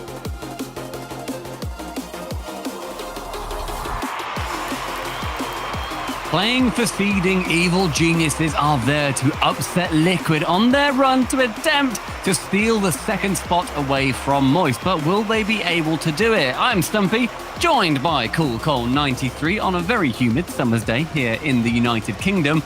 And we are about to see a lot of players sweat. Yes, we absolutely are. Thank you for using my full name as well, CoolCon93. I've been with you with Stumpy Goblin. And it's an intriguing time for both these teams. I feel like Team Liquid, this is the first time they've ever really began to have some real pressure put on. That W word, World, has just been mentioned recently. They are going to make it to the major. That means they're a proper team now. These three youngsters are going to be having expectancy put upon them, but you're going to come up against teams that have their own expectancies. Ivan gives EG an early lead. I mean, a team that's already experienced the major is Evil Geniuses. They were over in Los Angeles. He managed to bump Oski away from that shot. But the fact that, EG have got no pressure on them here major-wise, the very short-term tournament that they're going to be looking forward to, doesn't necessarily mean that they are pressureless, right? There's still a lot on them to perform and not just here to play upset. Yeah, absolutely. Making it above Semper is going to be potentially huge with that long slog towards Worlds. That's what all these teams really want to do. The majors are but pit stops. It won't feel like that at the time, but certainly where they want to be is over in America when Worlds happens. Catalysm is giving EG a better chance with the double tap. Ivan doubles up. You mentioned Worlds as well, Cole, where if they do manage to win this one, they will then have 10 points more than Semper across the entirety of this season so far. It's so close.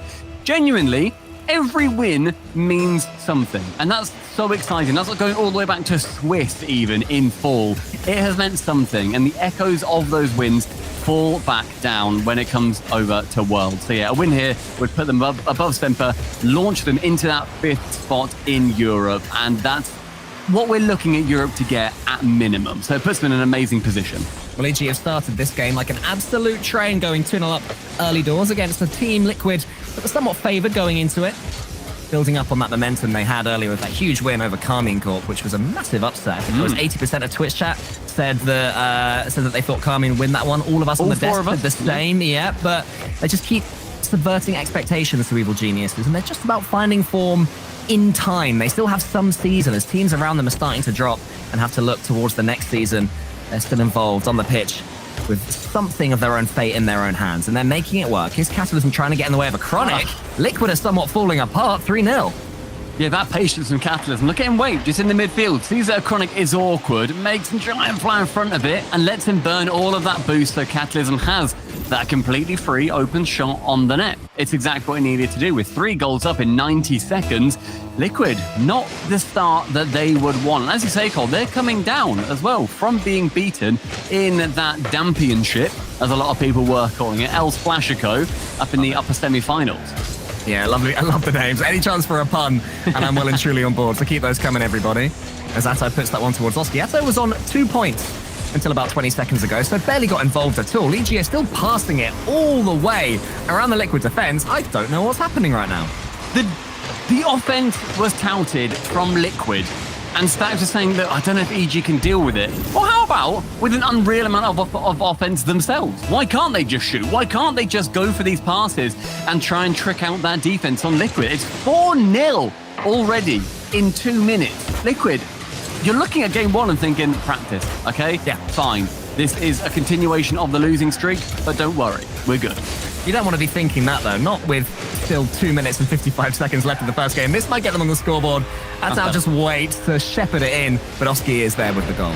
Yeah, so I've been sending it long when there wasn't really anybody to follow up on that, and then he misses that second touch, leaving it fully to Oski to get it in. Manages to go crossbar down as well, and as you're completely right, Cole, ultimately bringing it back. There's still 3 minutes left. I was speaking like a lot of my ranked teammates recently. I mean, Liquid, they just had to wake themselves up somewhat, and maybe that goal will just about do it. So now the question is, can EG deal with Liquid stepping up? You'd hope a gear or two, as Atto goes to the ceiling now. Gets to the backboard as well. Rizek's nowhere near it. Atto can't quite get the next touch. Chronic's steaming in. I think Ivan got an all-important touch. Yeah, just about managed to squeak that one away, but the shot was nearly finding its way into that goal as well, but onto the backboard. It suddenly falls down to a lot of pressure on that orange half. But will a diamond be created in the rough? Over half the game is gone, and Atto trying to get that touch into the center again. Oski going for two very tight, close 50s.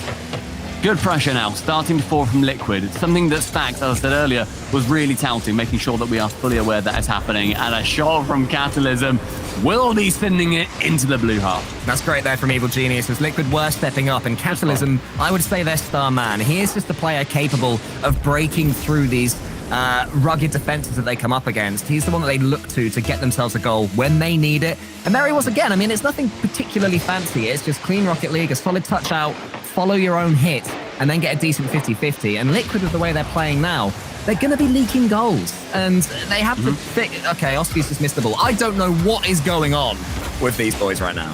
I mean, Catalysm, he's got himself a hat trick. Like, he's outscoring so well. Catalysm has been everywhere on the offense. With 5 goals well in total for EG, it now falls down to that very, very much do or die. A miss in the midfield of Chronic. He went up, and there was no contact made on the ball. A long shot, finding net. Mate, this is how I felt watching EU at the LA Major, where everything they're doing, you're just thinking, why did you do that? I want you to win, not lose. But of course, I want either of these teams to win. But I certainly want a better standard of Rocket League than what we're seeing right now. And Team Liquid are in need of a bit of a telling off, I think. There you go. Again, a goal, an easy goal, makes it 2-6. As far as Liquid are concerned, from the kickoff. There is time. 1 minute 34. I know I sort of rip on casters trying to build up the fact that a team could come into it and they couldn't. But 4 goals in 1 minute and 34 seconds, viable. Yeah, no, completely viable. I mean, we just saw a kickoff goal come in when we were saying about how good Evil Geniuses were doing as another goal was flying in for them. But a good challenge in the sky means that a Chronic went to touch on that ball. Can he get it further down? Yes, he can.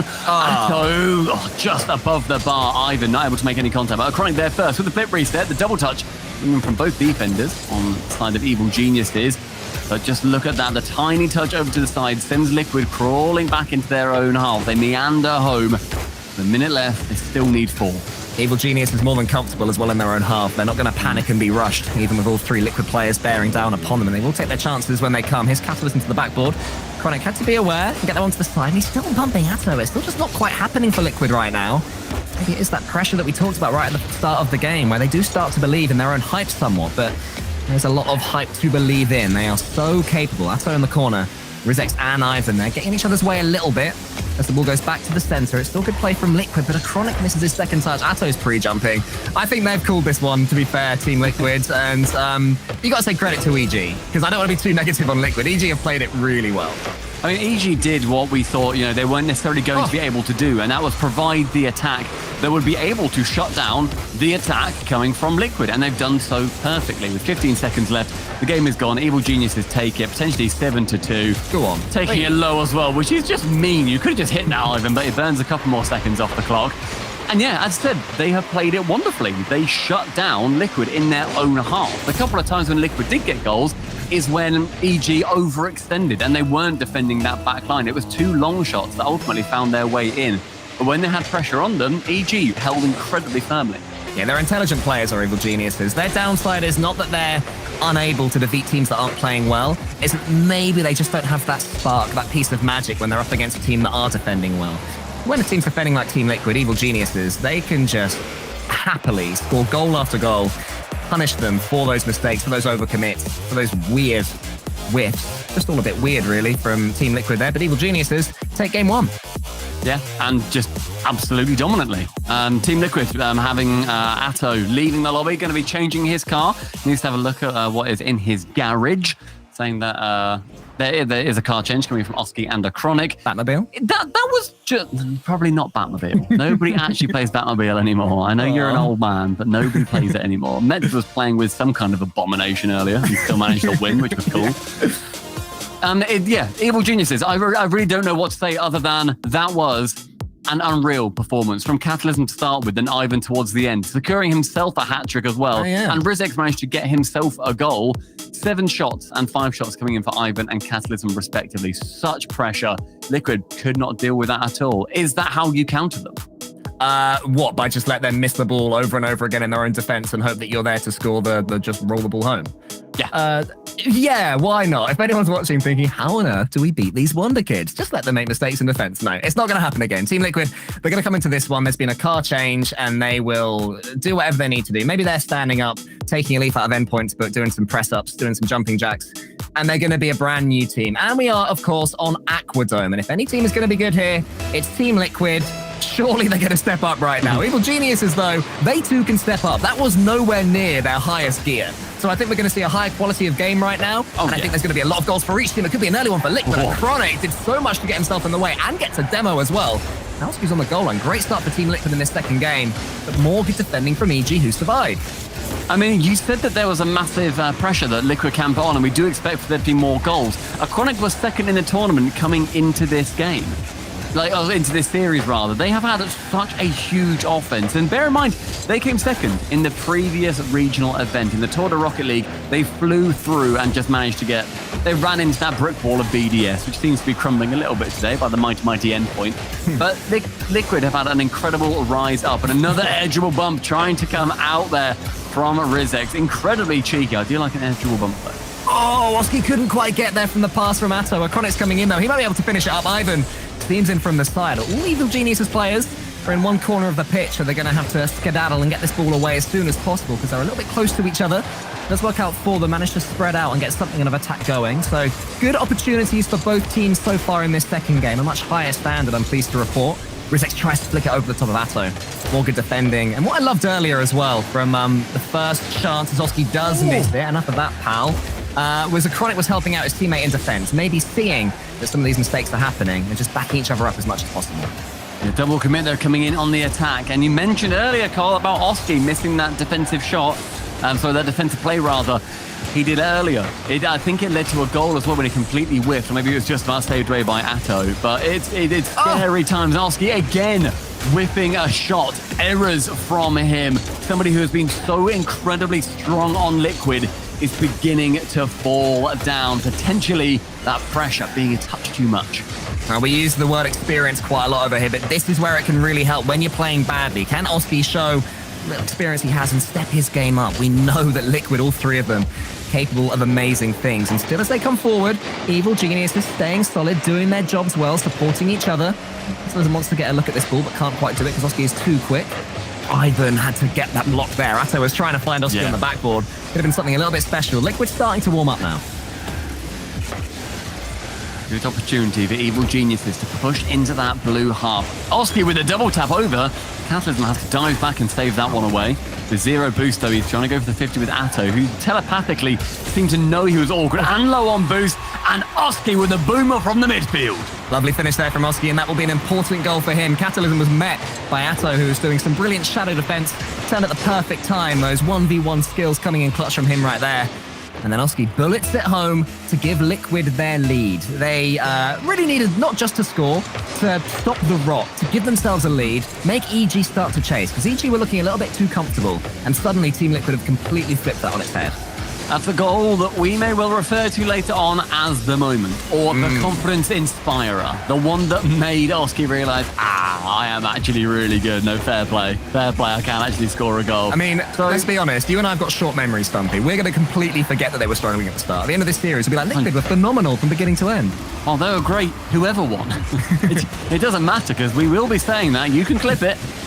And the 2 minutes, though, and Evil Geniuses want to be bringing that goal back and doing so much more of a better job, Liquid. Even before they scored that goal, they were staying at 0-0 after the first 2 minutes, when in game one, they were already down 4-0. Oski up, chance to shoot at the bump away, actually.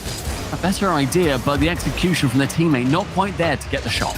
Evil Geniuses are getting some clean touches in the center, though, and this is where they can do the most damage, choosing the passes, mixing up their approach as much as possible. Rizex tries to get a quick shot away. Atto was on the backboard and got it away. He's doing so much defensive work, is Atto right now. Completely boost-starved, trying to make himself look as big as possible, but Catalysm is steaming at him. Atto's just floating towards it. A Chronic, not for the first time, from the side, saves Team Liquid, who survive again. Catalysm with another early shot, and so far, Evil Genius's shoot-on-sight policy in game number 2 not working quite as well as it did in the last one.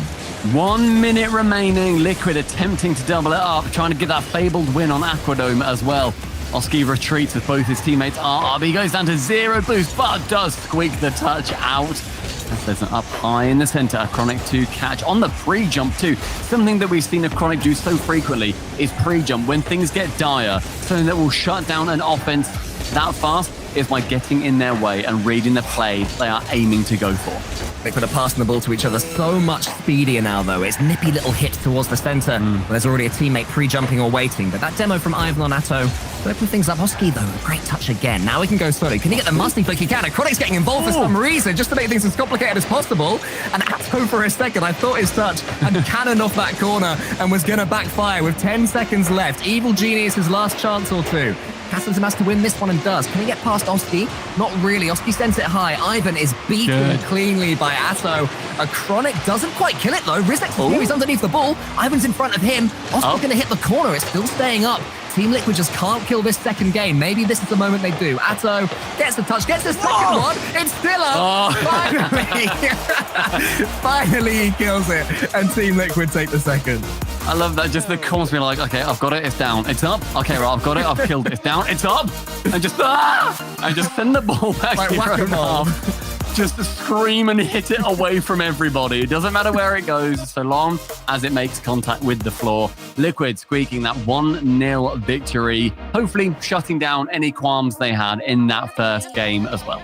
I mean, I think we forget that Best of 7 is a long, old series. There is plenty of Rocket League to come. We saw how close BDS came to reverse sweeping Endpoint. I don't know about you, but I was convinced they were going to in that last series, and they got themselves a couple of games from Endpoint being 3 up. I think that game is more what we expected this series to look like. It's Evil Geniuses just showing that solidity, Liquid looking more capable of breaking it, but if they do overcommit or make one missed touch, then you just know the Evil Geniuses will always punish. Tell you what, they're holding them to just now 1-0 when Liquid looks a lot better compared to game 1. That still speaks wonders to Evil Genius's defense. They did a great job holding Liquid back when they could. There were a lot of chances for Liquid to score, and although the shots weren't 100% perfect, they were still threatening, and EG shut them down. A new game is a new chance for all of these players, and Chronic is trying to get a flip reset, actually fakes it out with Rizex in his way. Good speed from Oski. Atto's coming in and gets another little intriguing touch just to tee up his teammates, but Evil Geniuses can clear it away for now. There's a demo from Ivan and Oski in the corner.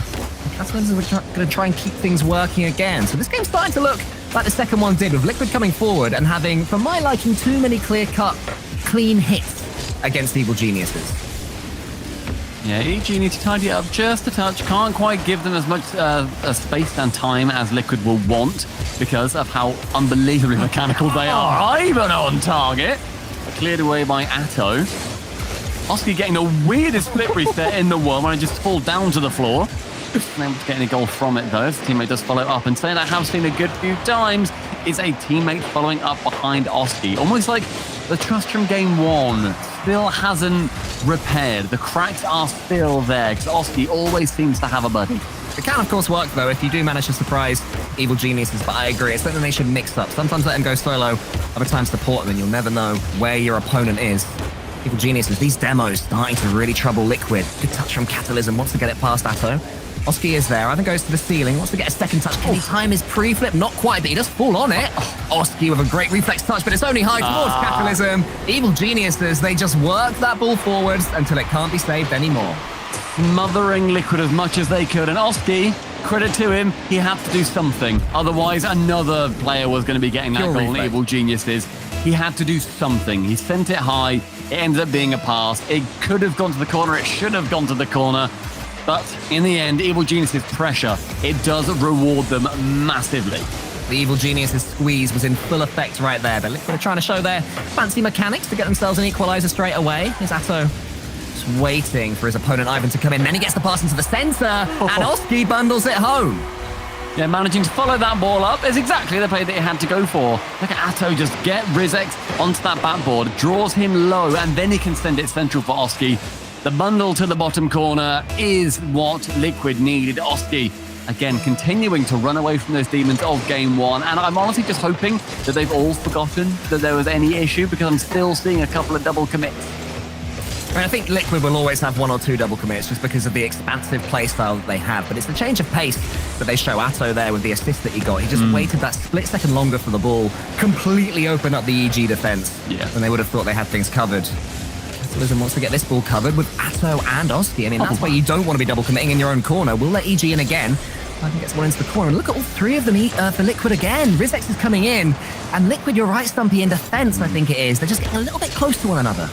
Yeah, they're just getting a bit scared, chucking themselves at the exact same ball as each other. It's not pretty. So far, it's worked fine. It's not led to too many issues in this game or the previous game. Obviously, they've managed to win it 1-0, but it's still scary. You can't be doing that too often. And they weren't doing that last regional event in the Tour de Rocket League versus BDS, not by a long shot. And Oski doing the 1-2, the handoff between him and a Chronic.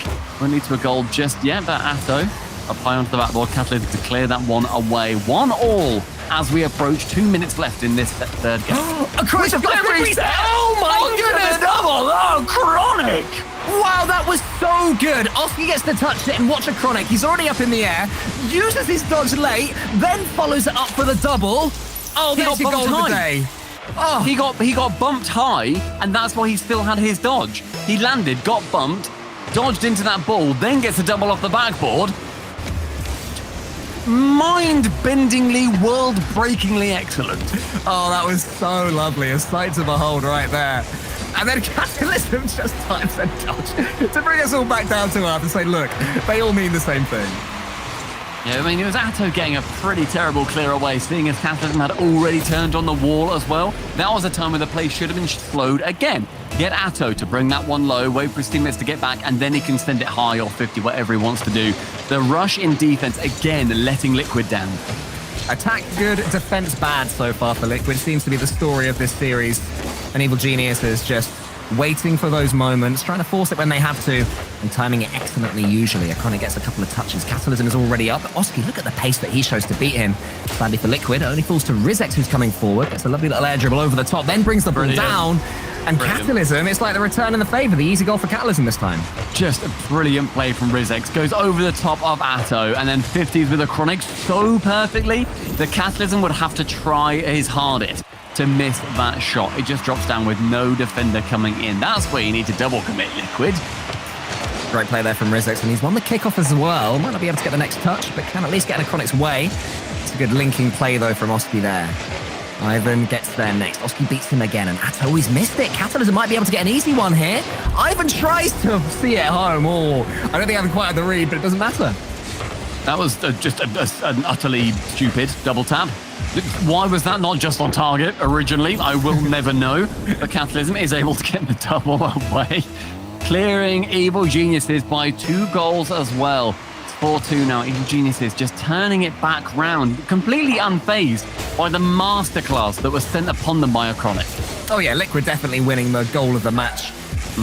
Wooden spoon, I'll give them that one. But I don't think they'll be too happy with how it's going, considering they are behind in this game. Looking to get behind in this series as well. Ivan might have a chance to put this one into the centre where Catalysm is waiting. They're just bumping, they're just demoing. Oh, Rizex couldn't quite bash it in behind. And it's saved by Liquid. We've got 45 seconds left. Yeah, and it's going to be very, very crucial 45 seconds. Otherwise, they'll be going 2-1 down in that series. Right, well, Ivan clearing it away, just being a nuisance in front of any Liquid player that wants to try and challenge that ball. Ivan bumped into a brilliant position with 0 boost, can still clear it away. Final 25, it becomes harder and harder for the Liquid press to go up against one of the most tested defenses in European Rocket League. Evil Genius is not giving them even a sniff of an opportunity. Any team left in this tournament can play from a couple of goals up. You just know it's going to be them. Again, the fakes Catalysm is left the ball by his teammate and just bullets it. Evil Geniuses are in full swing right now. 5 goals to 2. Evil Geniuses shutting down this third game, putting them ahead in the series as well. Completely did not care that Chronic styled on them to an unbelievable level earlier on. It is a 6th, in fact. Nearly equaling the 7-2 that we saw them win by in game number 1 as well. Liquid have allowed 5 or more goals in a game 4 times this season, Stumpy, and 3 of those were against Evil Geniuses. And 2 of them were in this series. And 2 have been in this series. Wow, yeah, okay. So Evil Genius is starting to emerge as something of a bogey team for Team Liquid right now. The guys, everybody else is absolutely... Look at EG go, I love that! Hey, are you kidding? Another 7-2. This was so close until about 1 minute 40 left. And then EG win it 7-2. That's just not allowed. That's how it happens, mate. That's how it happens. If you start to... Atto's gone again. He's getting the Batmobile out. It's time. It's time. Bring on the Batmobile. That's what we need. Yeah, that is 1,000 points for Catalysm. 4 goals. Another collapse for Team Liquid. But again, we have to focus on the positive, Stumpy. Evil Geniuses, they are just playing the perfect game plan right now. Catalysm in particular is involved so much. He and Rizex, they're trading assists and simple finishes. All 3 players are massively involved, and they are knowing when to defend, knowing when to stay back. If Liquid do manage to break through them, or indeed score an absolute wonder goal, and let's not forget how good that goal was, Evil Geniuses are so far removed from that panic button. They're in a different house altogether. Yeah, it's so impressive. That mentality is something that really dragged them through and got them, remember, the reverse sweep at the Winter Major against Dignitas. They were down, they were looking like they were going to lose, and they were unfazed. They did not care. They ultimately came up against an incredible Queso, now Moist, and that is the only way they lost is because they were ultimately against a better team that were better than them on the day. Otherwise, it's almost like they enter that Zen state and there is no worry about what's happened previously. It is just, we are here to score goals and we will score more than you. Well, Liquid are going to have to start scoring plenty more right now because Evil Geniuses, everything is working for them. It's a flawless team performance. The oil in the cogs is just gearing round to perfection as Rizex goes into that corner. Can he steal the boost from Team Liquid? He can't. Swarovski does have a chance to go up on the wall. Ivan's going up. He's going to get beaten, as you know. More brilliant defending there from Ivan. The pre-jumps for Evil Genius, not really something we've talked about very much, but they're completely just keeping Liquid at arm's length. Managing it just repeatedly as well. The only game that they could have won was a 1-0. Otherwise, they've conceded 14 goals in 2 games. Like, it cannot be understated. EG are not an offensive team. They typically win with their incredible defense, with the fact that they have that amazing back line where they allow a lot of shots, sure, but they're also second in their save percentages. Liquid, they get one now. They are going against that defense. But I just always come back to the point of EG. Does that goal even matter in their heads? It won't matter to their heads, but what it will matter to, Stumpy, is Team Liquid. Any goal that they get, they are just craving seeing those butterflies flying out the goal instead of being in their stomach because they've been playing with nerves. You know, for the first time, as we mentioned, they suddenly have the World Championship not in their own hands, but it's something of a tangible opportunity. And I'm wondering if this performance is because that is just somewhat there in their heads. They have to play with freedom and fun. And those pre-jumps they're going for were great earlier on, but it's in defense. We're Evil Geniuses, you're right, Stumpy. They don't care that they've conceded. I'm so sorry, Ivan. I'm not going to talk about your goal. I just want to really cover the point, Cole, where you said that Worlds is in Liquid's hands. For any Liquid fans that are watching, don't try and cover it. For any fans that are watching, Liquid, to have a chance at Worlds, need to win the Spring Major. Okay, let's just get that elephant in the room out there. Let's make sure we're all aware. It wasn't an elephant until you fed it and made it an elephant, mate. All right. It's an elephant if it quacks like an elephant does, mate. Okay. Here's a Chronic. He goes to the backboard, wants to follow it up. He's got this play in his own hand, Stumpy Goblin. Rizex gets to the side, and then this is going to be Catalysm going down. You'll see on Twitter later how bitter I am. Chronic's going to tee up Oski here. 1-1. It's a much closer game. Liquid are playing a lot more intelligently right now, which is what I think we needed to see. After they went ahead, I wanted to see some solidity. They are showing it. We have to give them credit there. I mean, I think they're just showing the signs that a young team typically would. They are incredibly offensively minded. They have got amazing mechanics. We saw that with a Chronic's goal.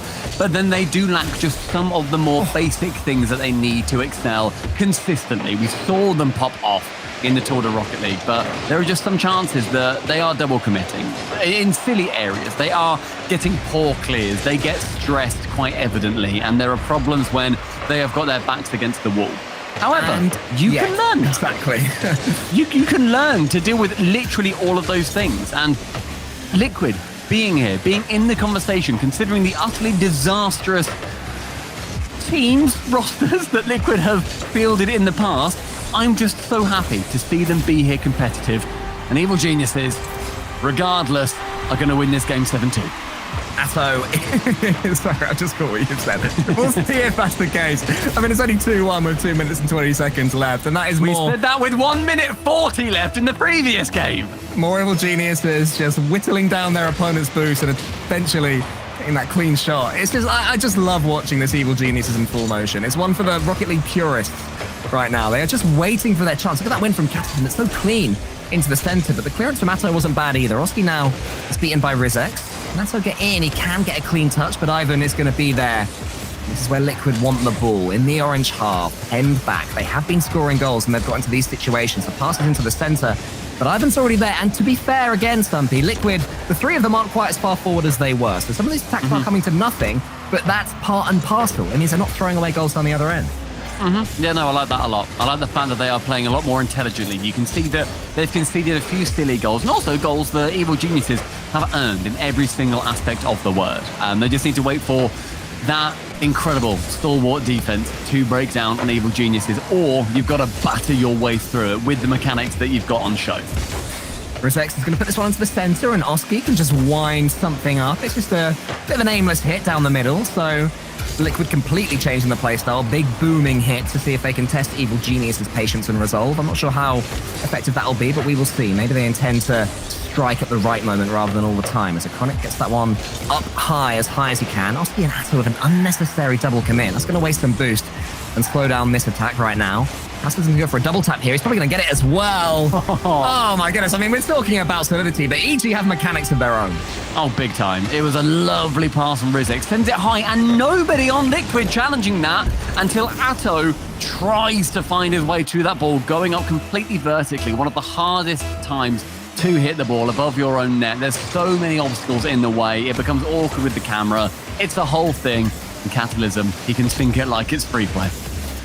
Chronix going to knock that one to the side. Team Liquid, 45 seconds behind, and Evil Genius is so close to having 3 match points in this best of 7. A massive, potentially unassailable lead based on what we're seeing on the pitch. Ivan turns down the doink, which I'm a bit annoyed by, but might get the edgeable bump instead.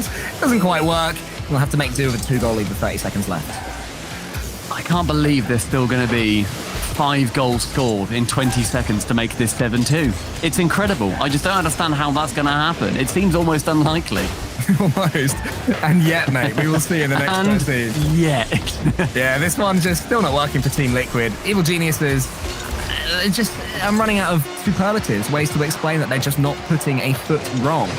Taking their time the whole way. I think they always have a player in support as well. Whenever they make a touch, there is an Evil Geniuses player there, whether they're doing a half rotation or just hovering on the walls, knowing where this clearance is going to come, able to complete the transition, and it just completely kills every Team Liquid attack. This is an interesting point. Oh, I was about to say it's interesting because Liquid haven't called a timeout, but Liquid call themselves a timeout. It is now scary point for them. They go 3-1 down in the series. There are 2 minutes for them to talk. It is where Exper needs to talk to them, talk them through what's going on. I mean, look, they are there in person. They are at that Liquid facility. They are having a chat, and it's so much easier, I think, just to remove your headset, remove yourself from that in-game situation, not have to talk over like voice comms. You know, you can look at your mate and say, you need to do this, I need to do this. An expert is there to deliver all his information because it's now do or die. I reckon they need to change the lighting a little bit. It's too low. I'm feeling sleepy just looking at this. Make it sort of a nice electric red, perhaps, something a bit warmer, get some fire in their bellies. That's so not Liquid's brand. It's clearly blue because Liquid. Do you know what? Tell me you didn't I didn't even think of that. You didn't think that a team called Liquid, who, just to support my point, are also playing on the blue team. Playing blue, yeah. Yep. And their brand is entirely blue. Blue, yeah. Yeah. And their entire offices have got that blue kind of walls and wall. Yeah. Do you think they even bothered investing in the RG in their RGB strips? I reckon they took them out. I reckon they smashed the little bulbs on those RGB strips and just left it with B. They got an intern to make their RGs Bs only. We don't need any RG here. There we go. The B. That's the new meta, the keepy up meta. How many's he going to get? He's on about 10 now, 11, 12, 13, 14, 15. He's good, 16. Whoa! That's better ball control than we've seen from Liquid this entire series so far. It's because the other two weren't pre-jumping behind him, ready to blast the ball off his foot. That would have been so funny if a Chronic just sprinted at Oski there and just knocked the ball away from him. I got it. Yeah, okay, so 3 games in a row. 3 games in a row are going to be needed for Team Liquid. I'm going to be brutally honest. I can't really see it today, which happens. It happens in any given series that you can just not be having your best day at the office. Evil Geniuses are not going to relent. They're not going to change their play style and suddenly get complacent. Complacency is not what they do. Team Liquid have to go into gear 7, a gear they've never seen before. Because Evil Geniuses, there's nothing to make them not confident right now. Well, you say a gear they've never seen before. As I said before, they have come second. They've popped off. They've done so unbelievably well. But sometimes those mechanics just don't work. The way you play with your teammates just doesn't work. Evil Geniuses, I cannot understate rather, the work that they are doing. Their defense is just unreal. The pressure they put on Team Liquid to score in scary times. And then even then, Rizek doesn't need to make that save. Oski sends it wide, which is unfortunate, but hasn't been too much of an issue since that game number 1 where we had a few issues going on. I'm so blown away by what we have historically called, I think, sort of, and my word, I don't want to be mean here, boring Rocket League. You know, because I don't think they're playing that. I think the new meta, it doesn't reward having, just sitting back and getting like really boring, little clears. Yeah. Playing that little like tick-a-tacker, sending it between your 2 players in the back and then clearing it out. It rewards you going for pre-jumps and exciting saves. And Evil Geniuses are doing that so wonderfully. They're taking control of any attack that Liquid try and put forward to them. Oh, but when Oski goes up to the ceiling, gets the flip reset, it can still be so difficult to defend against. I've had to help his 2 teammates there who are looking a little bit flat-tired over there on the goal line, but now Evil Genius got a chance to come forward themselves. Chronic is going to lose this race to Rizek. Great speed from Rizek. Can get the second ball as well after a miss in defense.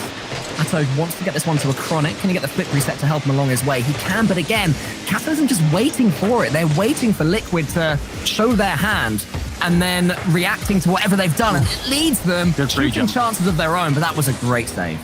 Yeah, just up early, doing exactly what we mentioned Chronic was doing earlier on, getting up as soon as he could to try and clear away that ball. But Ivan working around the side. It just looked routine for him, that final man from Liquid, pushing up so far. And Catalysm going low on that ball because he sees that Ivan is there to clear it away. That extra touch, brilliant pass off from Catalysm, the jive in from that third man. And that is the 18th goal scored for Evil Geniuses this series, which is their season high. They've cleared it by 2 now when they played Queso and they got 16 goals, and that was in 7 games. They've done it in 5. They did it in 4 before this goal even went in. They'll be a little bit frustrated that they've found form right now when their chances of making the major are gone. They cannot do it, but they're still making points to bank to hopefully go above Semper if they win this series, don't forget, and that's for Worlds qualification. So Evil Geniuses have pressure of their own, which maybe we haven't talked about quite enough. They have to win this series to keep their season alive. Yeah, everything is. And they're showing us all how it's done, how to deal with that pressure. Can you get this read? Oh, almost. Good effort. It felt like it could be. That 0 boost almost felt like, the deja vu of First Killer at LAN previously, where he got the 0 boost. But with a lot more boost, the Chronic finds himself diving down the pitch and emerging butterflies from the orange net. A rare Evil Genius is overcommit. It was Catalysm who was too close to the play. Tried to get a bump on a Chronic, but couldn't quite do it. And the Chronic is more than happy to take the easy goal and just get themselves back in this one. So Liquid have to make the most of that. They did start this game better, and they have just had that tactical timeout, don't forget. So maybe a few tweaks, maybe just a conversation in their mentality themselves back into it, and so often Liquid have scored and conceded immediately. I was actually convinced they were going to do it then again, but for once they avoid it, at least for now. Rizex, though, can change that. He tries to go at the near post, but he does get a demo, but nothing more. You were mentioning Oski a little bit earlier on. He was saying in chat during the pre-show, when we spoke about his chances for Worlds, he was saying easy. It's easy. It's fine. All we need to do is, win the major? That's okay. We don't need to worry too much about that one. This is proving to be just a touch out of their reach. They still will be going to the major. They're just fighting for their second seed right now. Otherwise, I believe they will be getting third regardless, because they managed to secure it yesterday. Massive for them. Awesome job by the org. Just Evil Geniuses thus far a step too far. Oski's going to try and win the race here against Rizex, or at least read where his touch is going. With a minute and 20 seconds left, this game's starting to get to the depth. One more goal against Team Liquid, and Evil Geniuses could take this series. Atto tried for the flick, but couldn't quite get it on target there. It was open again, though. It was another chance. Atto was just backwards on that ball. Completely fine to be backwards there, because that's where he was positioned. But he had a chance to shoot on an open net. Evil Geniuses, that is not like them. No, not at all. Rizex, Ivan, and Catalysm maybe getting a bit EG on the trigger finger right now. Need to just slow things down, not overcommit. They do not have to. Catalysm is an experienced player at this point. All three of them are actually as a team as well. So they'll be talking things through quite happily. Atto does go over the top of Rizex and almost Ivan. Great save from the side. Running into the corner. Can he get the second touch? He can't. So that is going to tee up Evil Geniuses for one of their massive transitions. Ivan's following it. Oski for a second looked like he was in trouble, but gets it away. 25 seconds left, Stumpy. Next goal could be pivotal in this series. Maybe Ivan can shoot, but he can't quite get the angle. The touch may be the better option there. Take it down, take it low and slow, and send in a schlanger. Instead, the final 15 seconds and a potential first overtime of the series. The dunk just going slightly wide off that net. Catalysm keeping the ball in play. Acronic to send it long, but Rizex up nice and early.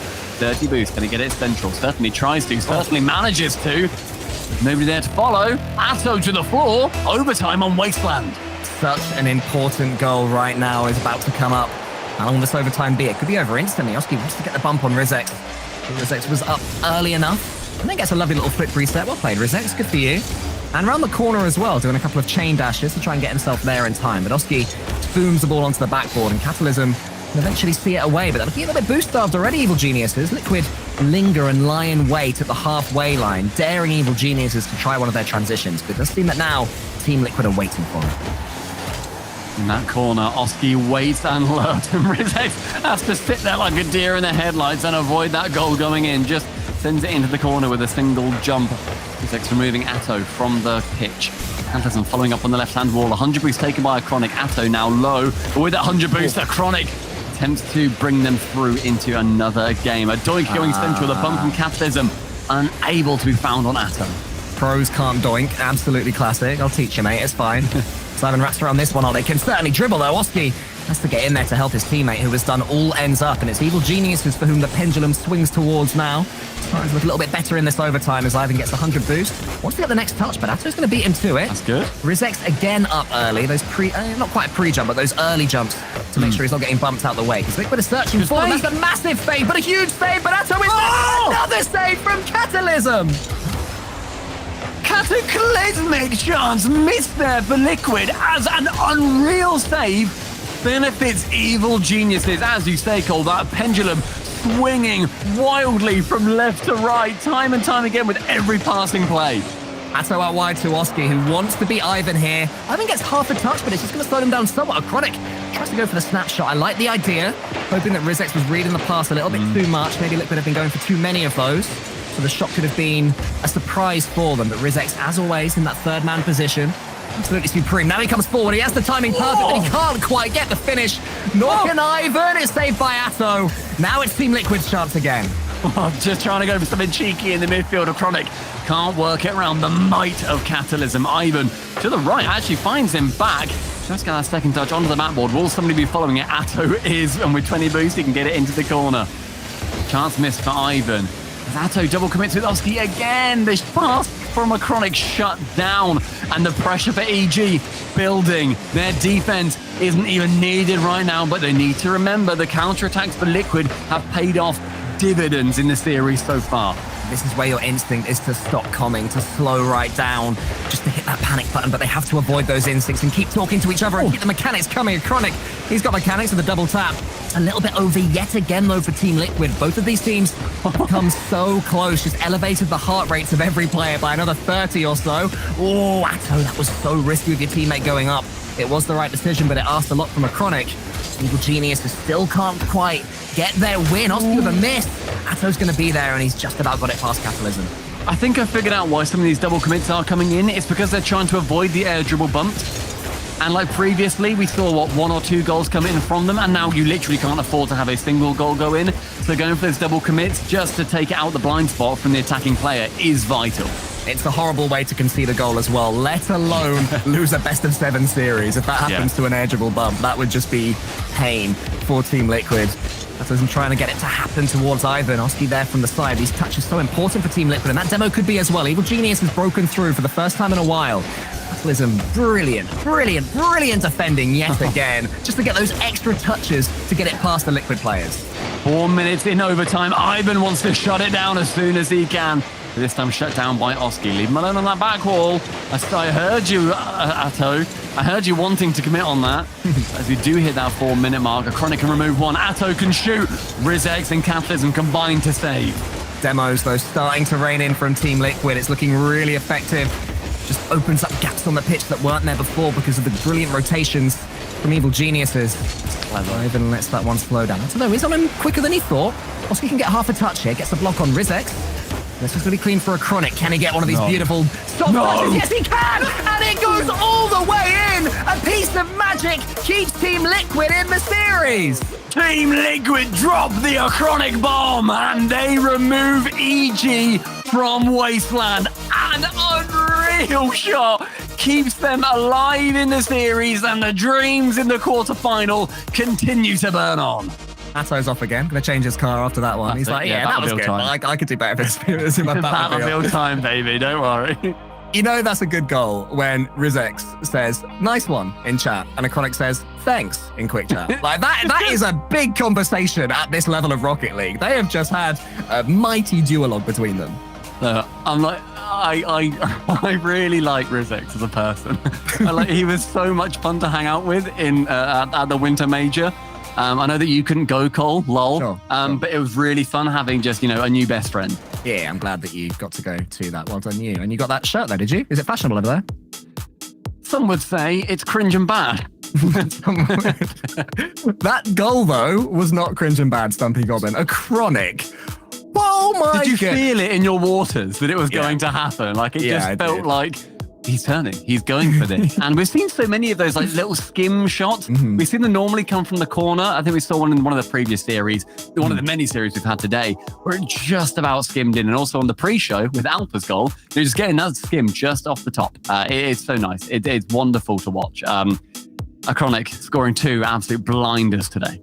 Yeah, we're entering the skim meta, it would seem. I'm going to be hated by the freestyling community. I don't know if it's a psycho, if it's from the side, or if a psycho is exclusively if it's from your backboard all the way to the other side of the pitch. But that's something that people can let me know on Twitter. Anyway, we're about to go into the next game in this series. And, we're getting late on here. I can see Bob's Raymond over there on Neo Tokyo. The lights are all on. Interesting. You're a ramen man, are you? Yeah, ramen. Bob's ramen. Ramen. Everybody loves ramen. Everybody does. Right. Concentrate, Stumpy. It's Rocket League time, man. Team Liquid, seriously, still have so much to fight for. Because it does genuinely get harder if they don't manage to secure that, the second or even third seed. They could still go down to fourth. It all depends on Endpoint winning the major. But it is still a lot to play for Liquid. Any win at this point is so vital. And Evil Geniuses, although they don't have the major, they still need to hold it as tight as they possibly can. Neo Tokyo may well be the place where they can win it instead. As good as Evil Genius's defense has been, Liquid's series has been peppered with near misses from infield passes, where you're thinking they've got to break the deadlock here, they've got to score to equalize, and they just hit the post. So actually, good old basic shooting has been a bit of a question there for Team Liquid, but Catalysm and Evil Geniuses, that shooting's been sublime. There was a bump that helped Catalysm's almost make it towards the goal. Didn't happen though, and now Liquid can attack with a boostless Chronic. We saw what he could do with boost in the last game. What can he do? Just getting his big old Octane in the way, his Stocktane. He can at least keep Liquid in the attack. Oski's there and Riz is there. Everyone's a little bit boostless and rugged at the moment in this attack. Yeah, a little bit it seems almost like they're starting to get a little bit worn out, a little bit tuckered out, and they're not quite finding the perfect hits they were previously. But in those scrappy games, someone will still emerge a victor, regardless of how clean that gameplay is. A minute and a half almost gone. There's been a lot of pressure for Liquid so far, but we saw just how incredible that defense from EG can be. They just need to make sure they don't overcommit as they manage to. Lovely little pre-flip there from Oski, but just pinging it over the top of Rizex didn't help too much because it bounced straight back towards him, and now Ato on the Liquid backboard is there to try and get this one over the top of Ivan. Liquid letting the ball bounce a lot more, not going for those delayed dodges in the sky. Just boinging over the top after it lands on the half volley. Just seem to be asking a few more questions of Evil Geniuses as they see the ball fly above themselves. Chronic's going to be next. Another little cheeky pinch. Only tees up Catalysm. What can he do? Can he get the quick reset here or something a little bit spicier? Not quite there. Lots of 50-50s. I'd say this definitely is the game where things slow down just for a minute. Something's bubbling up though, Stumpy. I can feel it. Yeah, and it's the Chronic, I believe, now going back to... was he already in the Octane, or was he a Fennec guy? I think maybe he did stay in the Octane, actually, on second thought.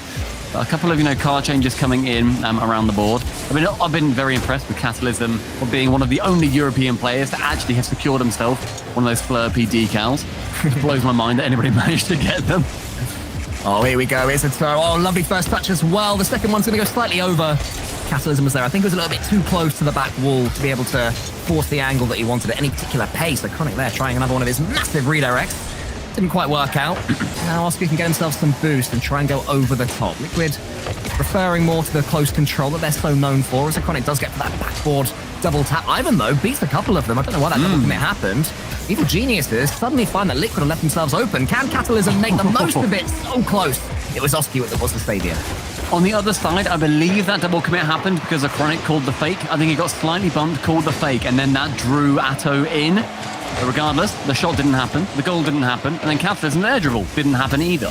So we stay at 0-0, minute 45, just missing that top left corner this time, however. Atto, right wall. Chronic going underneath him, trying to commit, but Rizex is clearly there first. Yeah, decent touch from him as well, just to float the ball towards where Ivan was. Now Catalysm can show that Evil Geniuses, they can redirect the ball as well. Does he want to go for this ball or leave it for his teammate Catalysm? It's his teammate that leaves it for a Chronic. He can redirect this ball. He can just let it go in. I mean, Chronic got it anyway. Touch.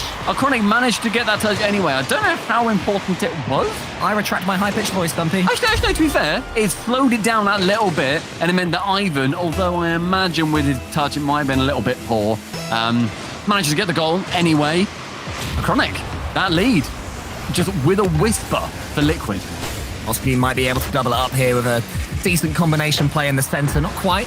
Rizex's pre-jump hasn't worked, though. Evil Genius is looking a little bit shaky after conceding that goal. And there's Oski, can't quite get it on target. And there's also been a double commit, so Catalysm can launch yet another grenade over the top.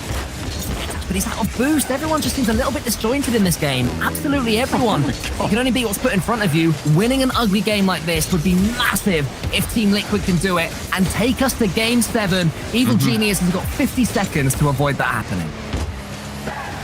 That's 50 seconds. Just speaking so much for the future of them. On that back line, Atto to the center, sees a Chronic, sees that shot, the opportunity coming in. Oski already up, wanting to keep that control in favor of Team Liquid, but more than happy to let that ball go past them. REG, Atto, chance for the double, isn't able to secure it this time. Chronic manages to keep it again in that orange half. The boost steal from Oski. Catalysm finds himself relatively low with only 20. Ivan has to send it high. Rizex catching with only 30 as well. Not too many options, and works his way away from that ball. 10 seconds remaining before Champions Field. Ivan had one more chance, but his touch wasn't good enough. It's going to fall to Atto. He could force Game 7 right here, right now. It's over the top. Ivan can't quite get a touch. Chronic is there. It's at the post again. And Ivan isn't able to get his big old Fennec underneath that ball. We are going to Game 7. Team Liquid on the cusp of the 3 games in a row they needed. BG, it is their time to take their time out. And it's vital. It's absolutely vital. They found themselves in a position that I don't think they expected. They did not think that they would be facing down a Game 7. They were 3-1 up. They won it 7-2. And then they won it 3-1. And the first one was also 7-2. They won it 17 to 5 goals. It wasn't even close. But Liquid are still brought it back. A pair of 7-2s, not great if you're playing poker, but not too bad if you're playing Rocket League. You'd be thinking, but they still find themselves, as you say, Stumpy, going into Game 7 to Evil Geniuses. And this is where Evil Geniuses do need that spark. I said at the start of this series that where they can fall down isn't that they'll throw it away. You know, Team Liquid have had to battle so deeply to get themselves to this position. Evil Geniuses have maybe given away a goal or two, but for the most part, they have been rock solid, even as they've started losing. Now we're going to need a player like, I would say, Catalysm to show off his own mechanics, to surprise Team Liquid, because they've built up momentum. They've got that head of steam. Maybe they've turned on their RBG lights, you know, RGB lights. And it's like... They're B lights. They're B lights. They're B lights. Maybe they've turned on the B lights. They've got someone in to install some R's and G's. Yeah, it's... Evil Geniuses, the point I'm making is that they have more to offer, and I hope that we see it. Yeah, as do those likewise. lights. Yeah. Oh, look at the B. Oh, wait, there is some Y at the back, actually, through that door, but that's okay. Looking, though, at historically how these teams have done, Team Liquid are currently 4-0 in series-deciding games. One of them being a Game 7 that they managed to beat Carmine Corp in. Evil Geniuses, that is all this split. Evil Geniuses are yet to go to a Game 7 this split. Otherwise, they've won 2 and they've lost 1 of them. So Liquid have theoretically got that chance to, you know, go unbeaten and continue that record in game deciders. It's the most high pressure you can have. You find yourself on Champions Field. The flags surround you. They envelop the pitch. And you need to play the best game you can. And if you asked me a couple of games ago who's winning this, we both were saying Evil Geniuses goal. You said and I agreed. I don't see how Liquid come back into it. Yeah, and yet, look at the performance that they have turned on. Evil Geniuses, they have not known how to deal with Liquid. It's incredible how a Rocket League series can swing. Teams can seem down and out, absolutely hopeless. And then a goal comes in, a weird bumping play, something strange, and suddenly they show a new lease of life. The Evil Geniuses are on the cusp of conceding 3 games in a row and losing this one in a decider. But Team Liquid, we talk about pressure. This is where you're going to feel it heaving down upon you. An early goal will be lovely, but they can't quite get it. Amazing start for Oski. Managing to get that flip reset, doesn't use it. The long shot coming in. Chronic can manage to save that one away, however. And a miss. Just starting off as, I think games 5 and 6 were scrappier. They were less tight. They weren't clean by any means. And yet Liquid, they managed to fight through the scrap and came out unscathed. Oh, lovely little fake there from Catalysm in the corner. Didn't quite fall to Rizex, but it's just showing what they can do, Evil Geniuses, how devastating their passes can be and their changes of speed and pace. Catalysm gets a nice little first touch. Ato's is watching him, daring him to do something a little bit cheeky. Falls to Ivan Atto. I love that, going for the bump and the demo on his way out as well. Just continuing to try and make Evil Geniuses blink. Rizex winning that 50-50. Will try to avoid it for now, but actually, from Atto, it goes in from nothing. Managing to snipe from that right-hand side, catches the defender off guard. I believe it was Catalysm on that sidewall, actually jumps off to try and get the save, and then flips sideways. Very little boost, only had 20 right at the end, so starts with 40 or 50. Just Atto managing to send Liquid ahead in just over 1 minute of gameplay. It's the first time in a while, maybe ever, they've been actually ahead overall in this series when you take games and goals into account. So a huge moment there potentially for Team Liquid and their mentality. The Geniuses, we know they can just suppress that when you're starting to believe they can make you stop immediately. Rizex wants to go for that ball, leaves it just to Oski. Will they wait for Oski to get a flip reset? They do. That's what Rizex does, but still the ball gets past him. And that's the difference here. Oski, a little bit of a wave dash. Hop, skip, and a jump. Flicks it over the top, almost with Catalysm. Rizex is shaky now. Stumpy Evil Genius as their defense is looking very, very crackable. Yeah, I mean, that first goal going in because Catalysm did not expect Atto to shoot when he did. Oski getting an amazing pass central. No able to get anything from it though, and Atto setting himself up, and look at 2 pre-jumps. Ivan going straight to the backboard, and it was then Catalysm up to defend it in the sky. Just making sure they're shutting Liquid down as soon as they can. A great block by Chronic, and the catch off that 50 in the sky with no boost though. It falls awkward, and Atto has to take over. No skim shots for Chronic this time. Rizex is going to try and get this one past Oski, but Oski stands up so tall. Almost half this game gone already in the blink of an eye. Chronic gets a flip reset. It somehow falls below for him again. Does he get the bump? He doesn't quite. Oh my goodness, it's hit the crossbar. Rizex is so grateful to get it away, but that's so scary from Ivan. Here comes another shot. Atto can't quite score. Oski against Ivan. Rizex delays his dodge just to flick it away. A Chronic still keeps the attack going. Catalysm can't clear it. Atto's keeping it going as well. Liquid just can't get the ball to fall for them, but Evil Geniuses somehow keep it out of their net. That is the defense that we herald here in Europe. It is dirty, it is scrappy, it is fought in the mud, and yet it is effective until you stare down the barrel of a Chronic.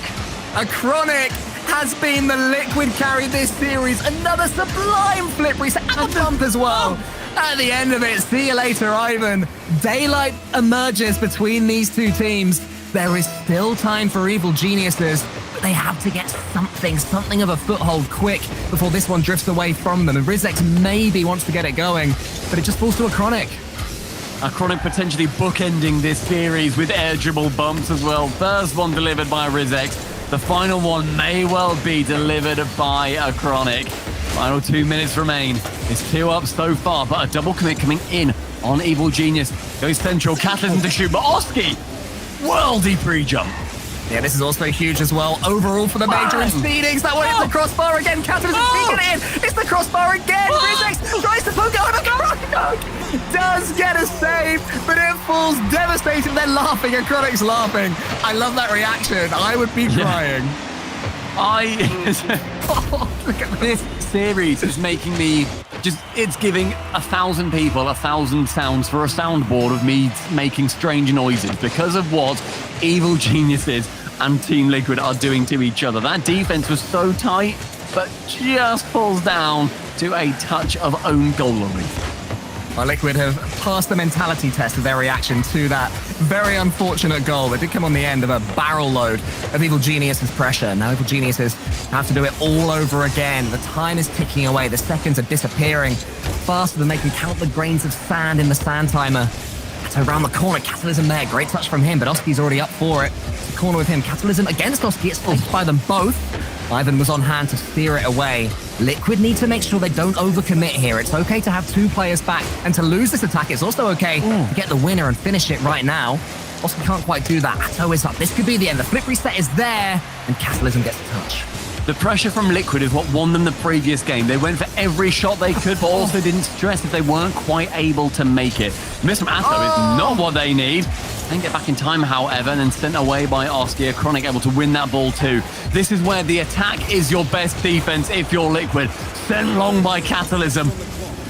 Liquid potentially able to change the fate in this series. Can they bring it back versus the Evil Geniuses? Oh, lovely pass there. And a Chronic, the man of the match, if you ask me, was on hand to put it away. Finish this series off. The comeback is completed, and it's the Portuguese with the most important goal of them all. 20 seconds for Evil Genius's season to not just end here, to finish it off in this flip. A Chronic sends it high. Can he get another one for the road? Isn't quite able to. The final 10, we'll see Evil Genius's scramble. We'll see Liquid manage to secure that win. They continue to fight on through this bracket, and will be facing the winner of BDS and Dignitas. The Liquid boys, they celebrate there at their boot camp, but it's not just them. Semper and their fans are cheering from the rafters as well, because Evil Geniuses fail to capitalize on their opportunity to go above them in the overall point standings. Huge ramifications all over the place with that victory for Team Liquid. They're still battling for second seed with the win here at the London Major. And then obviously the Worlds conversation. I'm making it a thing, man. I'm making the Liquid Worlds meta be real, okay? They survived one heck of a test. An unreal turnaround. We said halfway through that series, it almost felt like a formality. It almost felt like Evil Geniuses. It was theirs to lose. And by golly, did they lose it. It was 4-3 to Liquid with 2 unbelievable goals from a Chronic as well. The bump into the flip, into then the double tap on that side wall, and then the skimmer off his little tum-tum. Unreal. I love that. Just such a series. That It's everything. When you can just turn it around, everything's in your hands. It is up to you. How do we define our season? And that is how Liquid should be defining themselves going forwards. I'm sure when we go back to the desk as well, you'll have Gregan just absolutely waxing lyrical about how they dealt with that own goal in Game 7 with 19 seconds left and still managed to win it out cleanly. Team Liquid survive an unbelievable challenge from Evil Geniuses. This tournament is still young. We'll be back after this break.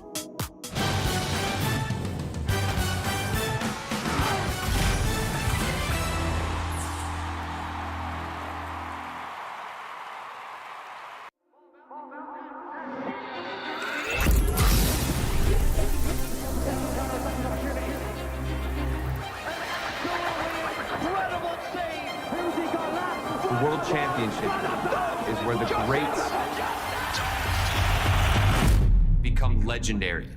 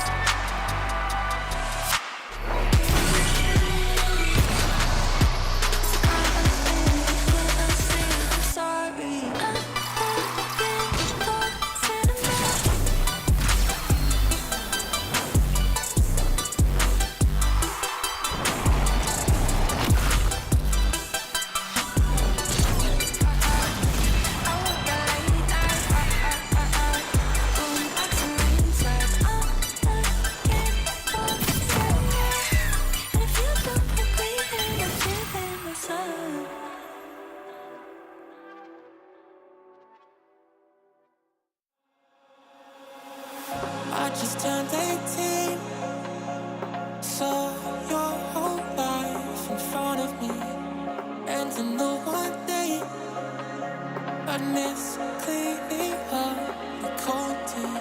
Now I'm sitting there singing broken heart, helplessly I'm praying, blaming God. Ooh, she told me don't worry, we've been apart before. The world's my of heaven, we'll be waiting for you once more. She told me don't worry, told me don't worry now, told me don't worry, told me don't.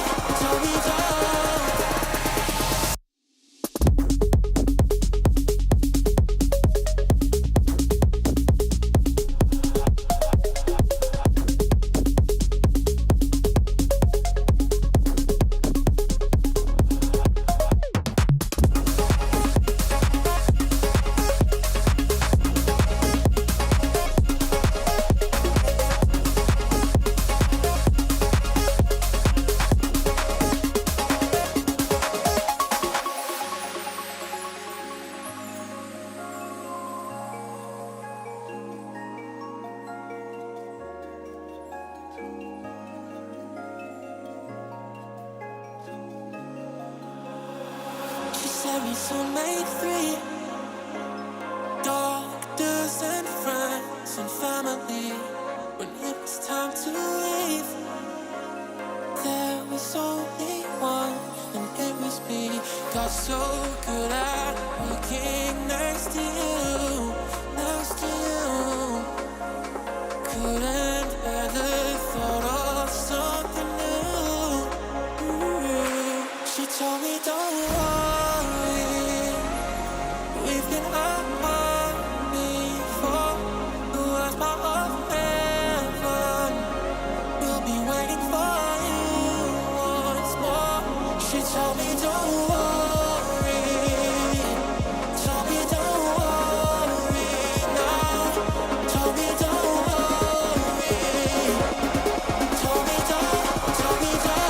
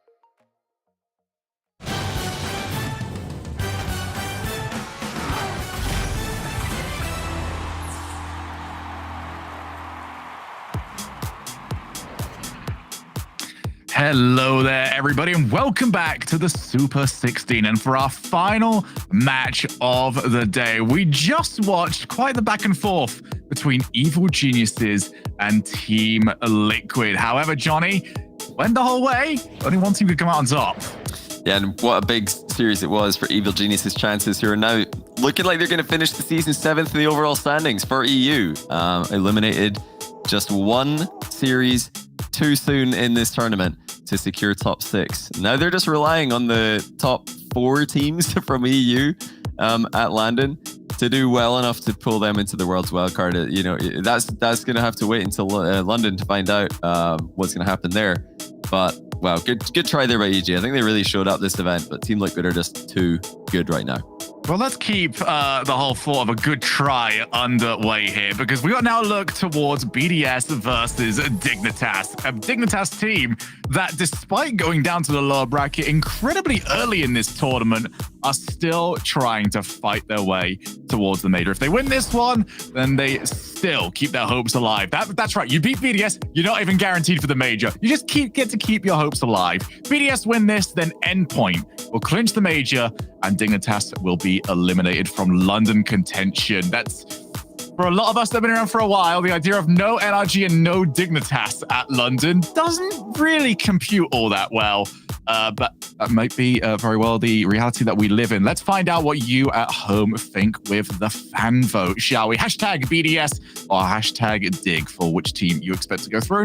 Heck, we'll even throw ours out there as well. There we are. I got there eventually. Johnny, what are you going with? You know what?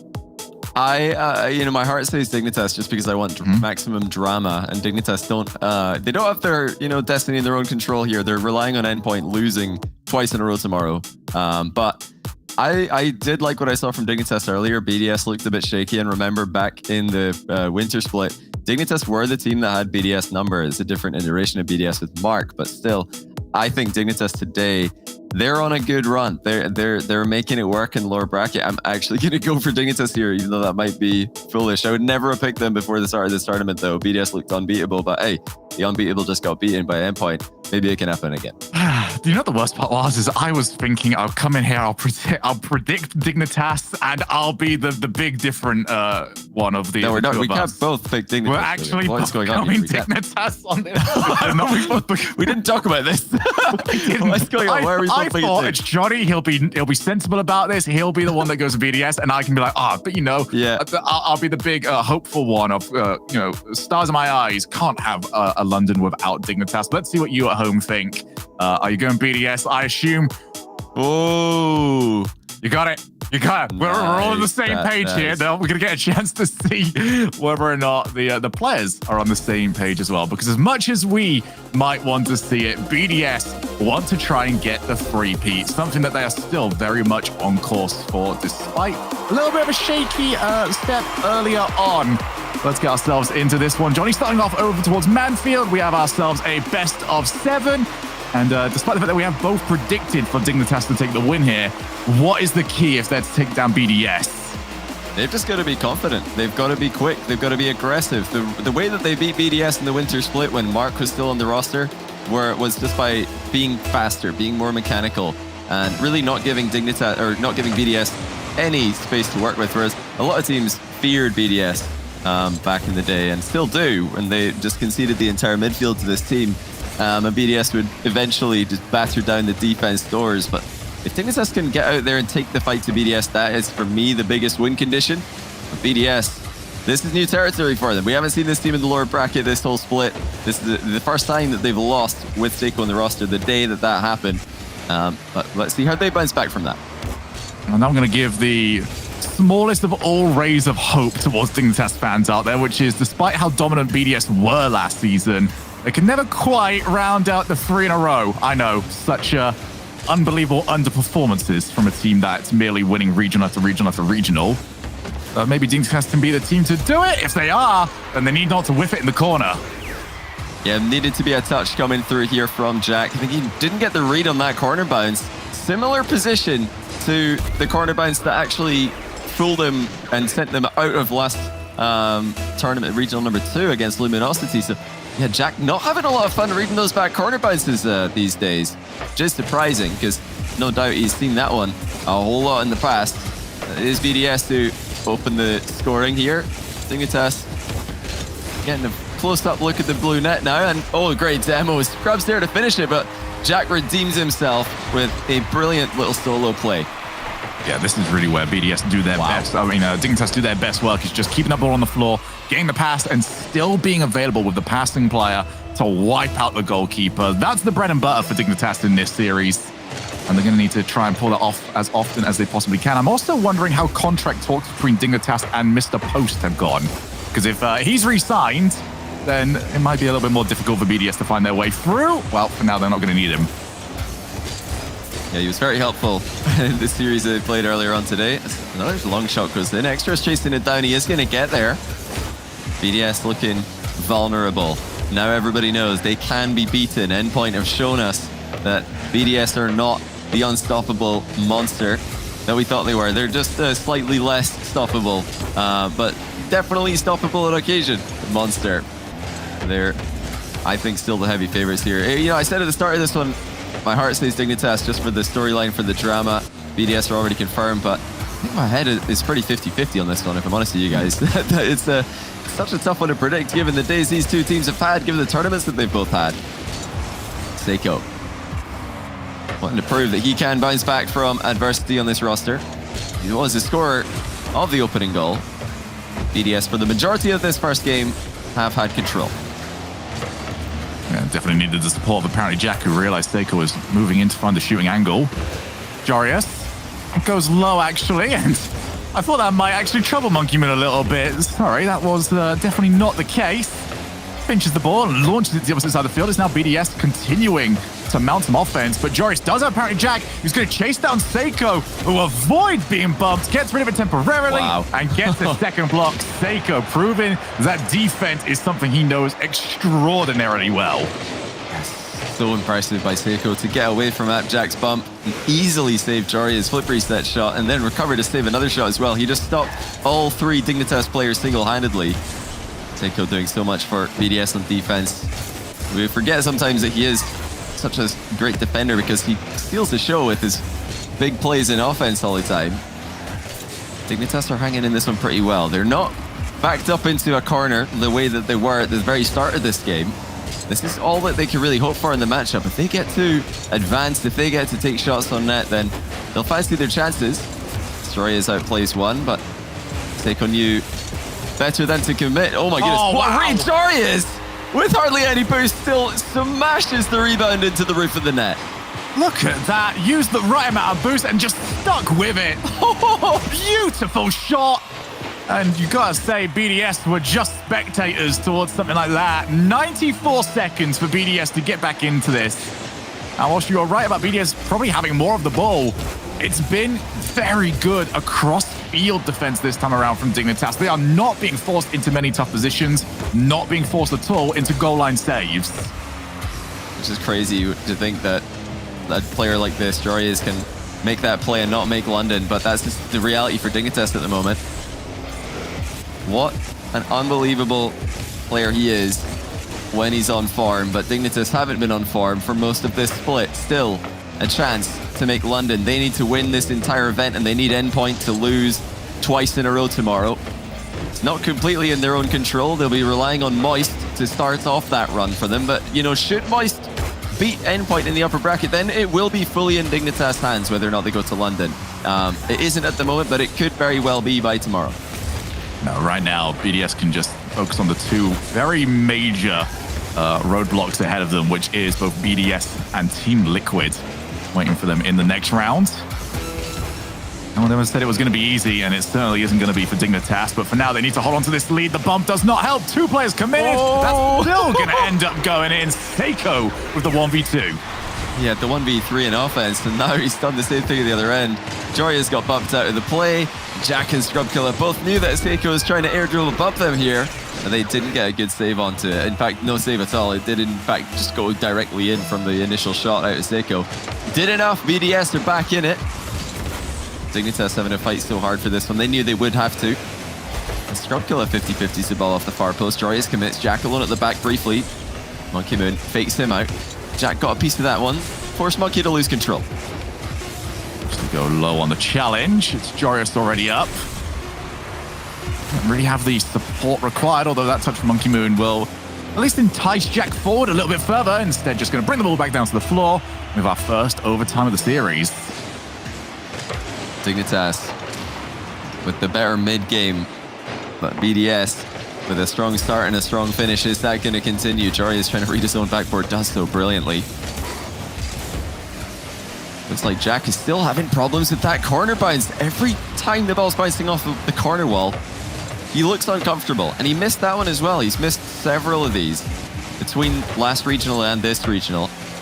It's a very unusual issue for a player like Jack, who's played so much 1v1 in his time, so many times. He's had so much practice reading that bounce in particular. It must be in his head at this point that he keeps getting it wrong. I think for Jack, especially the season that he's had, will sort of look at moments like that as just another, okay, really, again? There's been a few occasions throughout the season where it's just gone wrong completely out of nowhere. And it's something that he'll probably want to start putting behind him, because overall his performances have been incredible. He does lay the pass over to Scrubkiller. Not going to have Joreuz in the midfield like he may have wanted.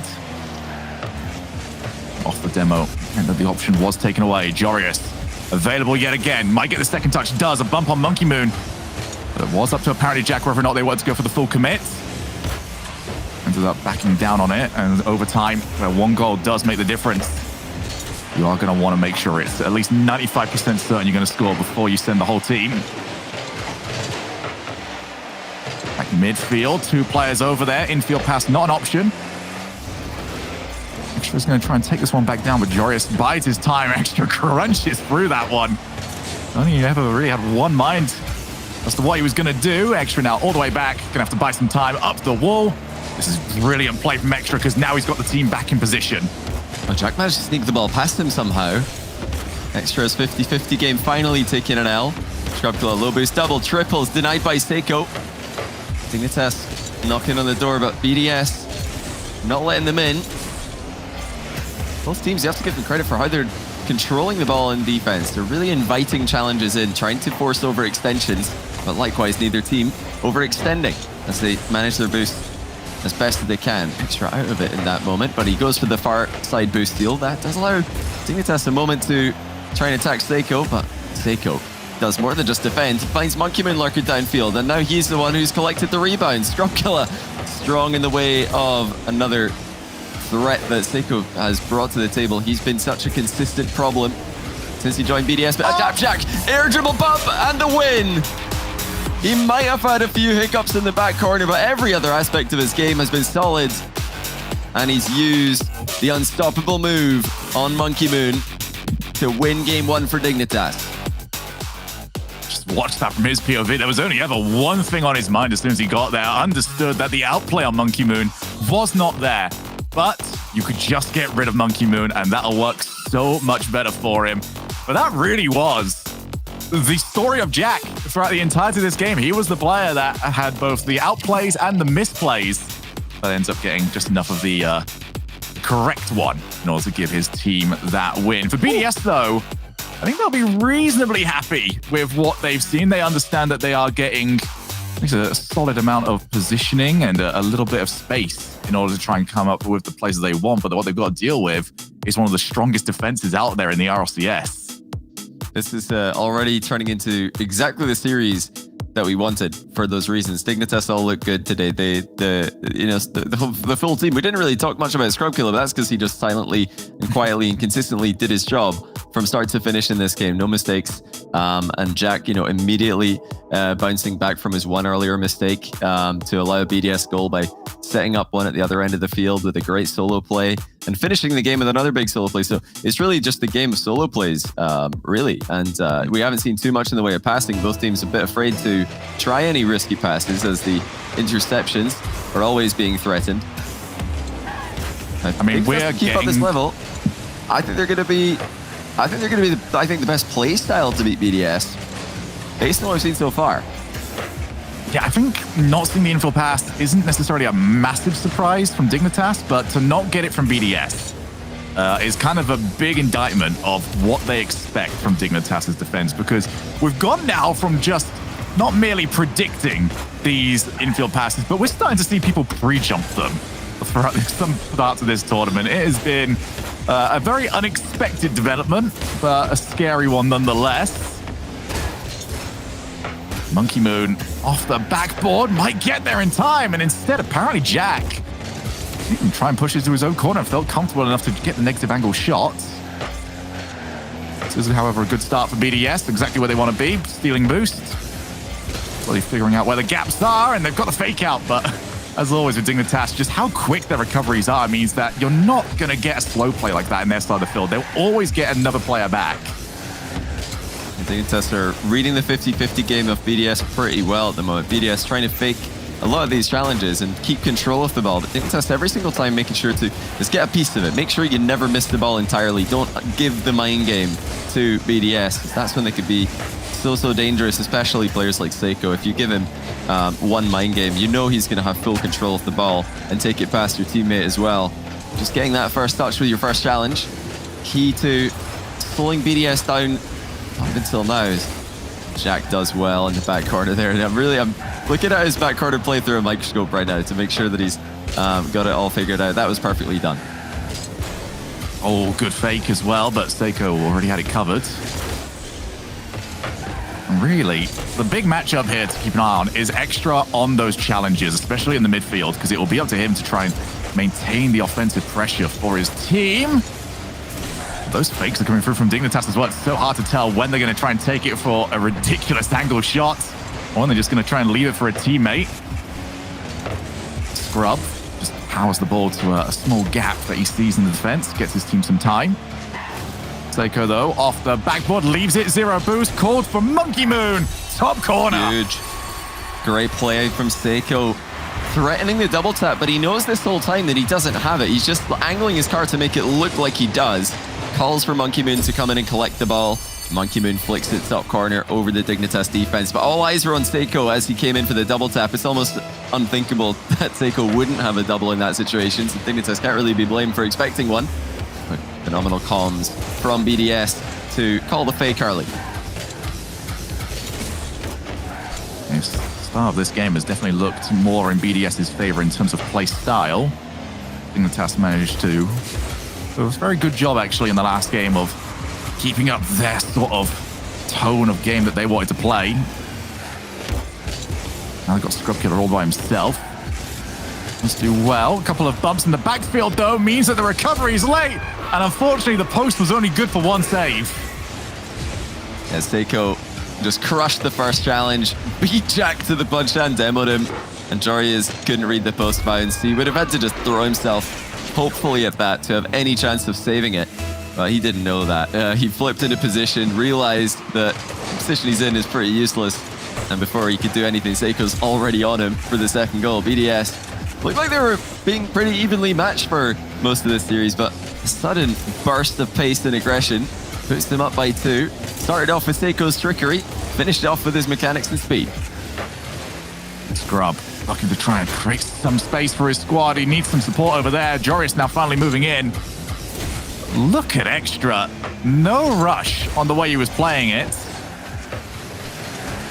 Just slightly guides the ball away. Now it's Extra off the fake out. Probably the bump or the bounce that they just didn't want to see. And rolling into a much more difficult shooting position, but Extra still has options around. That one is Seiko. Apparently Jack knew where that was going to go, always covered it. Joris from the ceiling, not the angle to try and get a pass over, so has to go for the musty, gets a second touch. Seiko had the angle covered. It is apparently Jack's turn. Shot too high, needs the support of Scrub. And the shot once again shut down. Yeah, it looked like Jack wanted a goal there. You know, oftentimes shooting high is a good thing to do. Bait the jump out of the goalkeeper and then leave the rebound free for your teammate. But with BDS all back and ready to follow up on any kind of touch there, I think Jack's got to hit the target. He's got to go top corner. Just got to rely on his shooting accuracy. He didn't get it right that time. Now time is getting away from Dignitas. Monkey Moon wasting what little they do have with the air dribble flip reset. Dignitas trying to get a late counter attack started, but BDS thwarting every opportunity. They have been so quick to the ball in this second game compared to the first. So hold on, Jack might actually have this. Tried for it. Jorius with the follow-up, and he gets the ball underneath the pre-jumping defender. 13 seconds left. Almost out of nowhere, Jack gets a block on Monkey Moon's clear as ceiling height, and it leads to a Dignitas goal. I really love that from Jorius, that he went for placement rather than power. Despite the clock ticking away, understood that they have to get it in on this shot.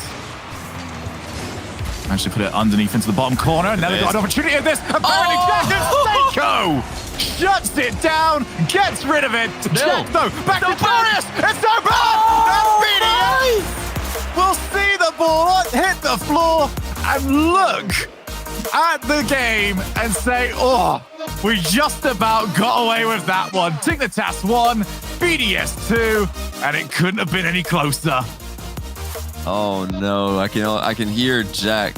I can almost hear his voiceover of this open net miss. Anyone who watches his YouTube videos knows that he loves to, anytime there's an open net for him to score, in one of his 1v1 videos, he loves to say, there's an open net for us. And then after missing, finishes off his own sentence by saying, to miss, of course. So yeah, that probably was another open net for him to miss, of course, unfortunately. But oh dear, they did so well to create 2 chances in 13 seconds. Both of them looked like guaranteed goals, but the shooting just wasn't good enough. Jack probably afraid to hit the bar on 0 seconds, but overcompensated by shooting too low. Yeah, I think from just the amount of 0 seconds goals that we have seen throughout this entire split, we've kind of forgot how difficult it is to get it right. And unfortunately for apparently Jack, he just could not get it right this time around. And that does put BDS right back into this, 1 each. In this best of 7, reminder as well, both teams do have access to that timeout, something that BDS didn't tend to use at the start of this season, but with the new coach in, I've seen a little bit more frequent use of it, especially earlier on today. Here is Extra, who really was orchestrating a lot of the best of what BDS had to offer in the last game. Seiko, and with Extra in field, Extra shot is on target, but not much else. That's great defense from Jack again. Look at Seiko. What a troublemaker! What a facilitator! Setting up his teammates every time he gets onto the ball. And that last touch to pop the ball to Extra was exquisite. Any harder and it's going to go too far away from him. Any softer, the defender's got it. Seiko manages to get the perfect balance. And the thing is, Extra's there. Like, he knows. For some reason, BDS just always seem to know what the player is capable of and to get somebody over into that position. Exquisite once again from the BDS offense, and it's team that, despite a bit of a hiccup towards the end of the last game, have got more and more in control as we've gone through. Monkey Moon now in, looks for the top corner, finds the top corner. They're just so efficient. It's crazy. Seiko popping the ball into the ceiling. Monkey Moon first to it and completely nails the shot. That is just so fast from BDS. For Seiko to know that hitting the ball vertically is a better pass than trying to get it any further forward. For Monkey Moon again to follow up so quickly, it's like you mentioned, they just seem to know before the opponents do exactly where the ball is going. But it's not comms. You can't communicate in that kind of time frame. You just have to know. You have to trust. You have to read your teammate. That's what BDS are doing. I think you have to look at it from the defender's point of view. You're sat on the goal line with the ball there, and you have to cover, possibly if it being backboard for a setup, a shot straight on target. Maybe he's going to just try and take it under his own control for a solo play. And then you've now got the ceiling set up to try and contend with as well. It's just so many options. And BDS usually pick the one that you can't deal with as Jorius. It was very fancy with the in and out attempt for a shot. Usually followed up with an attempt at a save, but instead it's Seiko blasting the ball into Scrub Killer. And you get the feeling that if Dignitas are going to make this magical run, oh man, they're going to need BDS to step off the gas a little bit. This is a horrifying BDS to play against. Yeah, I think they're going to need to just manage their boost a little bit more patiently. I've seen 3 plays this game where Jorius is using his final 30 boost for completely speculative efforts on net. The things that are just never going to work. Why not just save that 30 boost to recover and have another play on the ball? Jack able to recover from a bump and save a second shot as well. That was great defense. I think the focus on recoveries at both ends of the field is something Dignitas need to do. As you see Jack now, 0. His recovery is just so slow here. That just gives BDS so much time to attack and to just waste time off the clock as well. If you're just saving a little bit of boost every time to recover, I think you're going to do a much better job as Dignitas. Now Jory is down to 0. They just keep on landing on that BDS backboard with absolutely no boost left. And, you know, 12 or even 20 can make such a big difference compared to having absolutely none. The news for Dignitas, though, is that they always seem to have moments in every single one of these games. I get the feeling that they'll at least get something big before time runs out on this one. The problem is what's the scoreline going to be before that even ends up happening? Will BDS find that third goal? Monkey Moon over to the wall, past one player, does have Seiko in the midfield, although there was still players loitering around in the blue side of the field. Extra has to try and dart around as many of them as he possibly can. Become an expert of just avoiding demos over the last year plus. Good sustained offense though for Dig. Scrub Killer, midfield, can't get the ball to him. Do not want to give up on this offensive push. They're not going to have much of an option on it. Although they're in, apparently Jack shot, pre-jump save by Monkey Moon. Not only do they know what their teammates are doing, they know what you're doing. I mean, that's demoralizing for Dignitas. For Monkey Moon to pre-jump save almost effortlessly. A brilliant setup and a perfect shot onto the target. It's a shot that would test a lot of goalkeepers even at the highest level. Monkey Moon just swats it clear as if it's not even there, but not able to get this one. And a center ball that looked a lot less juicy does result in a goal. Scrub Killer able to get it past the last man. Extra just slightly too far forward, and all it took was one small, car length too far forward in the net, and suddenly there's a chance for Dignitas. I don't think they need to really overextend. They're getting chances, like you mentioned, when they have sustained pressure. It's those complete all-in moves for one-and-done offensive plays that don't seem to be working for them. Jorius up against Extra, and Extra did cover the instant clear angle. You have Jorius downfield, though. He doesn't have much boost. Still goes for the shot. I think with a little bit more, he might have been able to get in front of it. Enough for the infield pass. Jorius again. It's going to drop for him. Pinch, and didn't find the power. It was always going to be so difficult to time, but Monkey Moon has to get a good save. He doesn't. Jorius has Jack, and he's got Scrub. They haven't put the play together. Jack still keeps it alive. But now Scrub Killer has to find an ultimate angle. It's not going to happen. And BDS have got their second. And this just keeps on happening, Johnny. It's 4.5 minutes of BDS being well and truly on top. and then Dignitas just find a small flurry towards the end. Yeah, they look good while doing it. I think Dignitas' constant pressure looks great. It looks, to me, like it will yield chances on net if they can just be patient, be disciplined with their boost, and just stop going all in for nothing. Stop going all in for chances that are just never going to go in against BDS. These like super speculative dunks and throwing yourself at the ball for no reason. I like when Dignitas are trying to play a little bit cleaner against BDS, and even today they've looked really good in the matchup when they just let their mechanics do the talking and just play with a bit more patience. BDS in this game had by far the majority of the pressure. They were getting so many chances and so much sustained pressure because Dignitas would take one shot and then BDS would take 3 or 4 and they wouldn't go all in for any of those. It would just be constant boost steals, constant pressure.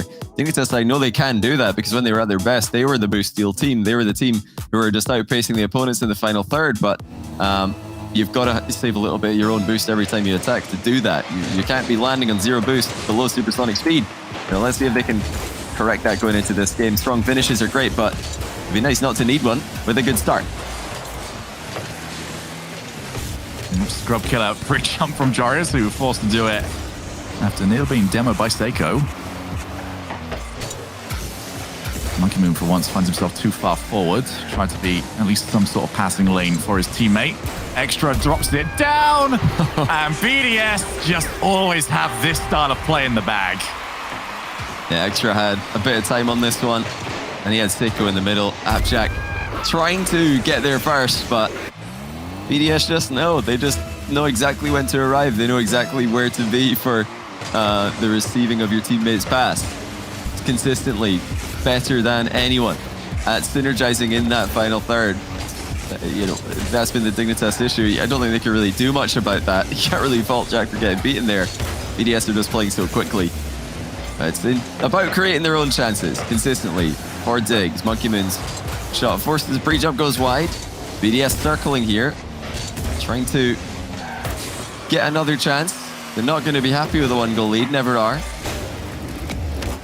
think they'll be very happy with a 2-game lead should this game continue the way it is. Oh, that's a good win as well. Jarius tries to get back. He's got a little bit of support. Has to get up there. Extra will finally get away. Seiko keeps the pressure on. That's Extra's turn. He set up from here earlier. Almost found another way past Scrub Killer, but Scrub's done a really good job here, actually, getting his team a little bit of space to work with. Unfortunately, it's not worked out for them, and they might have been down by 2 had the shot not been off target by Monkey Moon. Yeah, it's all BDS at the moment.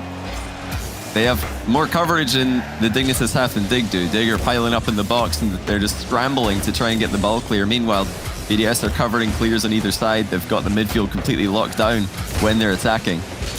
Dignitas just need to calm down. I think they did a really good job in game 1 and 2, controlling the ball in defense, but mainly game 1, just never panicking, just controlling the ball, allowing BDS to come to them. And in this game, it's all been panic stations. And can you blame them, Seiko? Air dribbles another one in. There's just no way for Jarius to get a good enough hitbox in this one. Abjack panic flipped after calling he's going to go 2-0 BDS. Yeah, you've pulled that one perfectly right there as well, because Jarius just started to realize far too late that, oh no, Jack actually can't go for this one. And just couldn't get his car in front of the ball enough. That might be free. It certainly is. Seiko, hat-trick hero. And it's just far too easy at the moment for BDS. He just knows. He just knows exactly where Extra is going to put the ball. I mean, that's not a crazy pass, but he didn't really get much. All the Extra just tapped the ball, and Seiko's in the perfect line to come in and hit it. He's arriving at the perfect speed. It really is quite crazy that every time the ball centers, Seiko's just there. He knows exactly where to be. Extra's now keeping the score 3-0 with a good save in defense. Yeah, that's 2 assists for Extra, 3 goals for Seiko.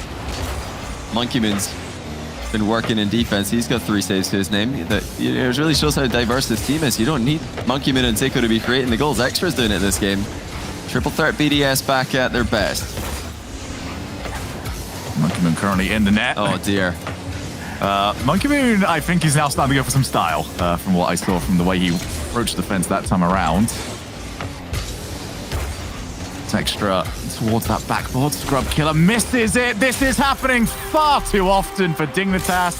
And again, It's the orange team's left wall that they just keep misreading. Yeah, he knew a bump was coming towards him this time, so he jumped early, and it proved to be too difficult a read for him to connect with. But the fact he's in a position to be bumped in the first place is definitely a mistake. So Scrubkiller kind of putting himself in a place that can lead to misplays if the opponents come in for the demo, which of course they will. I mean, why would you not go for the demo there as first man? It's the perfect play for BDS to go for. And an easy 4-0 after the miss came through from Scrub.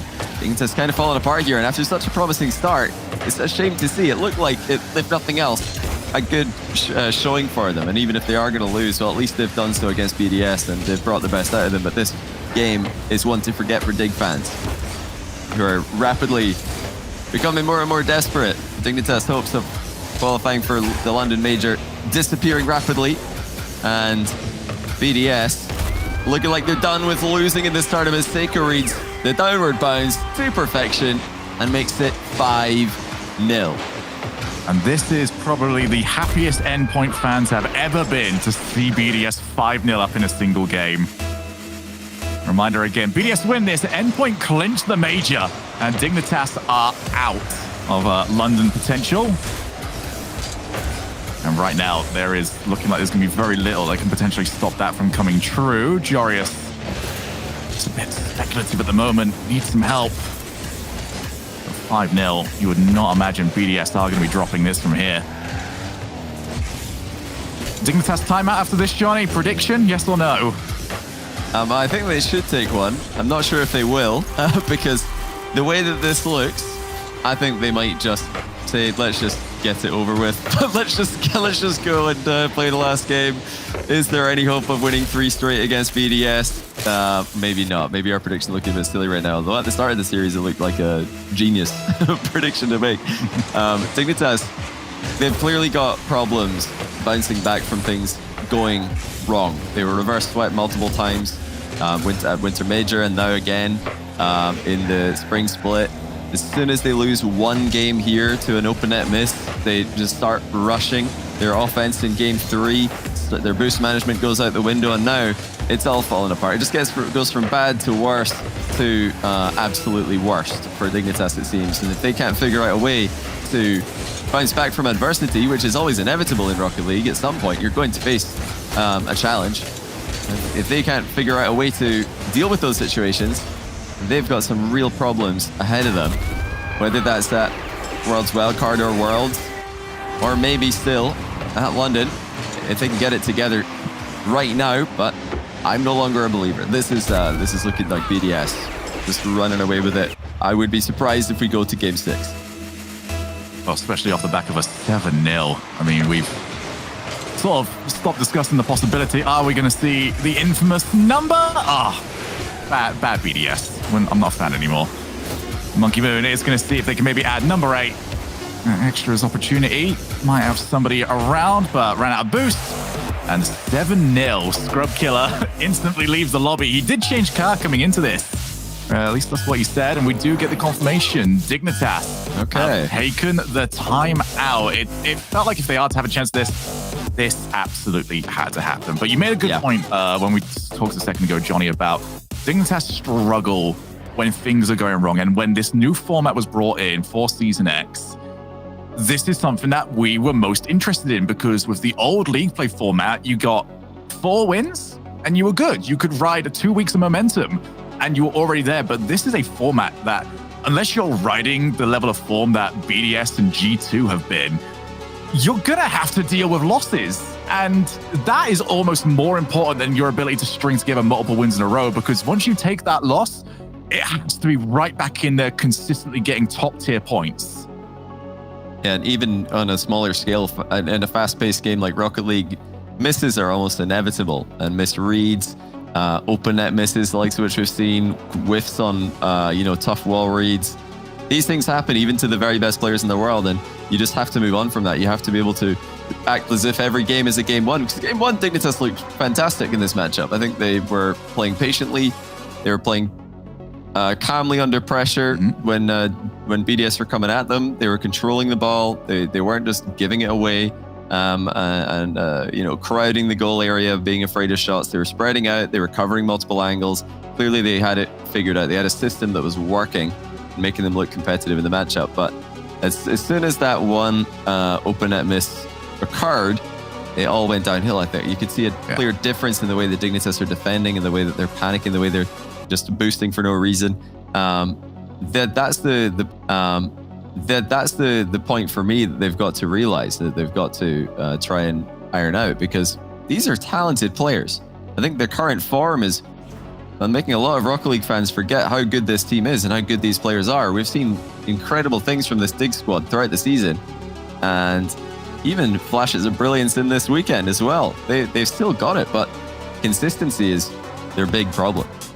Bouncing back from those things that are inevitably going to go wrong is something that they've got to figure out. They've got to do it now, or they're going to be out of the spring split, and they're going to have a lot to think about before Worlds at the end of the year. Yeah, and they're definitely still at least very fresh when it comes to the RLCS scene. I mean, they've already played so many games in the last year plus that they've been at least eligible to participate. But that's also the thing about Rocket League, is that there's always fresh talent coming on in, and you've got to be able to fight up against them. We can see Team Liquid are those players at the moment. They've now taken up the position that Dignitas were at this stage last season. And they'll get to see what they can do. Can they fight back to this? And what was said during that brief interlude between the last game and this one, not to fully take away as well from what Dignitas have been doing here, because I feel like some of it would be somewhat harsh if we don't point towards that game 3 and say BDS have been unplayable at some stages. Yeah, they always are. I think BDS, when they get it together, they are just unplayable. As Monkey Moon connects to Seiko once again, and Seiko continues his scoring spree that he's been on this series. That's the pass that I think Dignitas should be reading. One that is a bit more telegraphed, and from that distance, you don't really have to worry too much about the direct shot. I think, backboard, infield, air dribble are the 3 things you've got to be covered in. So that's definitely on Dig to not be ready for that one. But I won't say I'm surprised at this point with how much they've struggled to remain composed and cover all those angles the later the series has gone on. Seiko gets the ball back down to Monkey Moon. Joris actually unintentionally infield pass, and that's what leads to the setup. And you can get all of those good feelings during that short break that you have to chat through it all, but 2 goals within a single minute, and all those good feelings would have just gone for Dig.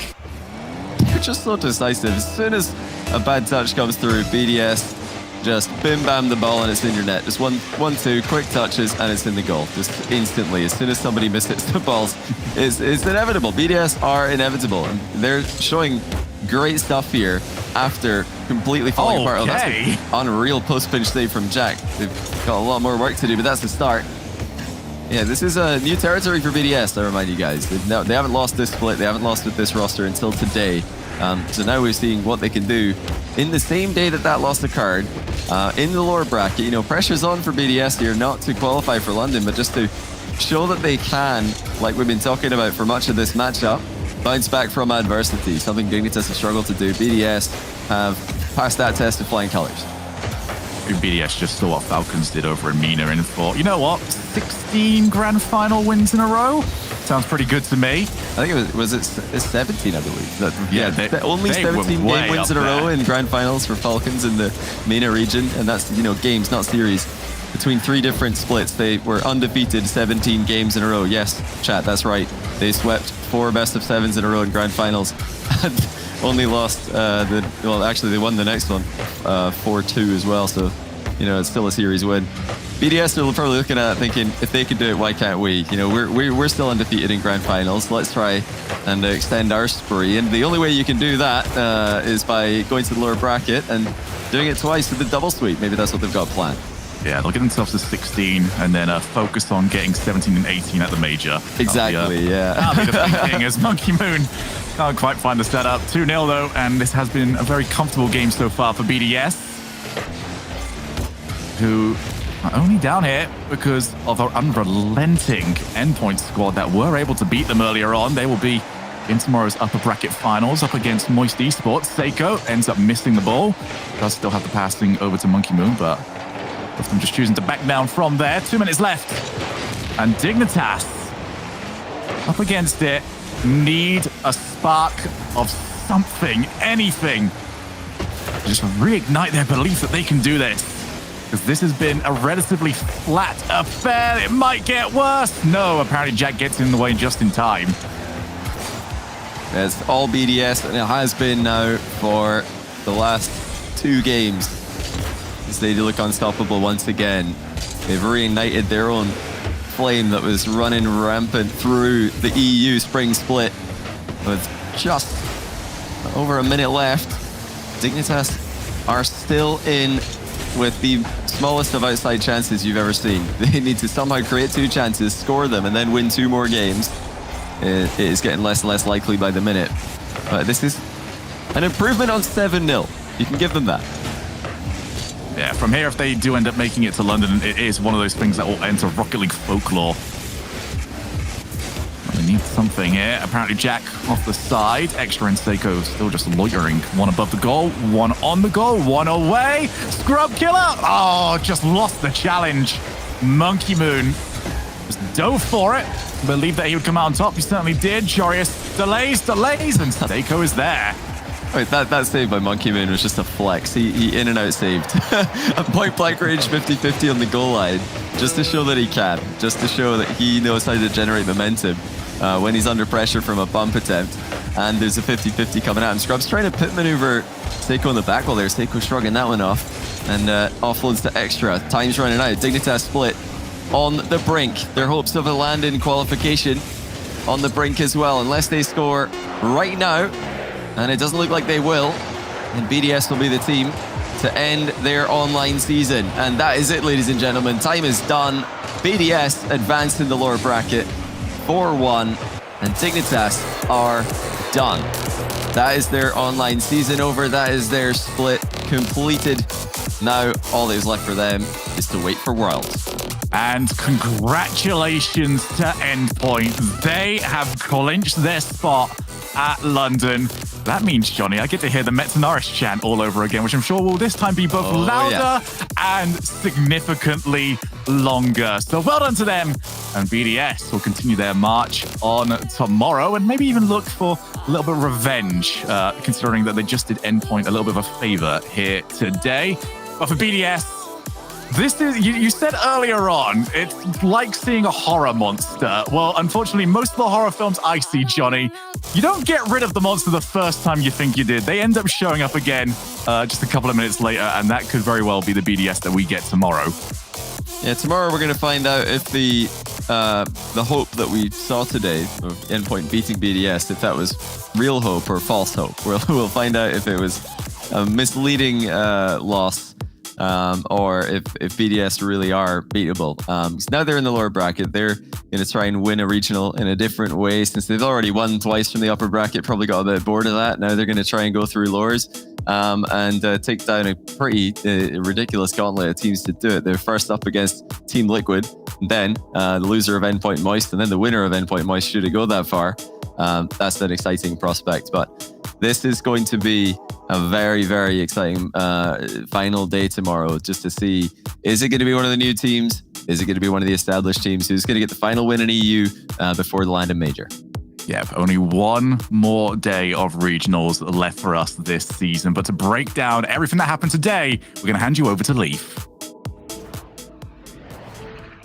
And all these beautiful people. One more championship weekend here, and we don't want to let you go yet, though.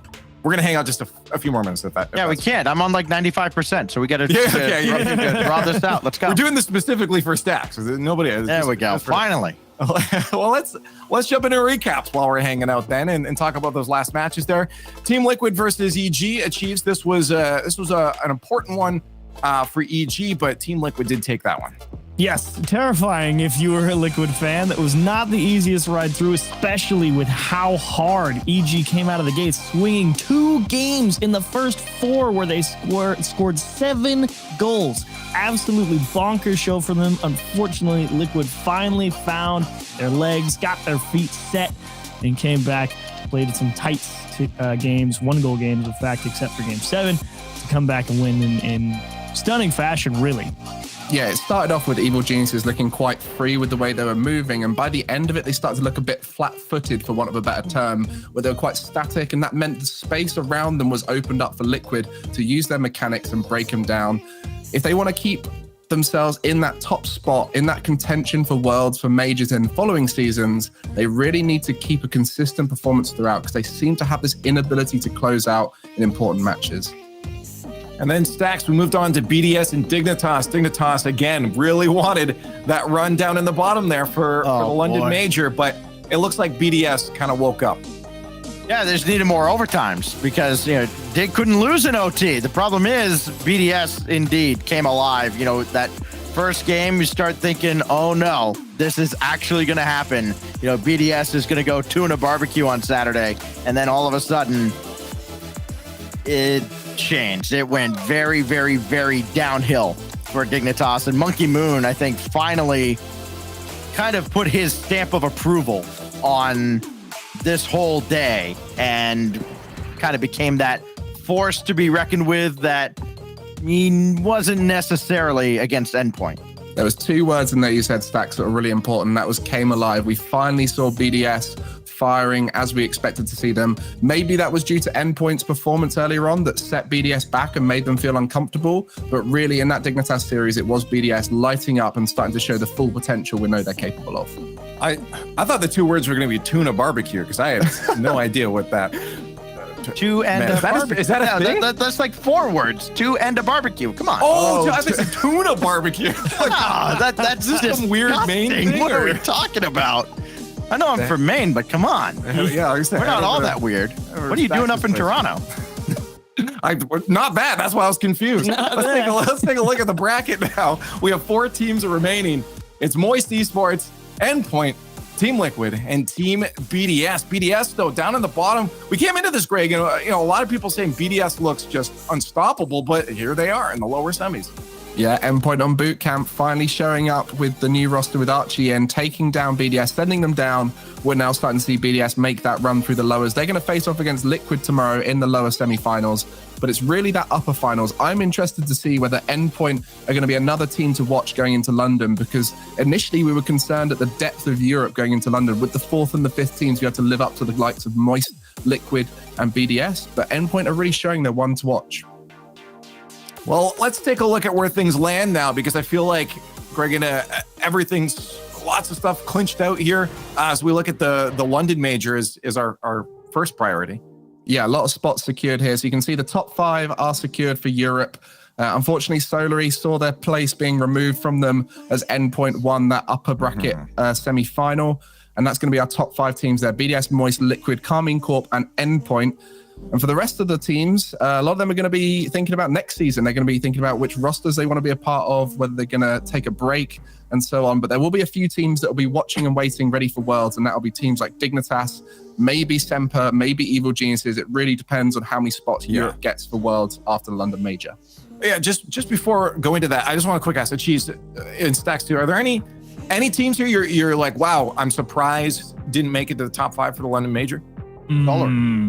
I really thought after the strong start they had that they would not fumble at the end. But when I look at these, like maybe I would have taken them over Carmine. Otherwise, I mean, Liquid is obviously like the big surprise because they just come in from out of nowhere and they're finally able to play. But I think we all kind of knew that roster was going to be good. Maybe not this good. But Solary being out is very surprising. They're one of the only teams to make top 3 in a regional and then not make the major from Europe and North America. So in that sense, it is very surprising. As you saw, they almost clenched it by going out on the first day in Regional 2 and Regional 3. And that's how easy it is if you make a top 3 to make a major. But the depth of Europe and the chaos of Europe came through and sent us 5 different teams. Now, I know I asked you a Cheese, but we're going to move it on. I got to make sure Stacks doesn't get his drops here. Let's looking at Worlds. We're getting there. Greg, situate us here. So Evil Geniuses losing against Liquid means that they're now behind Semper in the placement, and so they're going to be 6th place currently. Carmine Corp, the only team that can overtake Semper and Evil Geniuses, and if so, they're going to be hoping Europe does really well at the major so they can get in as the 7th spot for Europe in the wild card. Other than that, Dignitas going to be looking at Worlds now. Endpoint, Moist, and BDS going to be accumulating points throughout the rest of this regional and at the major to try and get as good a seeding going into Worlds as possible.